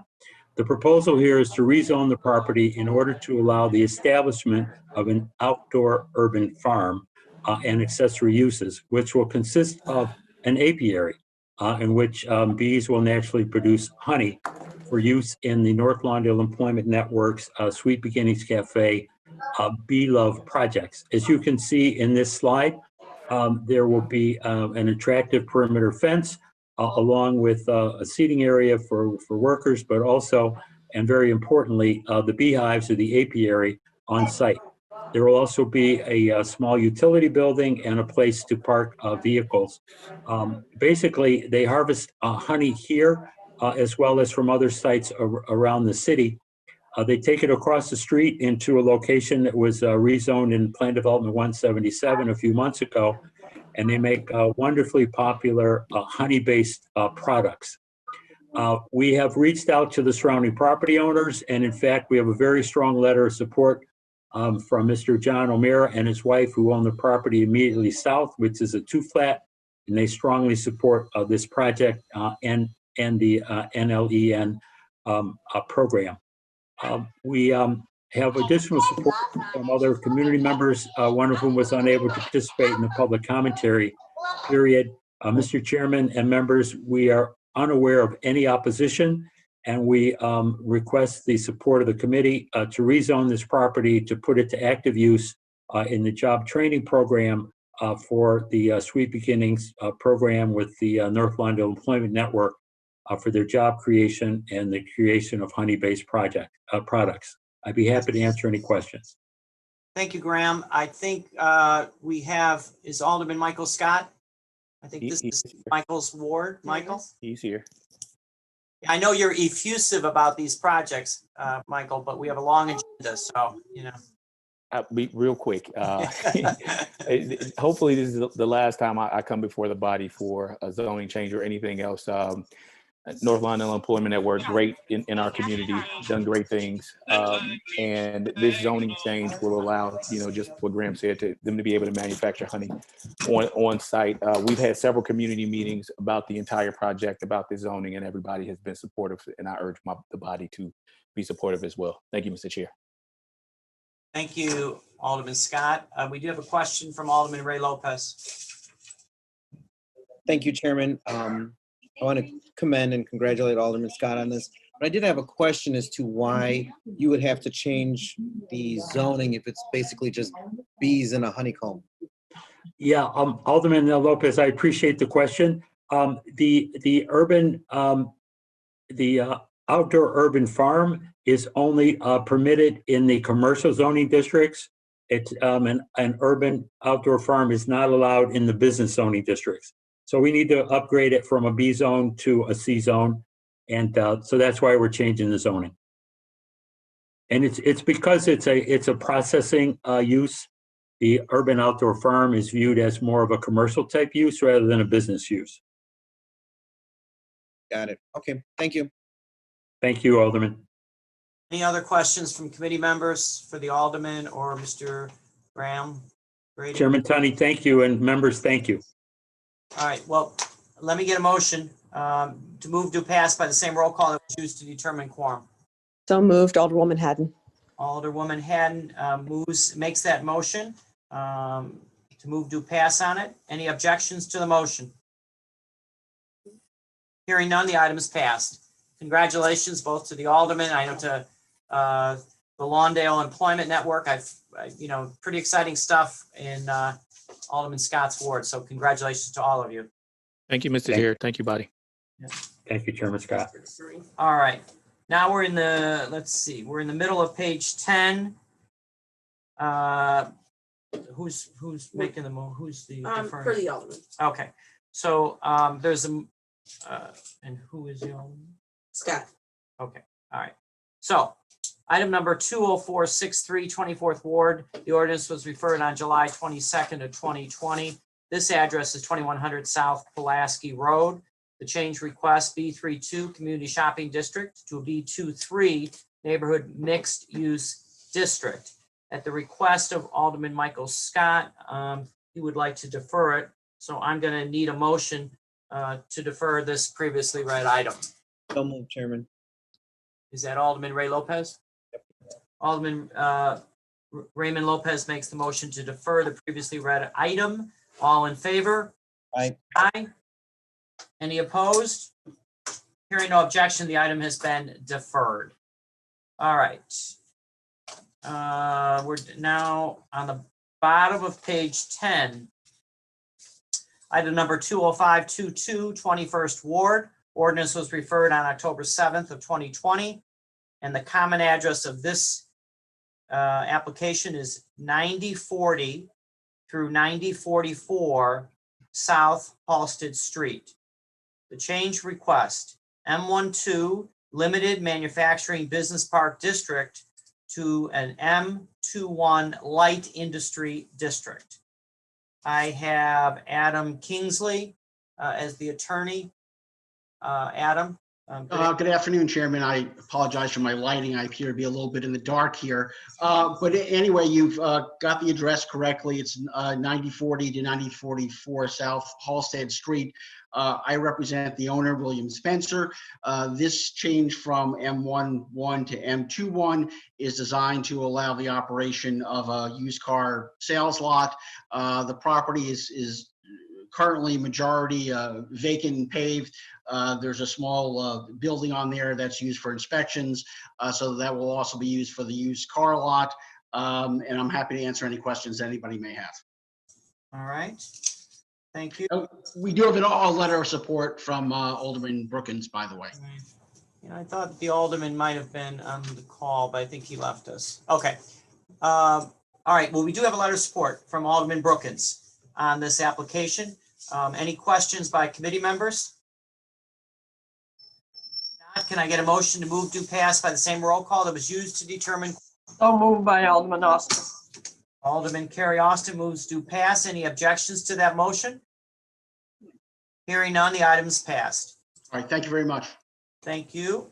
And now we're going to be on the middle of page 11, document number 20534, Second Ward. Ordinance was referred on October 7th of 2020. This common address, 22 East Elm Street, and the change request, a DR7 Downtown Residential District to a DX7 Downtown Mixed Use District. Sarah, haven't seen you. Good afternoon. Hi. Can you present this to the committee, please? Absolutely. Good afternoon, Mr. Chairman and members of the committee. For the record, my name is Sarah Barnes, and I'm an attorney with the law offices of Sam Banks. I'm happy to be here this afternoon on behalf of the applicant, Dita LLC, which is owned by Bianca Timbota Bella and her husband. As a matter of procedural background, Mr. Chairman, before I continue with the details of the proposal, I would like to advise the committee that as a result of our ongoing work with the aldermen and the local community organizations, we recently amended the ordinance to reflect a less intense zoning designation, and that's the designation from a DR7 to a DX3. As opposed to a DX7. As well, we recently converted the application to a voluntary type 1 amendment. Copies of the relevant documents evidencing these changes were tendered to the Department of Planning and Development prior to this hearing. As such, I respectfully request that the substitute ordinance and the corresponding type 1 zoning narrative and architectural plans please be adopted into the record here today, and any votes taken herein be on those documents. Alderman Raboyes moves to amend this application to a type 1 application by the same roll call that was used to determine quorum. So moved, Mr. Chairman. Any objections to that motion? So now, hearing none, the item is amended to a type 1 application.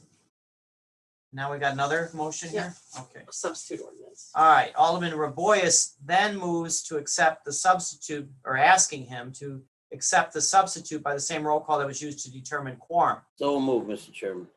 And thank you for that motion. Any objections to the motion by Alderman Raboyes?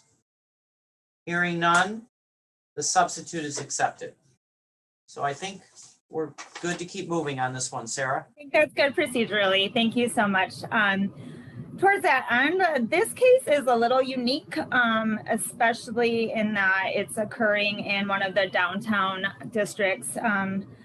The applicant is seeking the zoning map amendment in order to permit the reestablishment of a commercial use within the first floor and the basement of the existing 2-story building at the subject site. Coincidentally, in this particular case, the proposed commercial use is a salon and day spa that will be owned, managed, and operated by Miss Timbota Bella and her husband. Coincidentally, the applicant already owns and operates a similar salon and day spa just down the street within the Gold Coast neighborhood that she's operating pursuant to a lease. Unfortunately, even during the times of COVID, when this industry has been hit so disastrously with the impact of the shutdown, her landlord has increased her rent, making it impossible for her to maintain a residency at her current commercial space. As such, the zoning map amendment will allow the applicant to reestablish again that salon, to get licensed that salon and day spa within the first floor and the basement of the existing 2-story building at the site. And then it will also allow for the build out of the second floor, which now is part of a single family home, into an apartment or a condominium where she's going to reside with her husband and their young baby and continue to grow their family. So this will be essentially a live work type of building where the salon will be located on the lower level, and there will be a condo where the applicant will reside with her family.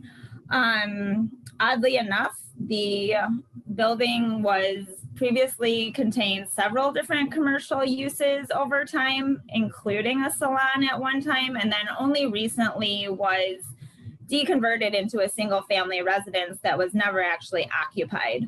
So we're kind of just taking it back to what it used to be.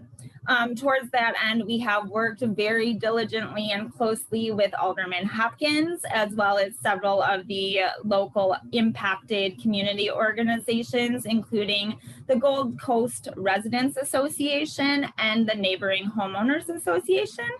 As well, the applicant herself, even in the cold weather, has hit the streets quite literally and talked to different residents and business owners in the neighborhood about the proposal, and actually was able to obtain over 30 letters of support for the proposal. And then based on the other considerations that I described to the committee that were more procedural in nature, we do have the support of all of the community organizations, affected community organizations, as well as Alderman Hopkins, who has memorialized his support in a letter, which was tendered to the committee prior to this hearing. I'm not sure if Alderman Hopkins is still. Well, we have a letter. We have a letter. You know, So that's a if- long narrative for, you know, establishment of a pre-existing, you know. It's just so odd because of the high intensity of the downtown zoning. And believe it or not, Alderman, this went through a lot of scrutiny. No, I don't envy Alderman Hopkins on this one, but I want to hear from him, okay? Alderman Hopkins, are you on the call? Well, he's not, but we do have a letter of support that was tended to our committee. So with that, do we have questions from committee members on this application? If not, can I get a motion to pass by the same roll call that was used to determine quorum? And we're asking to be passed that was substituted and amended to the type 1. So move. Motion on that. Is that Alderman Ray Lopez on that one? Yes. Okay, so Alderman Ray Lopez moves to pass on the item. Any objections to that motion? Yeah, Ray Lopez from the 30th Ward. Oh, I'm sorry. You all look alike. You know, it's been a long meeting so far, so I'm sorry I'm not as sharp as I should be. All right. So are we is Raboyes gonna do it? Yes. All right, Raboyes moves to pass. Any objections, Raymond, or no? So I object. hearing none, the item is passed as substituted and amended to a type 1. All right, that was next. We're going to move to the bottom of page 11. Item number 20441 in the 41st Ward. The ordinance was referred on July 22nd of 2020. This common address, 5656 North Newcastle Avenue, and the change request, institutional plan development number 276 to an RT4 residential 2-flat townhouse and multi-unit district, then to institutional plan development number 276 as amended. Why do you have these? Why do I have these crazy cases? I love the fact we're helping the Danish community, you know, of which I'm partial to, but we've got so much narrative and I know you're going to explain it to us. So let's start, Sarah. Do you want the full narrative or the quick? Oh, I want abbreviated. Yeah. All right, I'll do my very best. This also has been a long time coming. I've been working on this, believe it or not, for over 4 years. So with that, I am very happy to be here this afternoon on behalf of the applicant, the Society for the Danish Old People's Home, which is commonly known as the Danish Home.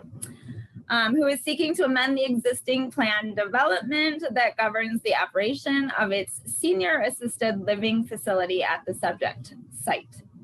Similarly to my previous case, as a matter of procedural background, we appeared before the Chicago Plan Commission to present this proposal pursuant to the recommendations of the Department of Planning and Development at its public hearing on November 19th of this year. As such, I would respectfully request at this time that the record of proceedings and all documents and exhibits submitted thereto from the hearing please be adopted into the record here today. Alderman Raymond Lopez moves to incorporate the plans from the Plan Commission. Do we need it to be amended? No. Okay. So just moved to incorporate the plans and the recommendations from the Plan Commission. Yes. Thank Anybody, you. Is anyone opposed to that motion by Alderman Lopez to do? Hearing none, the item is, The records, the records are incorporated and continue on. Thank you. And we had submitted a PowerPoint presentation to staff prior to the hearing, Alderman or Chairman. I'm not sure if that's available. If you want to look at any pretty pictures, this is an interesting site. We don't have it loaded. Oh, we don't have it. You don't have it loaded. Okay, you get to I'll continue. I'll use a point of personal privilege, though. I was on the Planning Commission when it is a very, very impressive, what is it, 100-year-old building that's. Yeah, it's very old building. It's beautiful. And Absolutely there's, beautiful. and I guess the reason I bring it up is in addition to this very old, beautiful building, the original construction, which dates back to 1907, when the Danish nuns first founded this organization. Above and beyond that, over 50% of the site is actually fully landscaped open space and gardens that are not only available to the residents of the retirement community, but also to residents of the neighborhood surrounding there. So it is a quite impressive site. Sorry that you don't get to see it. You'll just have to be stuck with me. So towards that end, as I alluded to, the Danish Home established this retirement community, which consists of all assisted living rooms in 1907. It has gone through a couple of revisions and modifications since 1907, but for the most part, especially operationally, it has remained the same for over 100 years. So right now, the Danish Home is reevaluating things, and in an effort to improve and enhance the quality of life for its existing residents, it is proposing to undertake construction of 2 new lateral additions to the building, one on each side of the building. So if you can imagine on a typical building, there's going to be 2 new wings on each side. The existing facility is 3 stories. The 2 proposed new wings will also be 3 stories in stature, so to remain consistent. Despite the additions, there will still be over 40% of the site that will be completely permeable, landscaped green space, including, again, all of those gardens. As well, as part of the proposal, the Danish Home is going to undertake the repaving of certain of the public ways around bordering the site to be permeable, because that area of the city, as I'm sure many of you are aware in your own wards, is quite conducive to flooding. So they've gone above and beyond to incorporate some additional measures to not only avoid flooding on this site, but for the benefit of the entire neighborhood. And also, despite the physical expansion of the building, the operations are not intended to change at all. Again, these are enhancements to the quality of life for the existing residents of the facility. Some of the expansion will allow, for instance, for a new dining room and other larger community gathering spaces, as well as to provide for a few more larger single occupancy units for the residents. Towards this end, the total occupancy, both at the staff level and the residential level of the facility, is going to remain the same as it has been for over 100 years. So the same as it was with the original plan development. So they are not seeking to increase occupancy or overall operations. As I indicated, we have been working on this project for quite some time now. We started with Alderman Napolitano, and then progressed through the 41st Ward Zoning Advisory Committee. During the last 2 years, we've had ongoing engagement with the residents of the neighborhood, especially in particular the ones that border the subject property. And we have actually hosted in excess of 4 public open houses towards the programming for this proposal. After all of those efforts and several modifications, we are happy to have the support of the 41st Ward Zoning Advisory Committee, as well as Alderman Napolitano, who tendered again a letter of support memorializing his thoughts to the committee prior to this hearing. So with all of that, I will rest and open it up for any questions. All right, thank you. Sarah, do we have questions from committee members? For the benefit of the committee members, did the illustrations go to our committee members? You see you saw the building, right? On your screen? I did. No. Okay. We went back to the Plan Commission and pulled up some of the documents from the Plan Commission PowerPoint. So anyways, gorgeous project, I think. Questions for the applicant, or we do have a letter of support from Alderman Napolitano.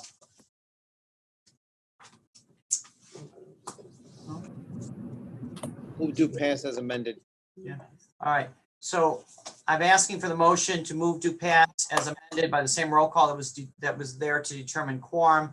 I heard Alderman Lopez to that effect. Any objections to that motion?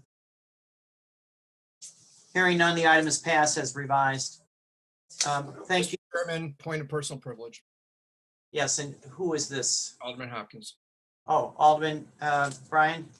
Yeah, I just want to apologize for my absence on council's previous matter that she called. I was on audio only and the timing was bad. I lost cell service briefly. So I know the matter's been dispensed with, but I just wanted to go on the record with my support and also acknowledge Ms. Barnes' outstanding work on this. This was a win for the community. A lot of hard work went into this.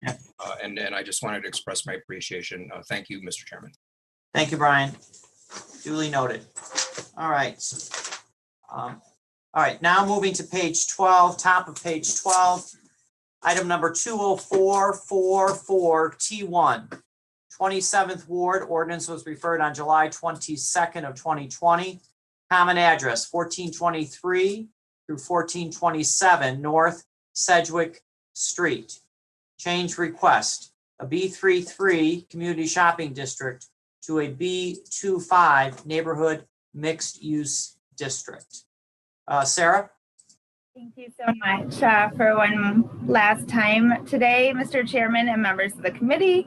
My name is Sarah Barnes, and I'm an attorney with the law offices of Sam Banks. Happy to be here this afternoon on behalf of the applicant and property owner who is seeking a zoning map amendment that will allow for the rehabilitation of the existing improvements at the subject site, as well as the redevelopment of the vacant portion of that same property. Toward that end, the subject property, which is located on a predominantly residential block of Sedgwick Avenue in the Old Town neighborhood, consists of 3 contiguous parcels. One of those parcels, generally described as 1427 North Sedgwick Street, is presently improved with a 5-story mixed-use building which contains a commercial unit at grade level and 5 dwelling units above. Despite the applicant's best efforts and as further frustrated by the recent COVID pandemic, the commercial unit has remained vacant without any interest for a couple years now. The other 2 parcels, generally described as 1423 through 1425 North Sedgwick, are presently vacant and unimproved. The applicant is seeking the previously described zoning map amendment in order to permit the construction of a new 6-story multi-unit residential building on the 2 vacant parcels and to permit the conversion of the grade level commercial unit within the existing 5-story building into a residential unit. The proposed new 6-story building will feature a total of 23 dwelling units on and between the 1st through 6th floors, 5 of which such units will be offered as affordable in cooperation with the Department of Housing and all of the strong efforts of the Affordable Requirements Ordinance as championed by Alderman Burnett. Aside from the interior build out of the basement and 1st floor of the existing 5-story building to accommodate for the additional dwelling unit, no other physical alterations or additions are proposed for that building. The applicant has spent over a year working with the esteemed members of the Old Town Merchants and Residents Association toward the programming for this proposal. Over time and in consideration of certain modifications made to the proposal during the ongoing review, the association recently issued its written support for this application. As well, that letter of support was tendered to the committee as well as to Alderman Burnett. I believe Alderman Burnett's still on or present in the hearing and may wish to offer his own thoughts on the project. Yeah, I apologize for the burst out. Mr. Chairman, is it okay for me to speak? Yes, it is. All right, I don't want Sarah running your meetings, But anyway, Mr. Chairman, thank you very much. As Councilor said, she's been working on this for over a year with the Old Town Merchants and Residents Association. The community is in support of this, so am I. I ask for the committee's support. Thank you. All right. Any questions for the alderman or the attorney? Hearing none, can I get a motion to move to pass by the same roll call that was used to determine quorum? Moved by Alderman Hopkins. Alderman Hopkins makes that motion. Any objections to the motion? Hearing none, the item is passed. Thank you, Sarah. Thank you, everyone. Have a great day. All right. Now we're on middle of page 12. Document number 20438 in the 11th Ward. The ordinance was referred on July 22nd of 2020. And the common address is 2424 South Halsted Street. The change request. Planned Manufacturing District 11 and Waterway Heliport Planned Development number 1236. Waterway Industrial Plan Development. We have either Rich Clouder or Liz Butler or both to make the presentation. Thank you, Mr. Chairman. It'll be me. I hope you can all hear me.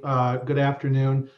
Members of the committee, as the alderman indicated, my name is Rich Clouder. I'm with the law firm of DLA Piper. My colleague Liz Butler and I represent the applicant in this matter, 2420 South Halsted LLC, which is an affiliate of Prologis, a global leader in industrial real estate development.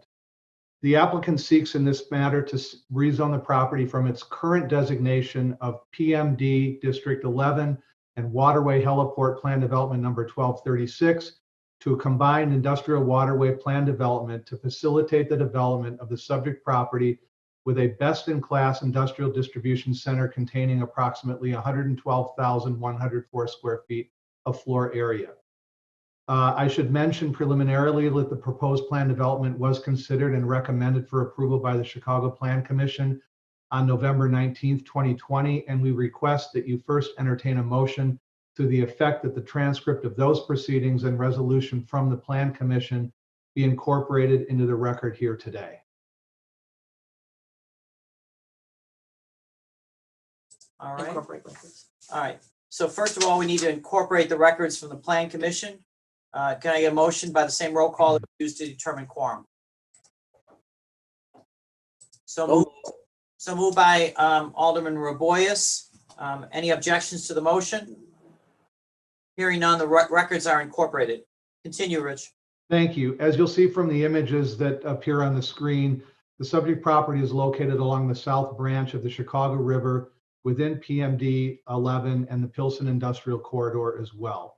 Prologis proposes to redevelop the subject property with, as I said, a best-in-class industrial distribution center containing 112,104 square feet of floor area, the primary use of which will be for a last-mile logistics and distribution facility, which is a permitted use as of right in the PMD. Due only to the property's proximity to the Chicago River, the developer is required to seek approval of a waterway plan development. I want to mention that no change to the underlying zoning in this case is required or requested. With respect to the treatment of the Riverwalk and site landscaping, I want to just quickly note the following. Extensive attention will be given to greening the site. The project will provide a 30-foot wide river setback with an access point at Halsted and a 10-foot wide, fully ADA compliant route on the west side of the site from Hillock to the proposed Riverwalk, providing for a welcoming Riverwalk access for residents of the neighborhood to the south and west, as well as for project employees. In addition to extensive greening, sustainability is built into the project design and operations. The proposed building will be designed to be a LEED certified building. The building will be 100% solar ready. Parking for fleet vehicles will be 100% EV ready. The project will recycle or reuse more than 80% of the construction and demolition debris produced on site as part of the project's construction and demolition activities. I also want to mention that significant attention has been given to vehicular access and neighborhood impact. We have provided 137 standard vehicular parking spaces for employees. We are also providing 300+ branded fleet delivery vehicles and parking associated therewith. In keeping with the environmentally friendly theme of the project, 100% of the parking for fleet vehicles will provide electric vehicle-ready infrastructure to facilitate a transition to zero-emission delivery vehicles. Very close attention is also paid to managing vehicular access in a manner that will limit the impact on the neighborhood. For example, the project will allow truck access from Halsted Street exclusively to the east. The developer will design, fund, and install a new traffic signal at the Halsted driveway and will design and implement pavement markings that are protective of pedestrian and bicycle safety at the Halsted Street entrance. Employees will be allowed to access the site from Halsted or from Archer only via driveways located at Corbett and Senor Streets. These access management requirements will address the current traffic management issue of large trucks and commercial vehicles navigating residential streets to the west of the site. Let me conclude by saying that the proposed development will redevelop and remediate a substantially underutilized and blighted brownfield site with a solar-ready, electric vehicle-ready, LEED silver building containing an active job-creating use that will strengthen the city's supply chain infrastructure, as well as provide a river walk that will serve as a publicly accessible recreational amenity for the community and for employees. Largely as a result of input from the aldermen, neighborhood residents, and stakeholder organizations, as well as importantly from DPD and CDOT, the site plan that was developed is sensitive to the river and adjacent land uses and is protective of the public health and the environment, and a considerably greener and superior development proposal is the result. Last but not least, the project will create up to 150 construction jobs and a minimum of 200 permanent warehouse jobs, the vast majority of which will be full-time jobs paying at least $15 an hour and providing generous benefits to employees. In light of the foregoing, we respectfully request that you recommend City Council approval of this application. We appreciate your time and consideration. Our team is available to answer any questions you may have, and I believe you have on file a copy of a letter of support transmitted by Alderman Thompson. Thank you. Rich, we do have a letter from Alderman Thompson. I believe he might be on the call if he wants to say a few words. Thank you, Chairman. I am. And I appreciate it to Rich Clutter and the development team, Prologis, for all of their work and working with the city departments and the community and being responsive to our concerns. I also want to especially thank our team at the city, from DPD to CDOT, to all of those involved. They did an excellent job. Most especially, I'd like to thank my community for their engagement and involvement in this process. We had a community meeting. It was back in June. It was our largest Zoom meeting under these difficult times to have participation. And then subsequent correspondence, we had another community meeting, a quarterly community meeting, town hall meeting, where we again had more discussion on this. Not everyone agrees on all of the parts of a development, but I do want to thank the development team for being responsive to those concerns. I think this solves a big problem for our community that has truck traffic currently going through their residential portion of the neighborhood. And I think this development, the way it's going to be designed and the way it's going to be built, will complement the community there. It's a great example of how two different types of uses can coexist. And this will be the fourth distribution facility in my ward within the last year and a half. As we continue to see that grow to our west, there's a large FedEx facility. To the north, down Halsted Street, we've got UPS. And as we all know, as the e-commerce continues to grow, we'll see this. So this is a great example of how we can work together.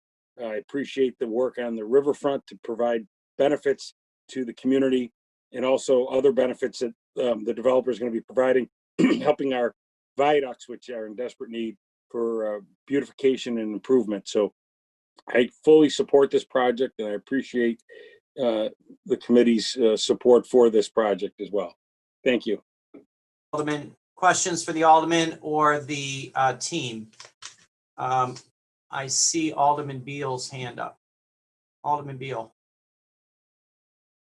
Thank you, Mr. Chairman. Mr. Chairman, I just wanted to congratulate Alderman Thompson on a wonderful project. When you look at exactly where the economy is going with logistics and deliveries and things like that, this is a great addition to what industries are trying to accomplish here in the city of Chicago. And so this is a great project. It's going to bring some more badly needed jobs to the South Side. And I just wanted to congratulate the alderman along with his community on a job well done. Thank you. Thank you, Alderman Beal. Alderman Walter Burnett. Hold on one moment. Thank you, Mr. Chairman, members of the committee. I had the pleasure of seeing this proposal at the Plan Commission. It brought up some interesting questions about doing things in communities on the river and things such as that. I have areas like this in my ward. Unfortunately, a lot of communities, these areas are getting so expensive. We're losing a lot of manufacturers.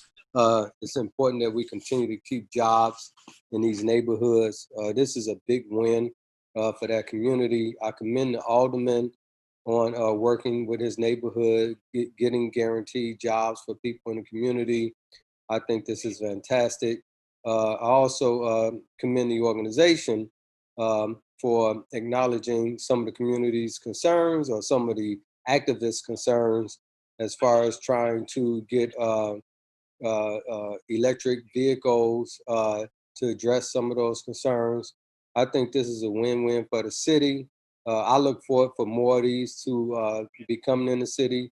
I'm hoping that another one come to my ward because my folks are looking for more jobs. So congratulations to you all. Thank you, Alderman. I don't see any other hands up. Can I get a motion by committee member, move to pass by the roll call that was used to determine? Move to pass. Cardona. I'm going to give Alderman Cardona. I'm giving Alderman Cardona the motion moved by him. Any objections to that motion? No hold eyes. All right, hearing no major objections, the item is passed as revised. Thank you. And I just wanted Thank you. to congratulate the team. I was on the Plan Commission, and I think I wanted to reiterate, I think the Department of Planning is working on a plan for the South Loop or the south portion of the Chicago River. And I know we as a city know that logistics and distribution has always been the strength of the city, but it's 2020. We need to up the plans as we move forward with Chicago, again, being the center of the transportation network in the city. So as Alderman Thompson said, there's a lot of work here. And if he's talking about 4 distribution centers in his ward, we definitely need more master plans in regards to how we're going to accommodate these industries and the traffic associated with it, and protecting the neighbors and the residential quality that may or may not abut it. So I know there's a lot more work to be done, and I appreciate the work that you all put in this application. Thank you very much. All right. Next, bottom of page 12, document number 20404, Second Ward. The ordinance was referred on May 20th of 2020. Common address 1623 through 1631 North Halsted Street. Change request B32 Community Shopping District to a B35 Community Shopping District, then to a residential business plan development.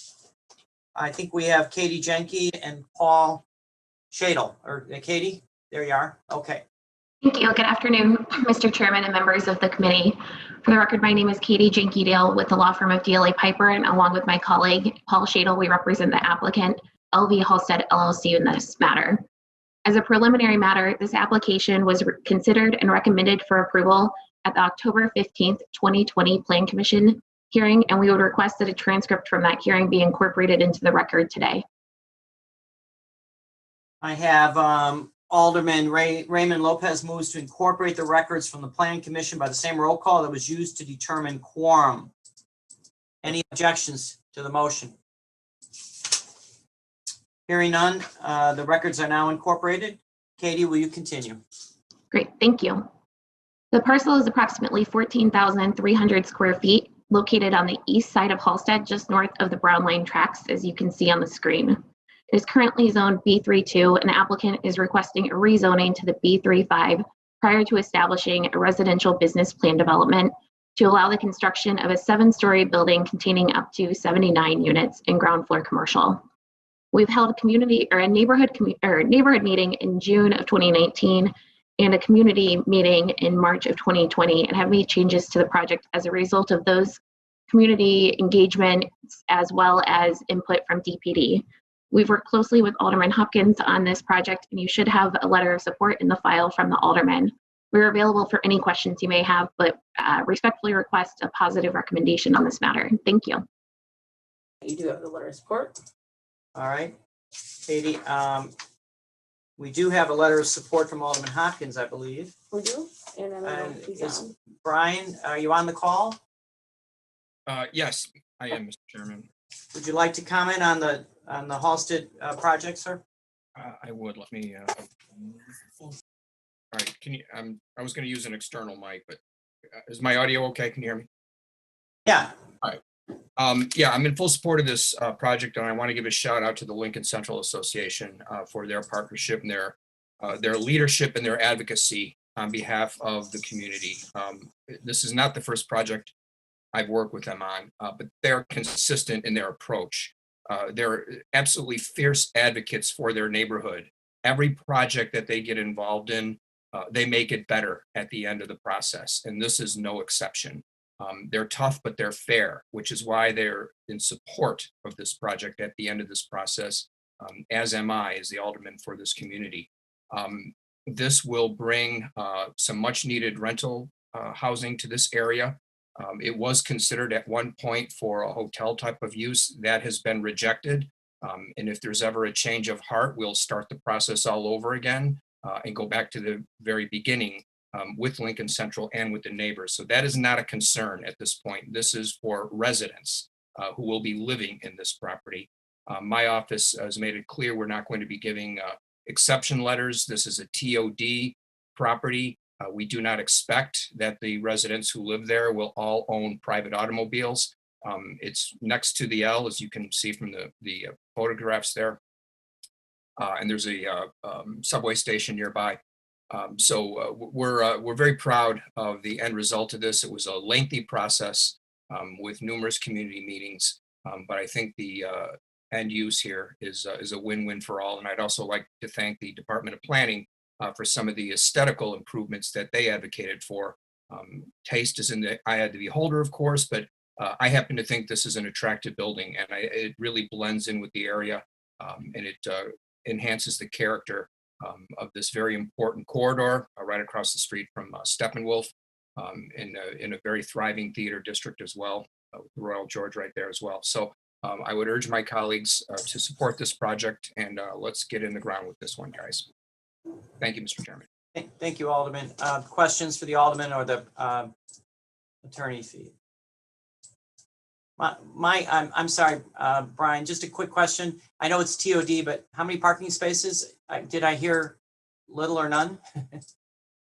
Well, lots of bike parking spaces. All right. So that's good. I think each unit has its own.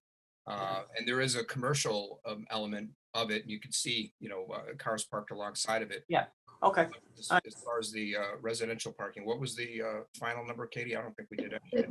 There's no residential parking, but we do have, to your point, we're within 400 feet of the North and Clybourne station, and have, right on the Halsted and North Avenue bus lines.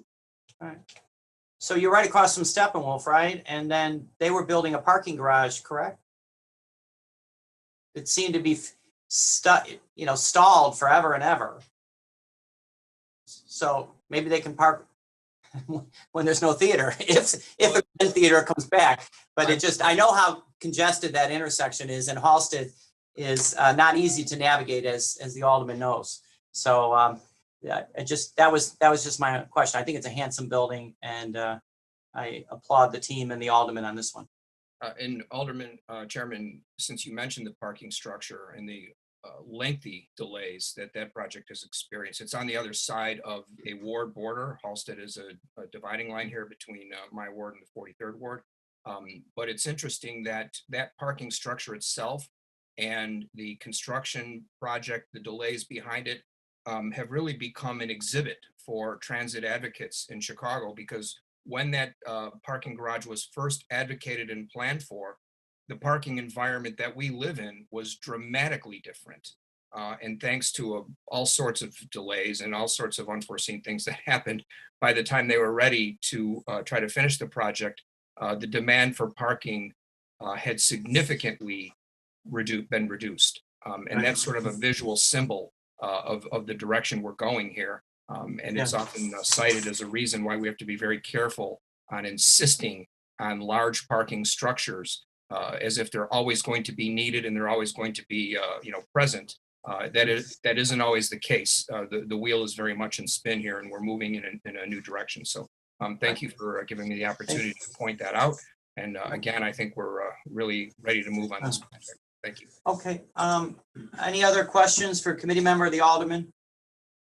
Hearing none, can I get a motion move to pass by the same roll call that was used to determine quorum? So move. So move. Alderman Walter Burnett moves to pass. Any objections? Hearing none, the item is passed. Now we are going to the top of page 13. Staying in the second ward. Wait, are we doing? 20517, the second ward. The ordinance was referred on October 7th, 2020. The common address is 46 through 74 West Oak Street, 1000 through 1006 North Dearborn, and 1001 through 1007 North Clark Street. Change request, C25 motor vehicle related district to a DX10 downtown mixed use district, and then to a residential business plan development. Katie, are you on? Yes, you are on this one. Okay. Actually, it's Paul on this one. Hi. Oh, okay. Paul Shadle. Thanks, Mr. Chairman. Good afternoon. Paul Shadle with the law firm of DLA Piper, with my colleague Katie Janke-Dale representing the applicant in this matter, 40 West Oak Owner, LLC. The application was considered and recommended for approval during the November 19th, 2020 Plan Commission hearing, and so I would request that the transcript from that hearing be incorporated into the record. Alderman So move. Alderman Ariel Raboyes moves to incorporate the records from the Plan Commission by the same roll call that was used to determine quorum. Any objections?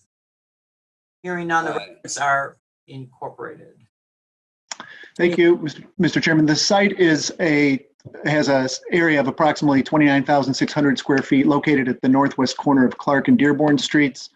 As you noted, we're requesting a zoning to a residential business plan development that would be comprised of two sub-areas. Sub-area A on the west containing the existing Warren Barr Medical Rehabilitation Center, and sub-area B that would contain the new residential building that's before you today. This building would have 35 stories and contain a maximum of 70 condo units and 160 parking spaces, 50 of which parking spaces will serve the existing bar pavilion in the other sub-area A. I want to thank Alderman Hopkins and the Department of Planning and Development for facilitating a design review process over the last 18 months. We held community meetings in October of 2019 and in February of 2020. And as a result of those meetings and the city agency input, made changes to the building that included a reduction in height from approximately 503 feet to the 466 feet that you see on the slide up now, and a reduction in units from 90 units to 75, along with some other enhanced landscaping and improved vehicular access to completely eliminate a curb cut on Dearborn Street. In addition to the building, public benefits would include a payment for an FAR bonus of approximately $1.38 million and compliance with the Affordable Requirements Ordinance through a payment in lieu for 8 units of approximately $1.9 million. We expect the project to generate about 450 construction jobs, 10 to 12 permanent jobs. we're here to answer any questions that you may have, but I will then respectfully request the committee's positive recommendation. Thank you, Paul. Alderman Hopkins. Oh, yeah, thank you, Mr. Chairman. You have a letter of support from my office on this project as well. This was subject to a community review process, took a little bit over a year. There was opposition at the start of the process, less so at the end of the process, but I should state for the record, we did not successfully resolve all the outstanding issues from the immediate neighbors. There's another residential building you can see in the rendering on the screen, literally across the street. And some of the residents there raised some valid objections. We did our best to address them, but at the end, I think they're just uncomfortable with the close proximity of this building. Nevertheless, the revisions that did result were significant. You heard the unit count was reduced, the height is reduced, and the FAR on that subparcel was also reduced. There was also some very significant design revisions that were made in conjunction with staff from the Department of Planning and the Department of Transportation to greatly enhance the pedestrian experience and also traffic safety. We reconfigured the porte cochere and the way traffic will flow in and out of the building. This will also resolve some of the street blockage issues caused by the current use at the Warren Bar Pavilion. Moving more of that off street, we think will be of a net benefit to the community. So I'm very happy to be able to support this project. As I stated during my remarks at Plan Commission, I happen to think this is an attractive design. It's from the office of Lucien Lagrange, one of his top architects that works on his team, did this work, I'm sure, with his oversight as well. It's a beautiful addition to the neighborhood, and I think it's going to be a very popular destination for new homeowners in the city of Chicago. All right, that's enough. Thank you. All right. Brian, questions for the applicant or the alderman on this project? So move on this beautiful project. Yeah. Hey, Brian, I just have one question. Obviously, the Warren Bar is staying. What is on this site currently? Yeah, it's owned by Warren. Was that the parking? Was that the parking for Warren Bar? It is, and we're addressing their parking needs by doing this as well, as I mentioned. Yeah. So this was something that they had asked for going back several years, as a matter of fact. Right. Okay. It wasn't until they partnered with Lucien Lagrange that a proposal I thought the community could live with was brought forth. But as I said, the traffic and the drop off and pickup issues for Warren Bar have been a problem in this area for a long time. And we think this project, if not solving it, will certainly mitigate it. Thanks, Brian. All right, any other questions? If not, can I get a motion to move to pass on this item? Same roll call that was used to determine quorum. So move. And is my vice chair, Alderman Raboyes, moves to pass. Any objections? Hearing none, the item is passed as revised. Thank you, Mr. Chairman. Appreciate it. All righty. Now we're middle of page 13. Document number 20483, 27th Ward. Ordinance was referred on September 9th of 2020. This common address is 1020 North Elston Avenue. Change request. PMD number 2, Planned Manufacturing District to Business Plan Development.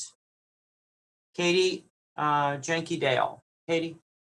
Thank you. Good afternoon. Again, for the record, my name is Katie Jenke-Dale from the law firm of DLA Piper, and I represent the applicant Skyfall Owner LLC for this matter.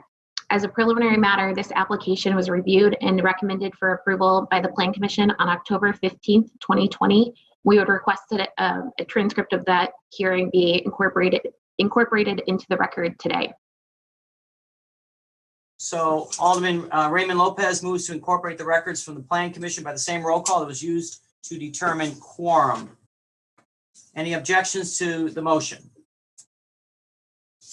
Hearing none, the records are now incorporated. Thank you. This is an irregular shaped parcel on the east side of Elston between Augusta and Cortez that the applicant acquired in 2018 and improved with a Lyft driver center.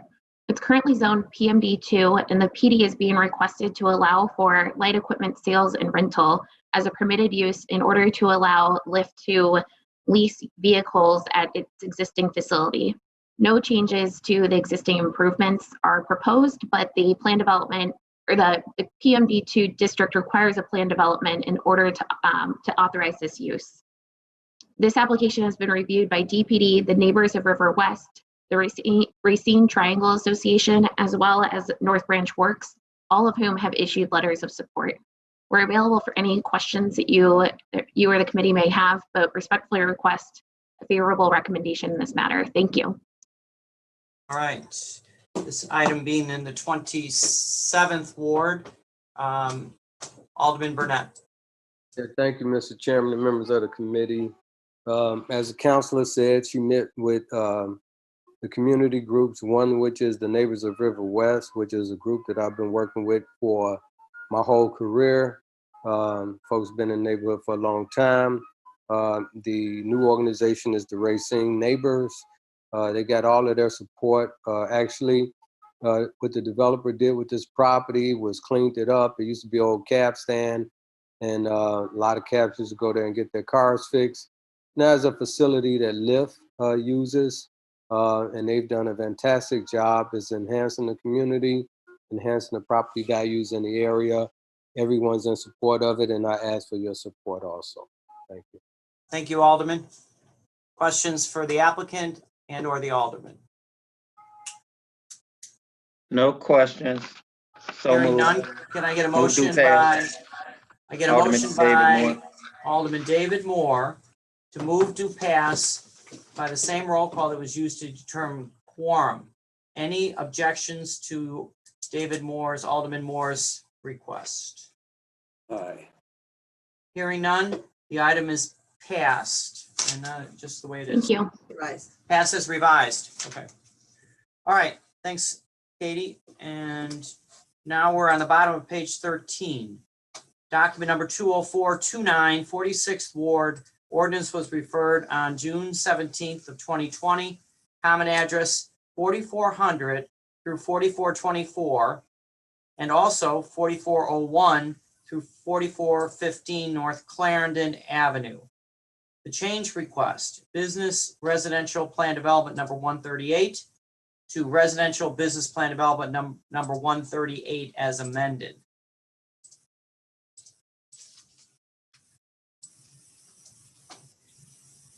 We have Mariah DeGrino, I believe. Yes. Okay. Thank you. Good afternoon, Chairman and members of the committee. My name is Mariah DeGrino with the law firm of DLA Piper at 444 West Lake Street in Chicago. I, along with my colleague Paul Shadle, represent Montrose and Clarendon LLC, the applicant for the zoning map amendment for the property generally located at 4400 North Clarendon and 4401 North Clarendon. The application is a technical amendment to residential business plan development number 138. The matter was heard by the Plan Commission and recommended for approval on October 15th. I would like to ask that the record of the Plan Commission's proceedings be incorporated into the record here. Alderman Raboyes moves to incorporate the records from the Plan Commission by the same roll call that was used to determine quorum. So move. Any objections to the motion? Hearing none, the records are incorporated. Continue. Thank you. The plan development was previously the site of the former Cuneo Hospital and then the Maryville Academy Children's Shelter, operated by the Missionary Sisters of the Sacred Heart. The shelter closed in 2005 and the building sat vacant until the applicant worked to establish this PD in 2016. The PD contemplates a phased development of 3 sub-areas, which are shown on the screen as sub-areas A, B, and C. The applicant has completed construction of the first 2 sub-areas, sub-area A and sub-area C. Sub-area A has been developed with a 27-story mixed-use building, including 381 dwelling units and approximately 30,000 square feet of commercial space at the ground floor. Sub-area C has been developed with a single-story commercial building consisting of approximately 6,200 square feet of commercial space, and it will be occupied by 2 commercial tenants, a phone store and a vet clinic. Subarea B is a future phase of development and is planned for a multifamily residential building containing up to 250 dwelling units. Have the Tribune subscription, right? Subarea B is not affected by this application. The purpose of today's amendment is to allow additional commercial and non-residential uses of the ground floor commercial space within Subarea A and within Subarea C, consistent with the uses that are allowed in the underlying B3-5 district. The impetus for the application is the need to include animal services as a permitted use to allow the vet clinic to occupy the Subarea C building and to improve the marketability of the ground floor space in the Subarea A building. Alderman Kappelman is in support of the application and has provided a letter of support to the committee. As Nicole was flipping through the slides, you may have noticed there was a slide photo of the Subarea C building and the one previous to this, which is a photo of the landscaping. There were questions raised at the Plan Commission hearing, including by Chairman Tunney, about the condition of the landscaping along the east side of the building. So I wanted to provide better representative photos of that.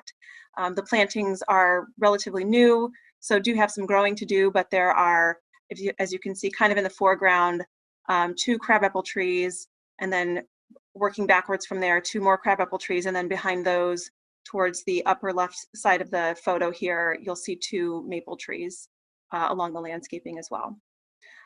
If there are any questions, I would be happy to answer those, but otherwise, thank you for consideration. Thank you, Mariah. Alderman Kappelman. Sure, thank you. The owner pulled permit to put it in the veterinarian clinic and were granted the permits. And after they were granted permits, they realized there was a mistake between DPD's communication and the buildings department about what was permitted to be there. So because of this error, that's not the fault of the building owner. I thought it'd be the most ethical thing to do is to go ahead and grant them this change. So I ask support from my colleagues on this. Thank you, Alderman. Questions for the Alderman or the applicant? And before I ask for a motion, I was as equally concerned about the 1-story building and the cladding of it. You know, I just, you know, it's such a handsome building on the residential side. You know, I remember that the community really didn't want anything built on this site. But, you know, I hope with the new tenants that, and again, it's only a picture, but, you know, it's such a valuable corner right on the park. And I know the vet use will be appropriate, especially with the number of dog owners in our north side. So that was more of a criticism on the 1-story than it was the landscaping. So, all right. Thank you. Raymond, Alderman Raymond Lopez. Thank you, Chairman. Actually, my question was for Department of Zoning. I know Alderman Smith has an ordinance allowing for veterinary use. I think it's in this kind of zoning district. Would that have saved Alderman Kappelman from changing the zoning if that was in place? Alderman, this is Patrick Murphy. This, I'm trying to think how, this particular use was very specifically excluded from this plan development, independent of anything that Alderman Smith is proposing. So, so we had to make this text change in order to move ahead, in order for them to move ahead from a licensing standpoint. Got it. Okay. Thank you, Chairman. Thank you, Patrick. Other questions? Can I get a motion? Motion move, Cardona. Okay, so Alderman Cardona makes a motion to pass this item by the same roll call that was used to determine quorum. Any objections to that motion? No ayes. Is it passes? Okay, Okay. Hearing no objection, this item is passed as revised. Thank you. All right. Now we're moving into the first ward. Document number 20535 T1. First ward ordinance was referred on October 7th of 2020. This address is 2120 North Mozart Street. Change request, RT4 residential 2-flat townhouse and multi-unit district to a B23 neighborhood shopping district. Stephen Friedland. Hi, Stephen. Yes. Hello there. Can you hear me? We can, loud and clear. Thank you. For the record, my name is Steve Friedland. I'm an attorney with Applegate and Thorne Thompson, here representing Lucha. Lucha is a not-for-profit developer of affordable housing.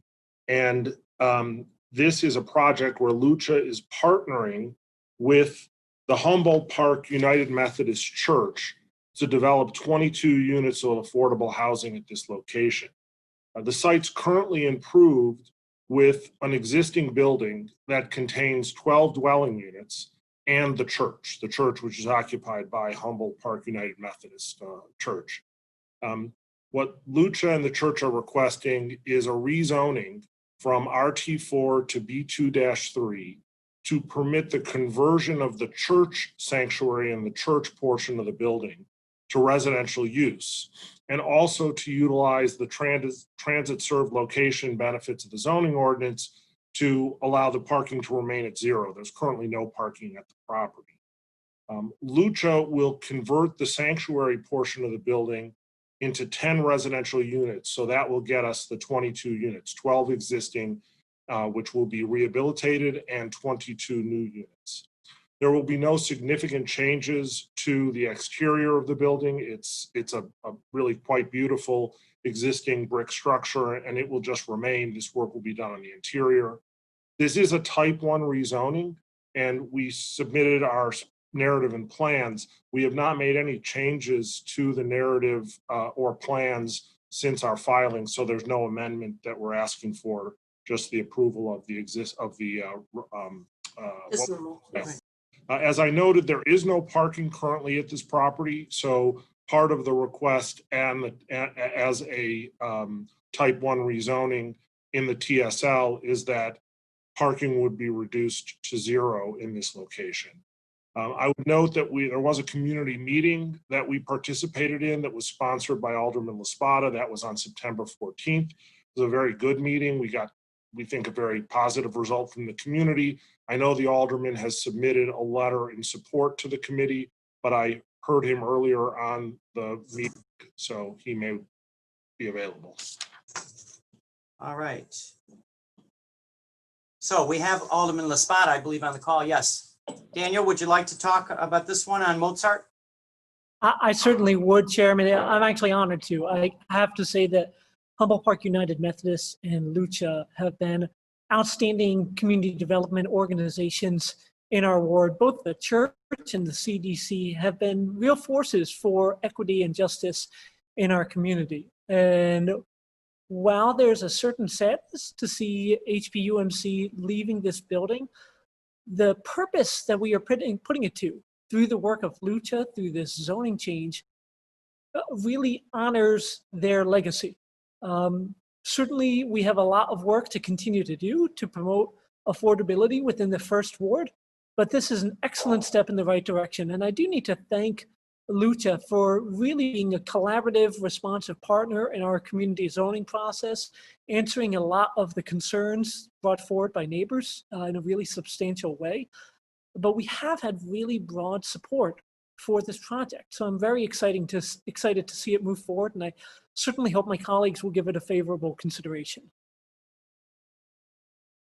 Thank you, Alderman. Questions for the Alderman or the applicant? So moved, Mr. Chairman. Is that my vice chair again? See. All right. Hearing no questions by committee members, I'm entertaining the motion by Alderman Raboyes to pass this item by the same roll call that was used to determine quorum. Any objections to that motion?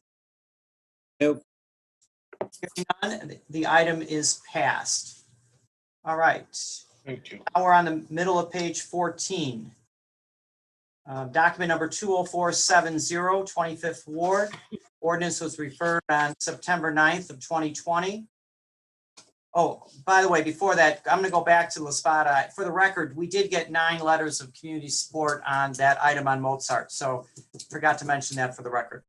But now we're back to the 20470, 25th Ward. The ordinance was referred on September 9th, 2020. This common address is 2008 through 2012 South Ashland Avenue. And the change request is from a C12 neighborhood commercial district to a B23 neighborhood mixed use district. Stephen Friedland. Yes, thanks again for the record. Steve Friedland with the law firm of Applegate and Thorne Thompson. For this project, I'm here representing the Resurrection Project. Many of you know the Resurrection Project's a long-standing not-for-profit organization in Pilsen. It's developed many, many hundreds of units of affordable housing over the years. And this is a project where TRP is requesting rezoning of this site from C1-2 to B2-3 to permit the redevelopment of an existing abandoned commercial parcel into 16 new units in a beautiful new residential building. All of these units will be affordable tax credit units. I do want to note that when we filed the application originally, we were only proposing 14 units.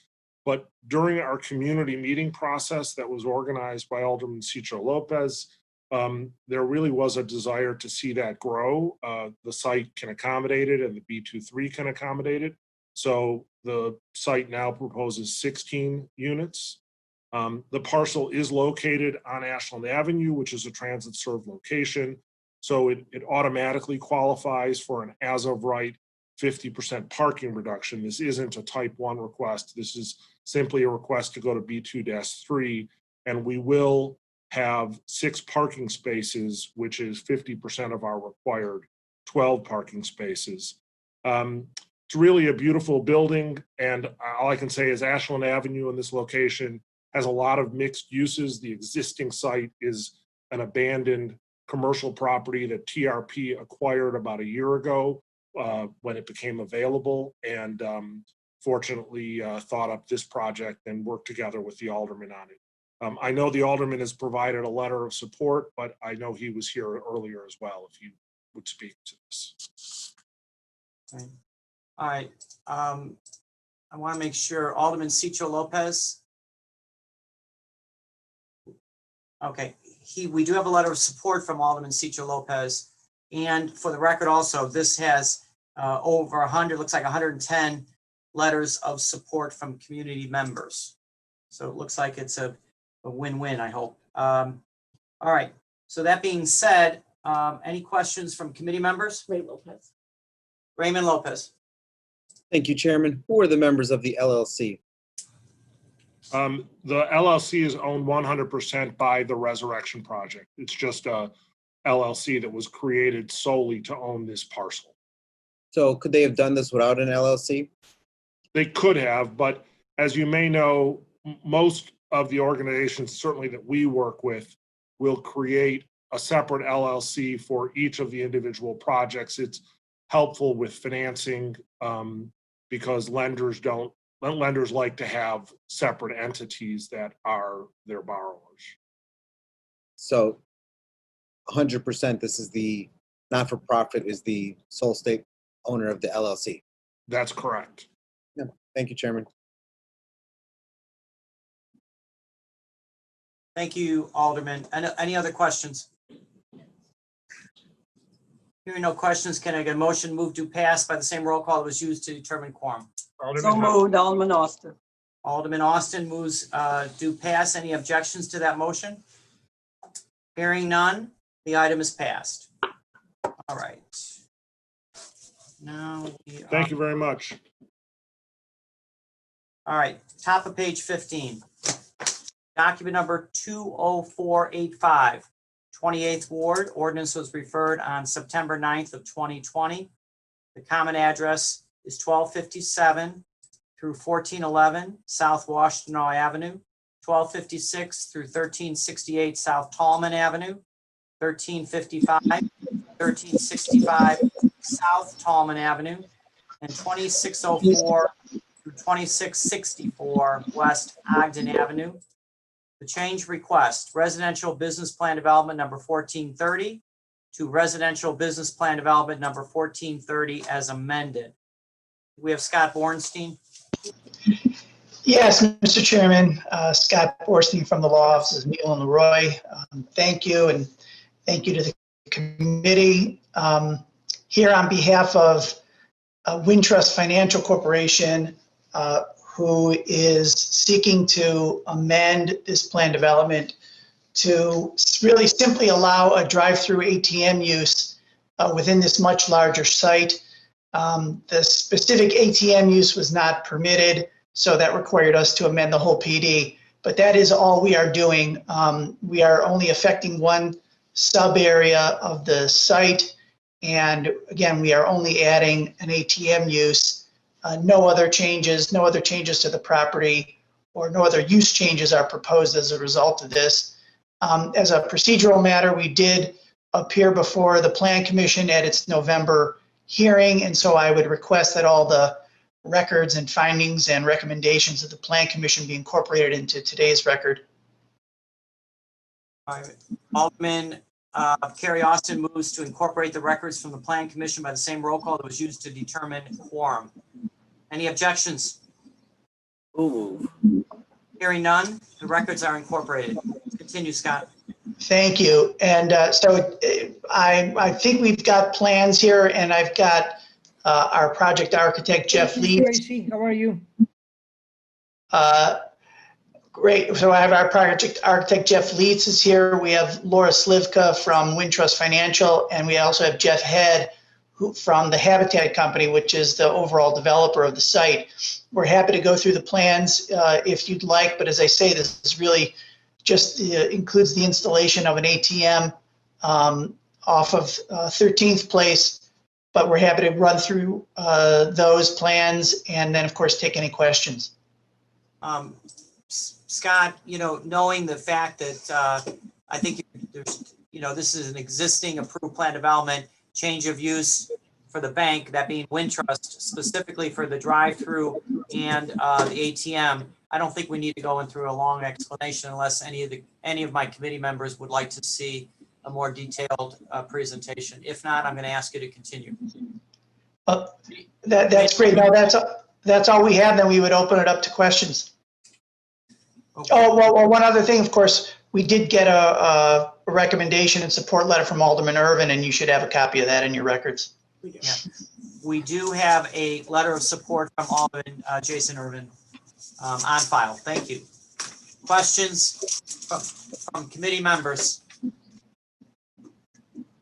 Hearing none. Can I? No questions. So moved by Alderman David Moore. All right.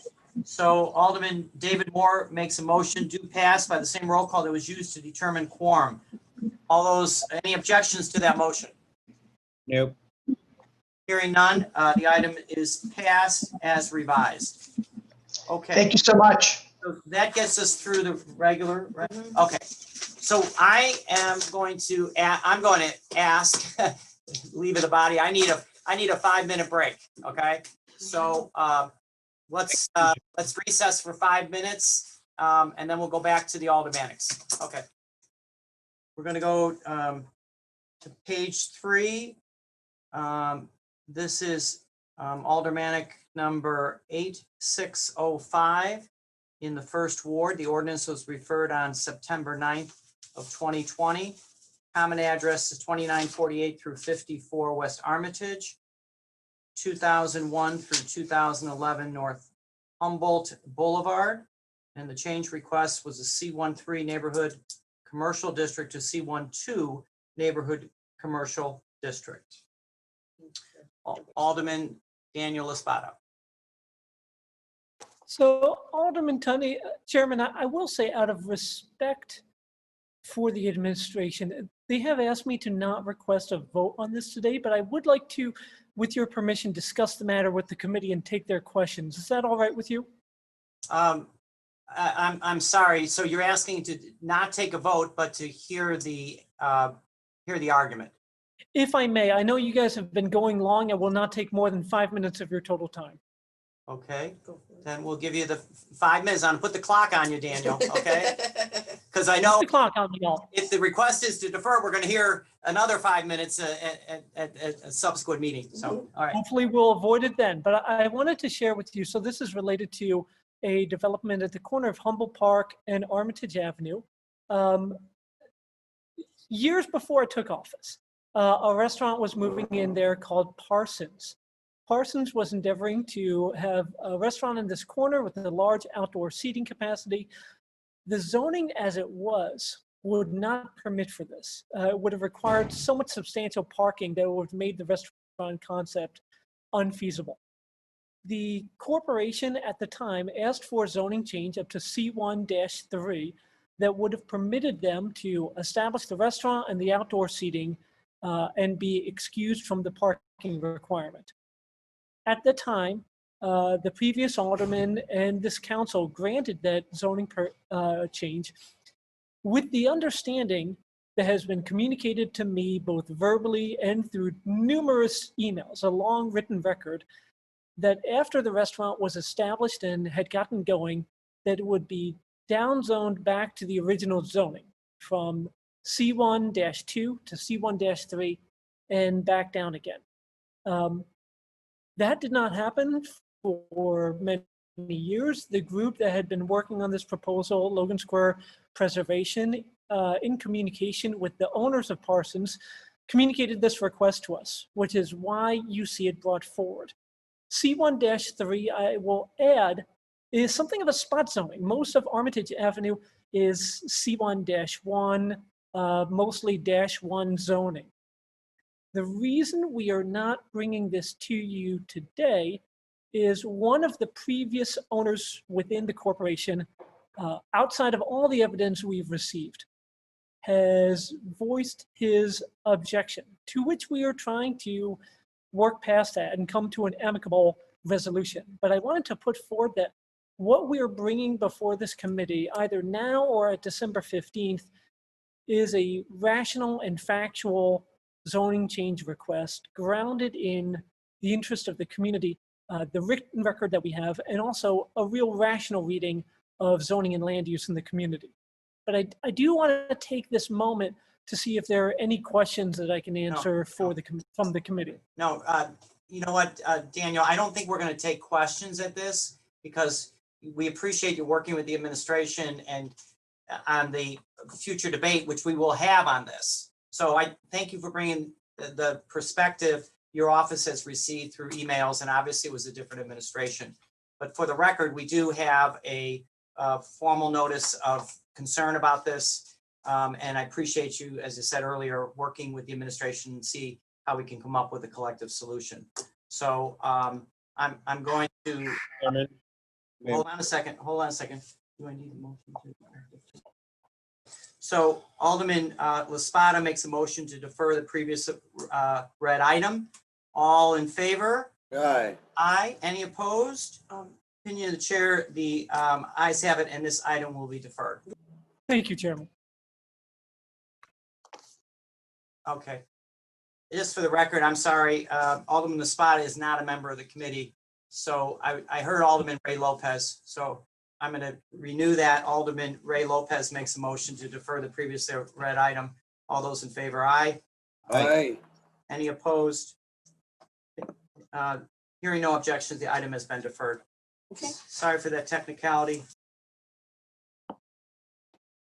Now, page 1 of the revised agenda is item Aldermanic 8606, 17th Ward. Ordinance was referred on September 9th of 2020. The common address of this Aldermanic is 1820 through 1830 West 69th Street. And the change request, an RS3 residential single unit detached house district to a B31 community shopping district.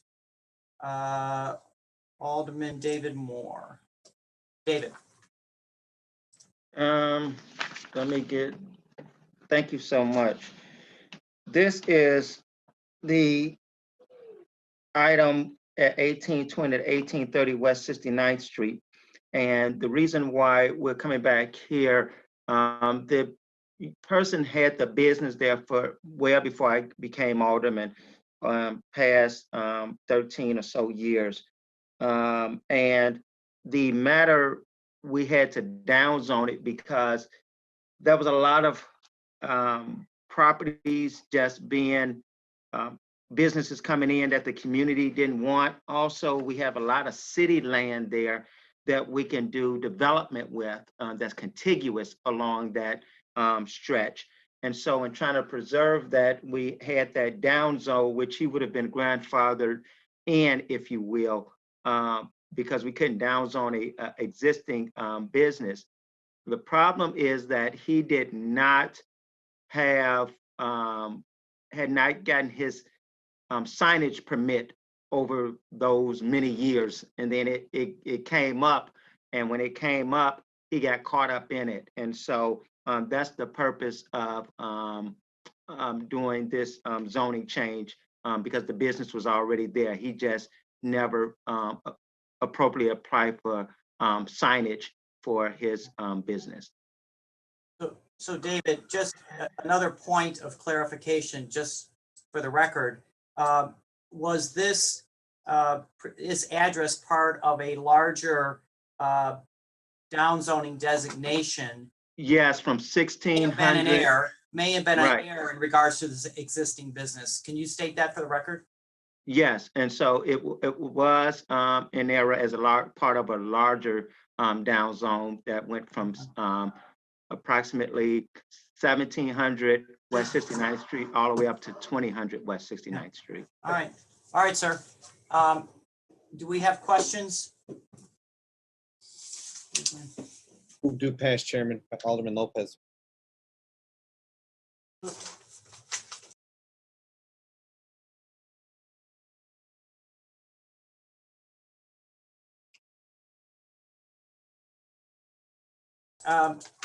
Alderman Ray Lopez makes a motion to pass on this item by the same roll call that was used to determine roll call.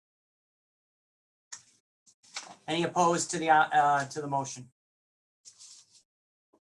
Hearing none, this item is passed. Thank you, David. Now we're staying with you, though. Let me see. Second item on page 1. Item Aldermanic 8610, 17th Ward ordinance was referred on September 9th of 2020. Common address of this item is 2437 through 51 West Lithuanian Plaza Court, 6900 through 6908 South Artesian Avenue, 6905 South Campbell Avenue. And the change request is a B12 neighborhood shopping district and C11 neighborhood commercial district to a B22 neighborhood mixed use district. Alderman David Moore. Yes, thank you. And what's interesting about this, along that strip, there are several within that area identical properties with this B2-2 designation. The situation here is that these properties have been vacant for so long, and we have a developer that's coming in to want to rehab them, bring them back online, and do some great work in that area that is much needed. So, and you have residential units. We need some more affordable housing over there. So this would be very helpful if the committee gave the approval on this. So thank you. All right, questions for the Alderman? Move. No further questions. Can I get a motion? Did I hear that? Alderman Dowell makes the motion to move to pass on the same roll call that was used to determine quorum. Any objections to the motion? So move. No objections? Hearing no orders, the ordinance is passed. All right. Now we are going. Thank you all. Thank you, David. Alderman Dowell. Now we're going to Alderman Dowell. Her document number is A8609, 3rd Ward. Ordinance was referred on September 9th of 2020. The common address of this is 63 through 79 East 36th Place, 3632 through 3674 South Michigan Avenue, 3641 through 3675 South Michigan Avenue, 3650 through 3658 South Indiana Avenue, 3664 through 3674 South Indiana Avenue, 3631 through 3649 South Indiana Avenue, 3655 through 3657 South Indiana, and 64 through 210 East 37th Street. The change request: an RT 3.5 residential 2-flat townhouse and multi-unit district, B33 community shopping district, and C13 neighborhood commercial district, all to an RM5 residential multi-unit district. Alderman Pat Dowell. Thank you, Chairman Tunney. As you can see from what the chairman read, this is a hodgepodge of zoning classifications and what is basically a residential area in the 3rd Ward. This is the area just east of the police headquarters, leading down Michigan, Indiana, 36th Street. I'm asking for your favorable consideration to make the area consistent in its zoning for planning purposes. Questions for the Alderman? No question. So moved by Alderman David Moore. All right, hearing no questions by committee members, Alderman David Moore moves do pass by the same roll call that was used to determine quorum. Any objections to that motion? Nope. Hearing none, the item is passed. Thank you very much to the committee, and thank you, Mr. Chairman. Thank you.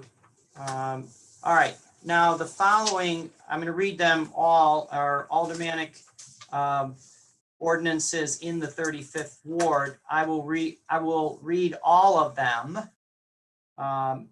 and then we will take them all in one full swoop, I should say.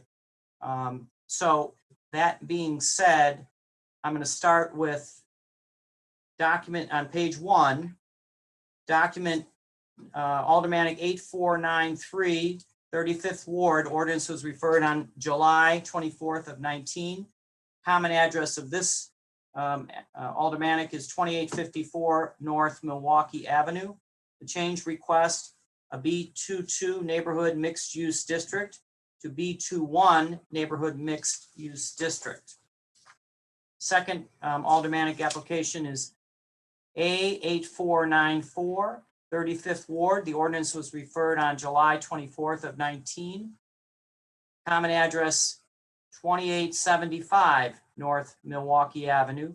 And the change request is B22 neighborhood mixed use district to B21 neighborhood mixed use district. Next item, number A, is an Aldermanic application 8495. Ward. Ordinance was referred on July 24th of 19. This common address is 2832 through 2834 North Milwaukee Avenue.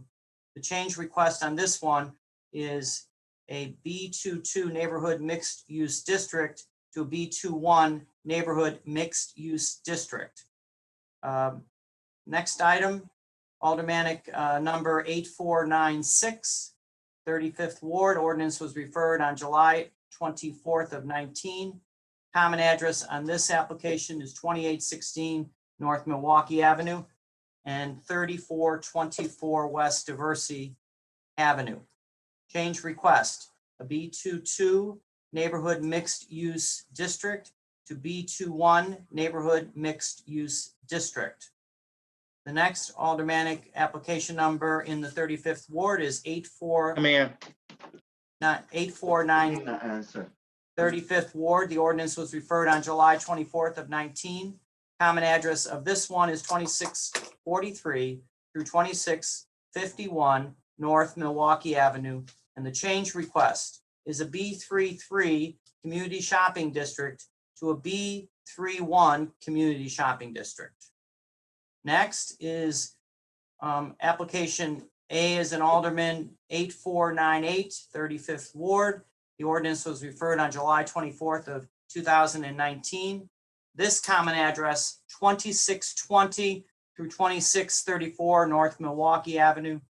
The change request, B33 Community Shopping District to B31 Community Shopping District. The next item is Aldermanic Application 8499, 35th Ward. Ordinance was referred on July 24th of 2019. The common address 3334 through 3350 West Diversey Avenue. The change request is B13 Neighborhood Shopping District and B32 Community Shopping District to a B31 Neighborhood Shopping District. Alderman, these are all Alderman Ramirez Rosa. For the benefit, you know, as I said earlier, we had received not numerous, but at least 5 or 6 letters really questioning this. And of course, those of you that were on the public comment period, we heard a couple people that were in strong opposition to this, and we heard people that were in support of it. So for the record there. All right. Alderman Ramirez Rosa. Thank you so much, Chairman and committee members. I know it's been a very long day.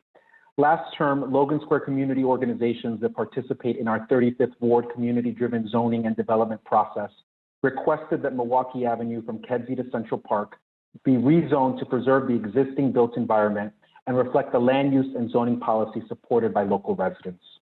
In response to this request and in line with our 35th Ward community-driven zoning process, I held a public meeting to solicit community input on the community's rezoning proposal. Over 150 people participated in the meeting, and an overwhelming majority, 80%, supported the rezoning. While the majority of the community feedback we received last term was in support of the rezoning, I also heard from residents and local businesses who felt the rezoning was too expansive. Listening to the community's input, I introduced a scaled back and more precise rezoning of Milwaukee Avenue at the July 2019 Chicago City Council meeting. Rather than proceeding with a blanket rezone of Milwaukee Avenue from Kedzie to Central Park, a rezone that would have impacted 99 parcels, my community seeks to rezone just 14 parcels on Milwaukee Avenue between Kedzie and Central Park. The rezoning of these 14 parcels is to align the zoning of Milwaukee Avenue with our community's land use and zoning policy that seeks to spur economic development, curb demolition of existing buildings, and preserve the existing built environment and Main Street feel along Milwaukee Avenue business corridor. These rezonings will help bring the parcel zoning in line with their existing density and use and/or the density and use of neighboring buildings, and in so doing, help preserve Milwaukee Avenue's built environment. The classification and allowable uses will remain the same, business. The rezoning will only change the allowable density. B2-2 becomes a B2-1. This will limit any future development on the parcels to 38 feet or a maximum of 3 stories, which my community has consistently said they feel is the appropriate as-of-right development for this stretch, and research shows will help us preserve this corridor's Main Street feel. This change from B2-2 to B2-1 will also bring these parcels into conformity with neighboring and adjacent parcels along this corridor, which are also zoned -1. Implementing this land use and zoning policy along the Milwaukee Avenue corridor becomes more important during this economic downturn. By aligning a parcel zoning with its existing density and use, we hope to spur economic development and investment in these properties by signaling to the market that what you see is what you get. In so doing, we hope to limit speculation and disinvestment in these properties. We are seeing effective land banking at work in the corridor, with property owners and developers sitting on empty properties that could otherwise be used productively. The rezoning of these parcels promotes the rehabbing and immediate use of existing properties, so we can see a walkable and bustling commercial corridor within the stretch's existing envelope. I've spoken several times with the law department over the last several days. Based upon those conversations, I've agreed to continue to review one item where the property owner has threatened to sue, and there are lingering questions. Although I am confident that a review of these lingering questions will find that any threat of suit is without basis, I would like to hold item A8497 until the December 15th Zoning Committee meeting to allow additional time for this review. But I ask for and appreciate the committee's support in advancing the 6 other 35th Ward rezoning items on the agenda today. 8493, 8494, 8495, 8496, 8498, and 8499. Thank you to the community groups, individuals, and businesses who participated in our community-driven process to discuss our community's land use and zoning policy along Milwaukee Avenue. And thank you to all of my colleagues that I have spoken to, an overwhelming majority of this committee that are supporting my community enacting our land use and zoning policy today. Your support is so greatly appreciated by not just me, but by my ward and community that have been working to enact our land use and zoning policy since 2017 along this stretch. You have received letters of support from Logan Square Preservation and Logan Square Neighborhood Association, the largest neighborhood-based organizations in the impacted stretch. Their volunteers have diligently worked on and researched this measure for years, and they are so thankful to see their hard work moving forward today. We were elected to represent our communities. These rezonings represent my community's land use and zoning policy, which my community seeks to enact. I ask the committee to hold A8497 and vote do pass on the 6 other 35th Ward aldermanic items before the committee today. Thank you.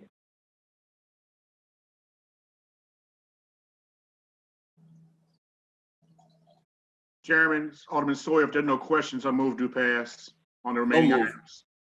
Second. All right. Alderman Riley's hand up first, and I'm calling on Alderman Riley first, and then we'll get to your motion, Alderman Sawyer. Alderman Riley. Sorry, can you hear me?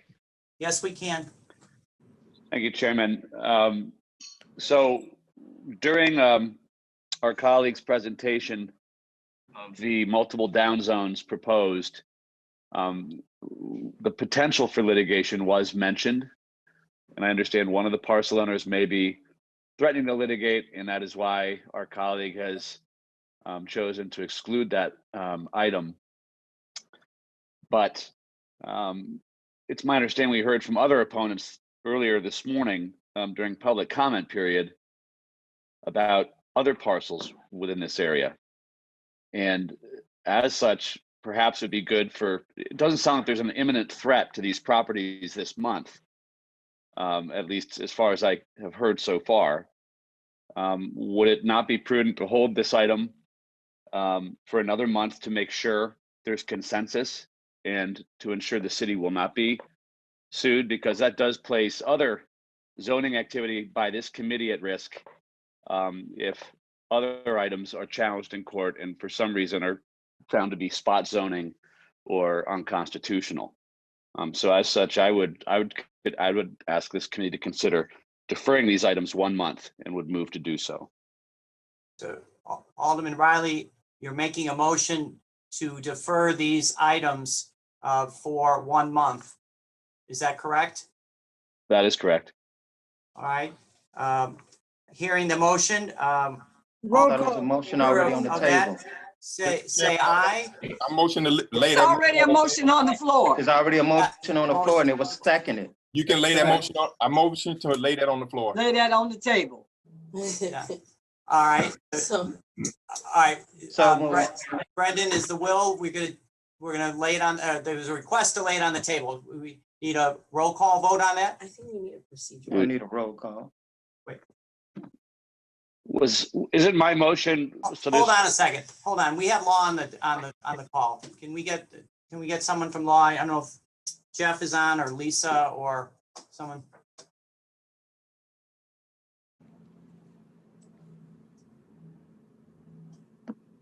Hello. Hey, Lisa's on the phone, but or is available, but I think this is a procedural issue, and I see Vicky Kraft is available, is on the call. Yes, Alderman, I'm on the call. Alderman Riley made a motion to defer these items for the month. Prior to that, Alderman Sawyer made a motion move to pass on the items. So I'm asking. Move till you move on that motion. Well, Alderman Sawyer's motion. let me hear from Vicky, please. Okay. Well, Alderman, so again, just to make sure that I have this correct, there was a motion to Do pass. do pass that was on the table. And then following that motion, there was a motion to defer. So the motion Correct. to do pass, if I understand, is a motion to move on the previous question. Is that correct? Well, the issue was that I said for the record that I did not recognize Alderman Sawyer. I recognized, as I said on the record, that Alderman Riley had his hand up. We listened to the testimony. Yes, Alderman Sawyer, who was not recognized by me as the chair, made a motion move to pass, technically without getting recognized. Right, in that case. Well, that's the Oh, truth. come on, Tom. Come on, In that Tom. Don't case, do that. Alderman Tunney, Yeah, he the had already motion- made the motion and it was two other people to second it. Anyways, Vicky, based on what I just said, whether or not my colleagues disagree with it, what is your? My opinion would be under those circumstances, the rules provide that you have to recognize the person who is speaking in order for any motion that they make to go forward. And so to my way of thinking, that would mean that the motion to defer is the motion that's currently on the table, Alderman Riley's motion. So there's a motion to lay his motion on Lay the that table. on the table. Roll Hey, call. a Hold on motion now. to lay a Hold on. question. We're gonna get through this, okay? So hold on. Alderman Beal brings up the fact that that motion of Alderman Riley was moved to move, Lay it on the table. lay it on the table, lay it on the table. Okay, so according to Rule 25, a motion to lay a question on the table shall not be debatable. A motion to lay on the table, it says, but a motion to take the question from the table may be proposed at the same meeting at which the question was laid upon the table, provided that 2/3 of the aldermen vote therefore. So those would appear to be the rules. Let's translate that for us and the members. So we do a roll call on the motion to lay on the table or the motion to defer.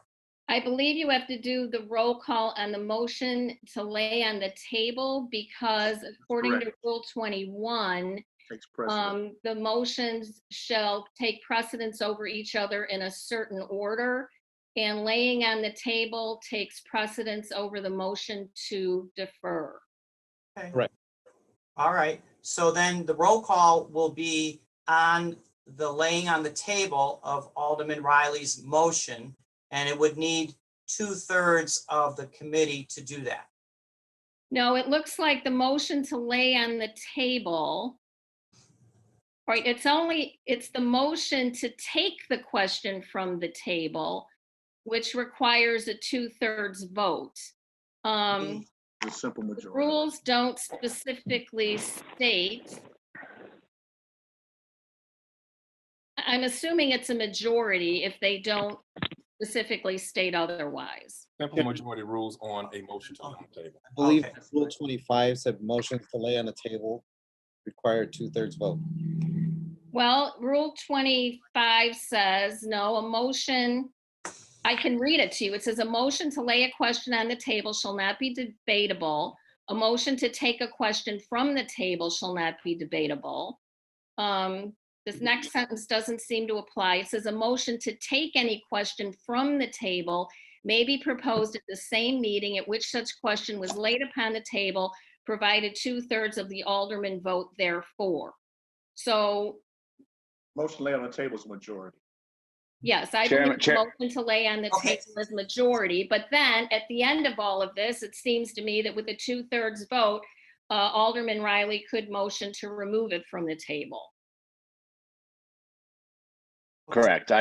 Chairman Tunney, I agree. This is Alderman Riley. I agree. Okay, well, hold on. There's been no such motion. We still have to deal with the motion Well, that's there. That's why our attorney is on the call. I told my process to the attorney, she's responding, And now I understand that we're going to take a roll call, but Alderman Riley, what is your question?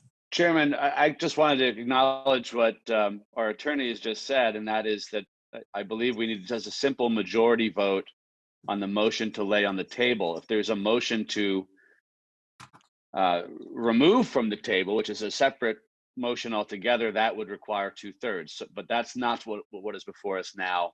I believe that a simple majority is necessary to lay a motion on the table. And Vicky Kraft, you're comfortable with that? Yes, that seems to be in Okay. accord with the All right. rule. All right, then let's take the roll call. All right, so this is on Alderman Beal's lay on the table motion. So if you are voting, correct me if I'm wrong, if you're voting yes on this, you support laying it on the table. And obviously vote no if you don't. All right, okay. Alderman Hopkins. No. And Alderman Dowell. Chairman, a yes vote means you agreed to lay it on the table, right? Correct. Yes. Okay. Alderman Sawyer. Aye. Alderman Beal. Yep. Alderman Ray Lopez. Yes. Alderman David Moore. Yes. Alderman Mike Rodriguez. Aye. Alderman Cicho Lopez. Aye. Alderman Burnett. Yes. Alderman Raboyes. Aye. Alderman Cardona. Yes. Aye. Alderman Wagasback. Yeah. Alderman Carrie Austin. Aye. Alderman Villegas. Aye. Alderman Riley. No. Alderman Kappelman. Aye. Alderman Osterman. And Alderman Haddon. Aye. Okay. And Chairman Tunney votes no. But our total is, say it again? I've got 15-3, but Well, 15 3. on the yays 15 yeas, and 3 nays. and 3 nays. So the item is, the motion was laid on the table. Mr. Chairman, And that is Alderman Hopkins. I move to defer item 497. So we're single out item number. 8497. I'm sorry, item ordinance 8497. Alderman Sawyer had a motion already. Well, wait, we first of all heard from the Alderman Ramirez Rosa, I believe, that that was one that he wanted to defer. Yes. That was 8497. Is that correct, Alderman Ramirez Rosa? Yes, Chairman. Okay, so I think that takes precedence over, first of all, so I'm going to Alderman Hopkins, who's a member of the committee, makes a motion to defer item number A8497. To defer that previously read item. And all those in favor of that. Point of information, Chairman. And that is. Alderman Rodriguez. Okay, Mike, yeah. Just a question for Alderman Ramirez Rosa. Is he in concurrence with this motion? I just want to be clear. Yes. Thank you. Thank you so much, Alderman Rodriguez, for asking. As I noted in my statement, I am comfortable with holding A8497 and holding that until December 15th. But the other 6 items, I would appreciate if they passed today. Thank you. Thank you. So, Chairman. wait, let me get back to reiterate that there was a motion to defer this item from Alderman Brian Hopkins, a committee member. So I'm going to ask all those that of committee members to vote in favor. I'm asking, are they voting in favor of deferring item A 8497? All those in favor of deferring? Aye. Aye. Those that are opposed? So in the opinion of the chair, item number A is Apple 8497, common address 2643 through 2651 North Milwaukee Avenue is deferred. All right. Excuse me, Mr. Chairman. Hold on now. This is a point of information, Alderman Dowell. Yes, can I just have the sponsor, Alderman Ramirez Rosa, just state, I know we voted on it, I want to follow this, so I want to understand why he's asking for a deferral of this item. This one particular set of addresses. Alderman Carlos Ramirez Rosa. Thank you. So this particular property owner is very litigious. He previously sued to stop my community's land use and zoning policy when we sought to build the 100-unit affordable housing development just a few feet away from here. So we know that he is willing to sue. He's done it in the past. We're going from a B3-3 to a B3-1 on this particular parcel, which is a little different from the B2-2s to B2-1s.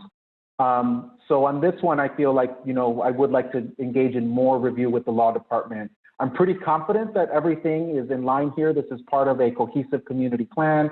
We've done our research. It's pretty clear what's going on here. But on this one, just because, he has sued in the past, I think that it's important that, we cross our T's and dot our I's and just really make sure that he has no case here whatsoever. But based upon the preliminary, thank you. Thank you. All right. Now,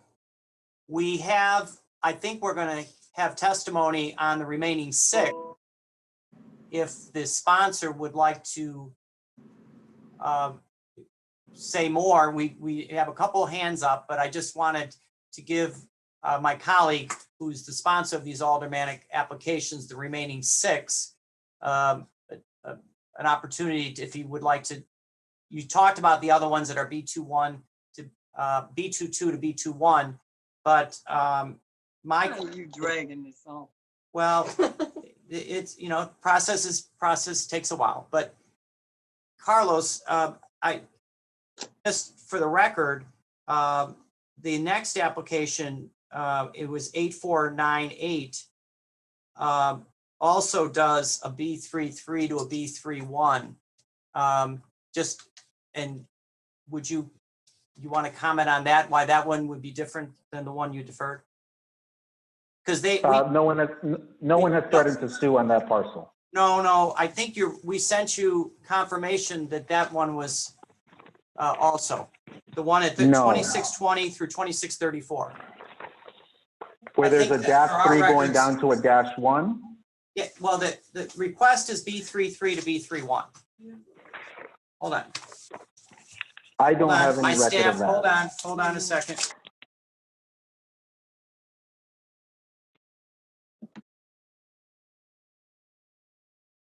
Hi, Nicole.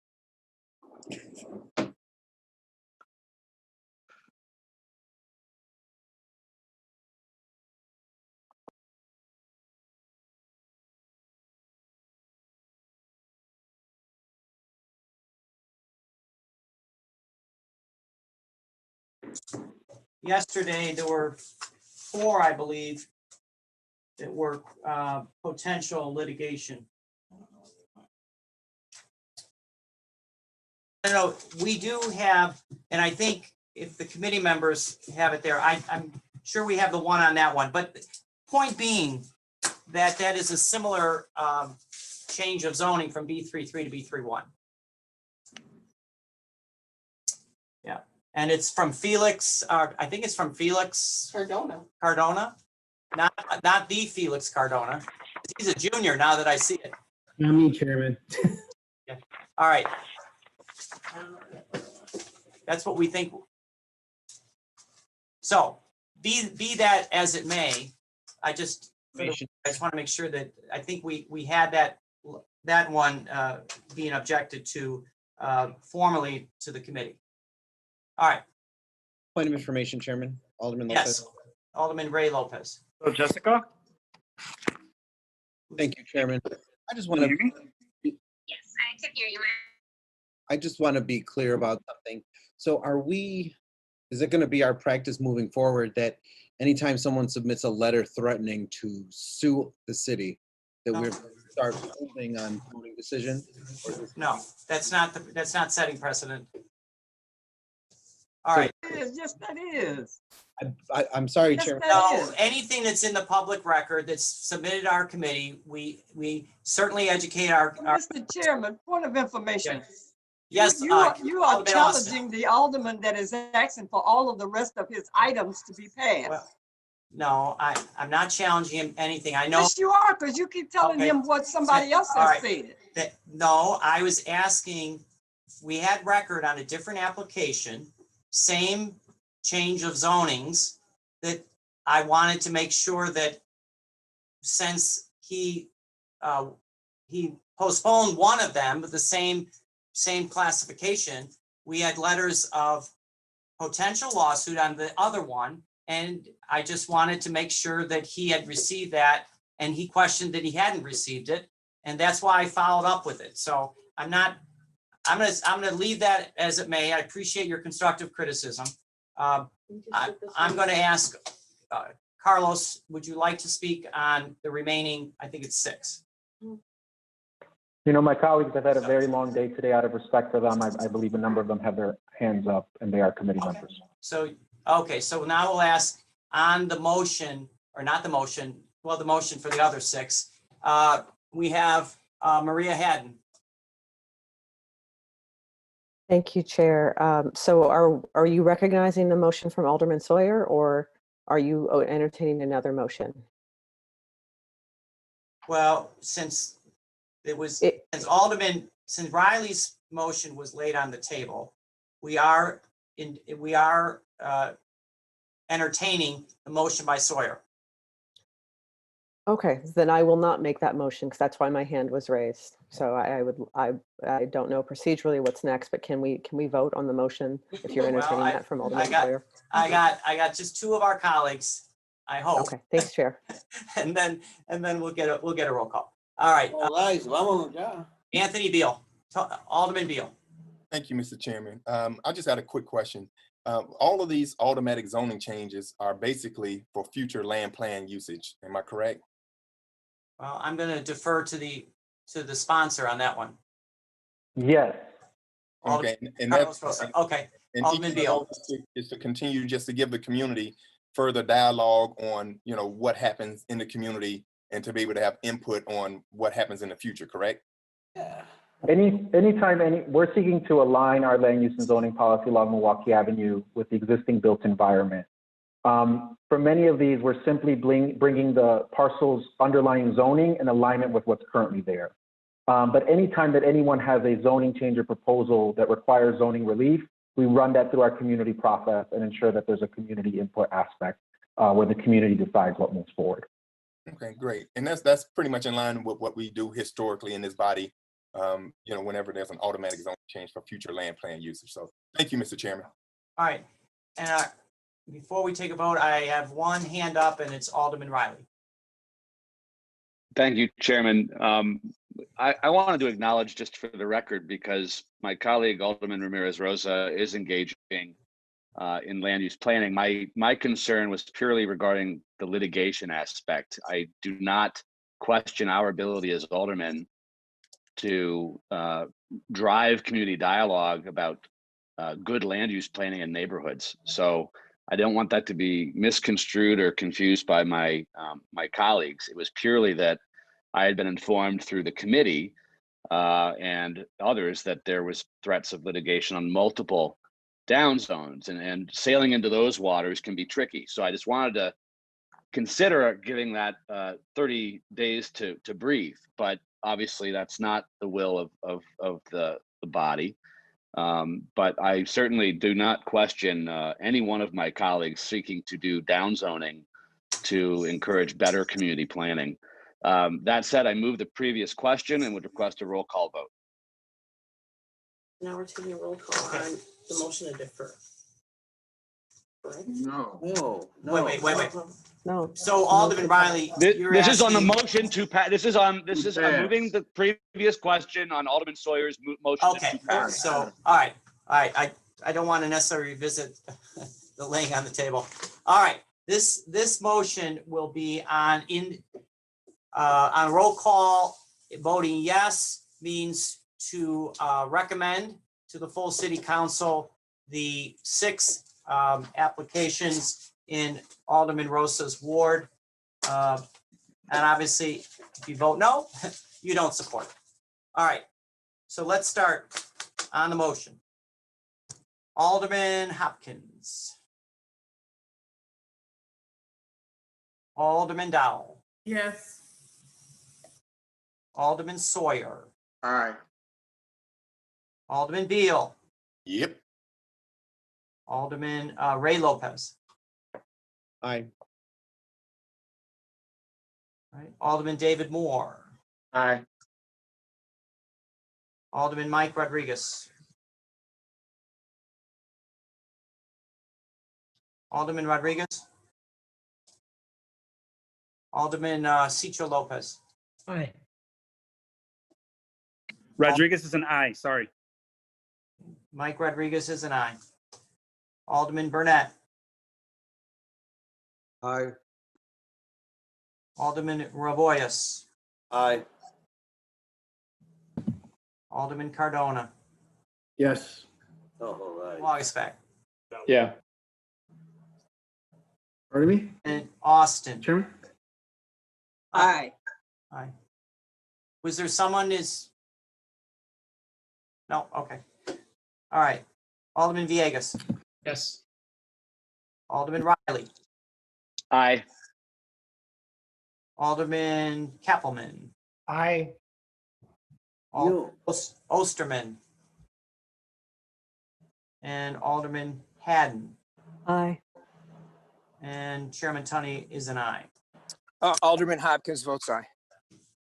19. Okay, on the motion, we have 19 yays and 0 nays. So the ordinance is passed and will be recommended out to the council On December 16th. on the 16th. Now, just, Nicole, I just wanted to bring her into the picture because we're not going to re-argue the question, but on the question about when a lawsuit is potentially threatened, members of this committee know that it has been done at least 2 or 3 times. We had an issue about the double door, which we deferred to the zoning committee to get further study. And we also did it, I believe, with more recently with Nick Spizzato on the Copernicus Center, if I'm not mistaken. Or which one? It was Lawrence and Austin. Lawrence and Austin. So while answering Raymond Lopez's question, every application is going to be studied on its own merit, and it'll be the wish of the body as to how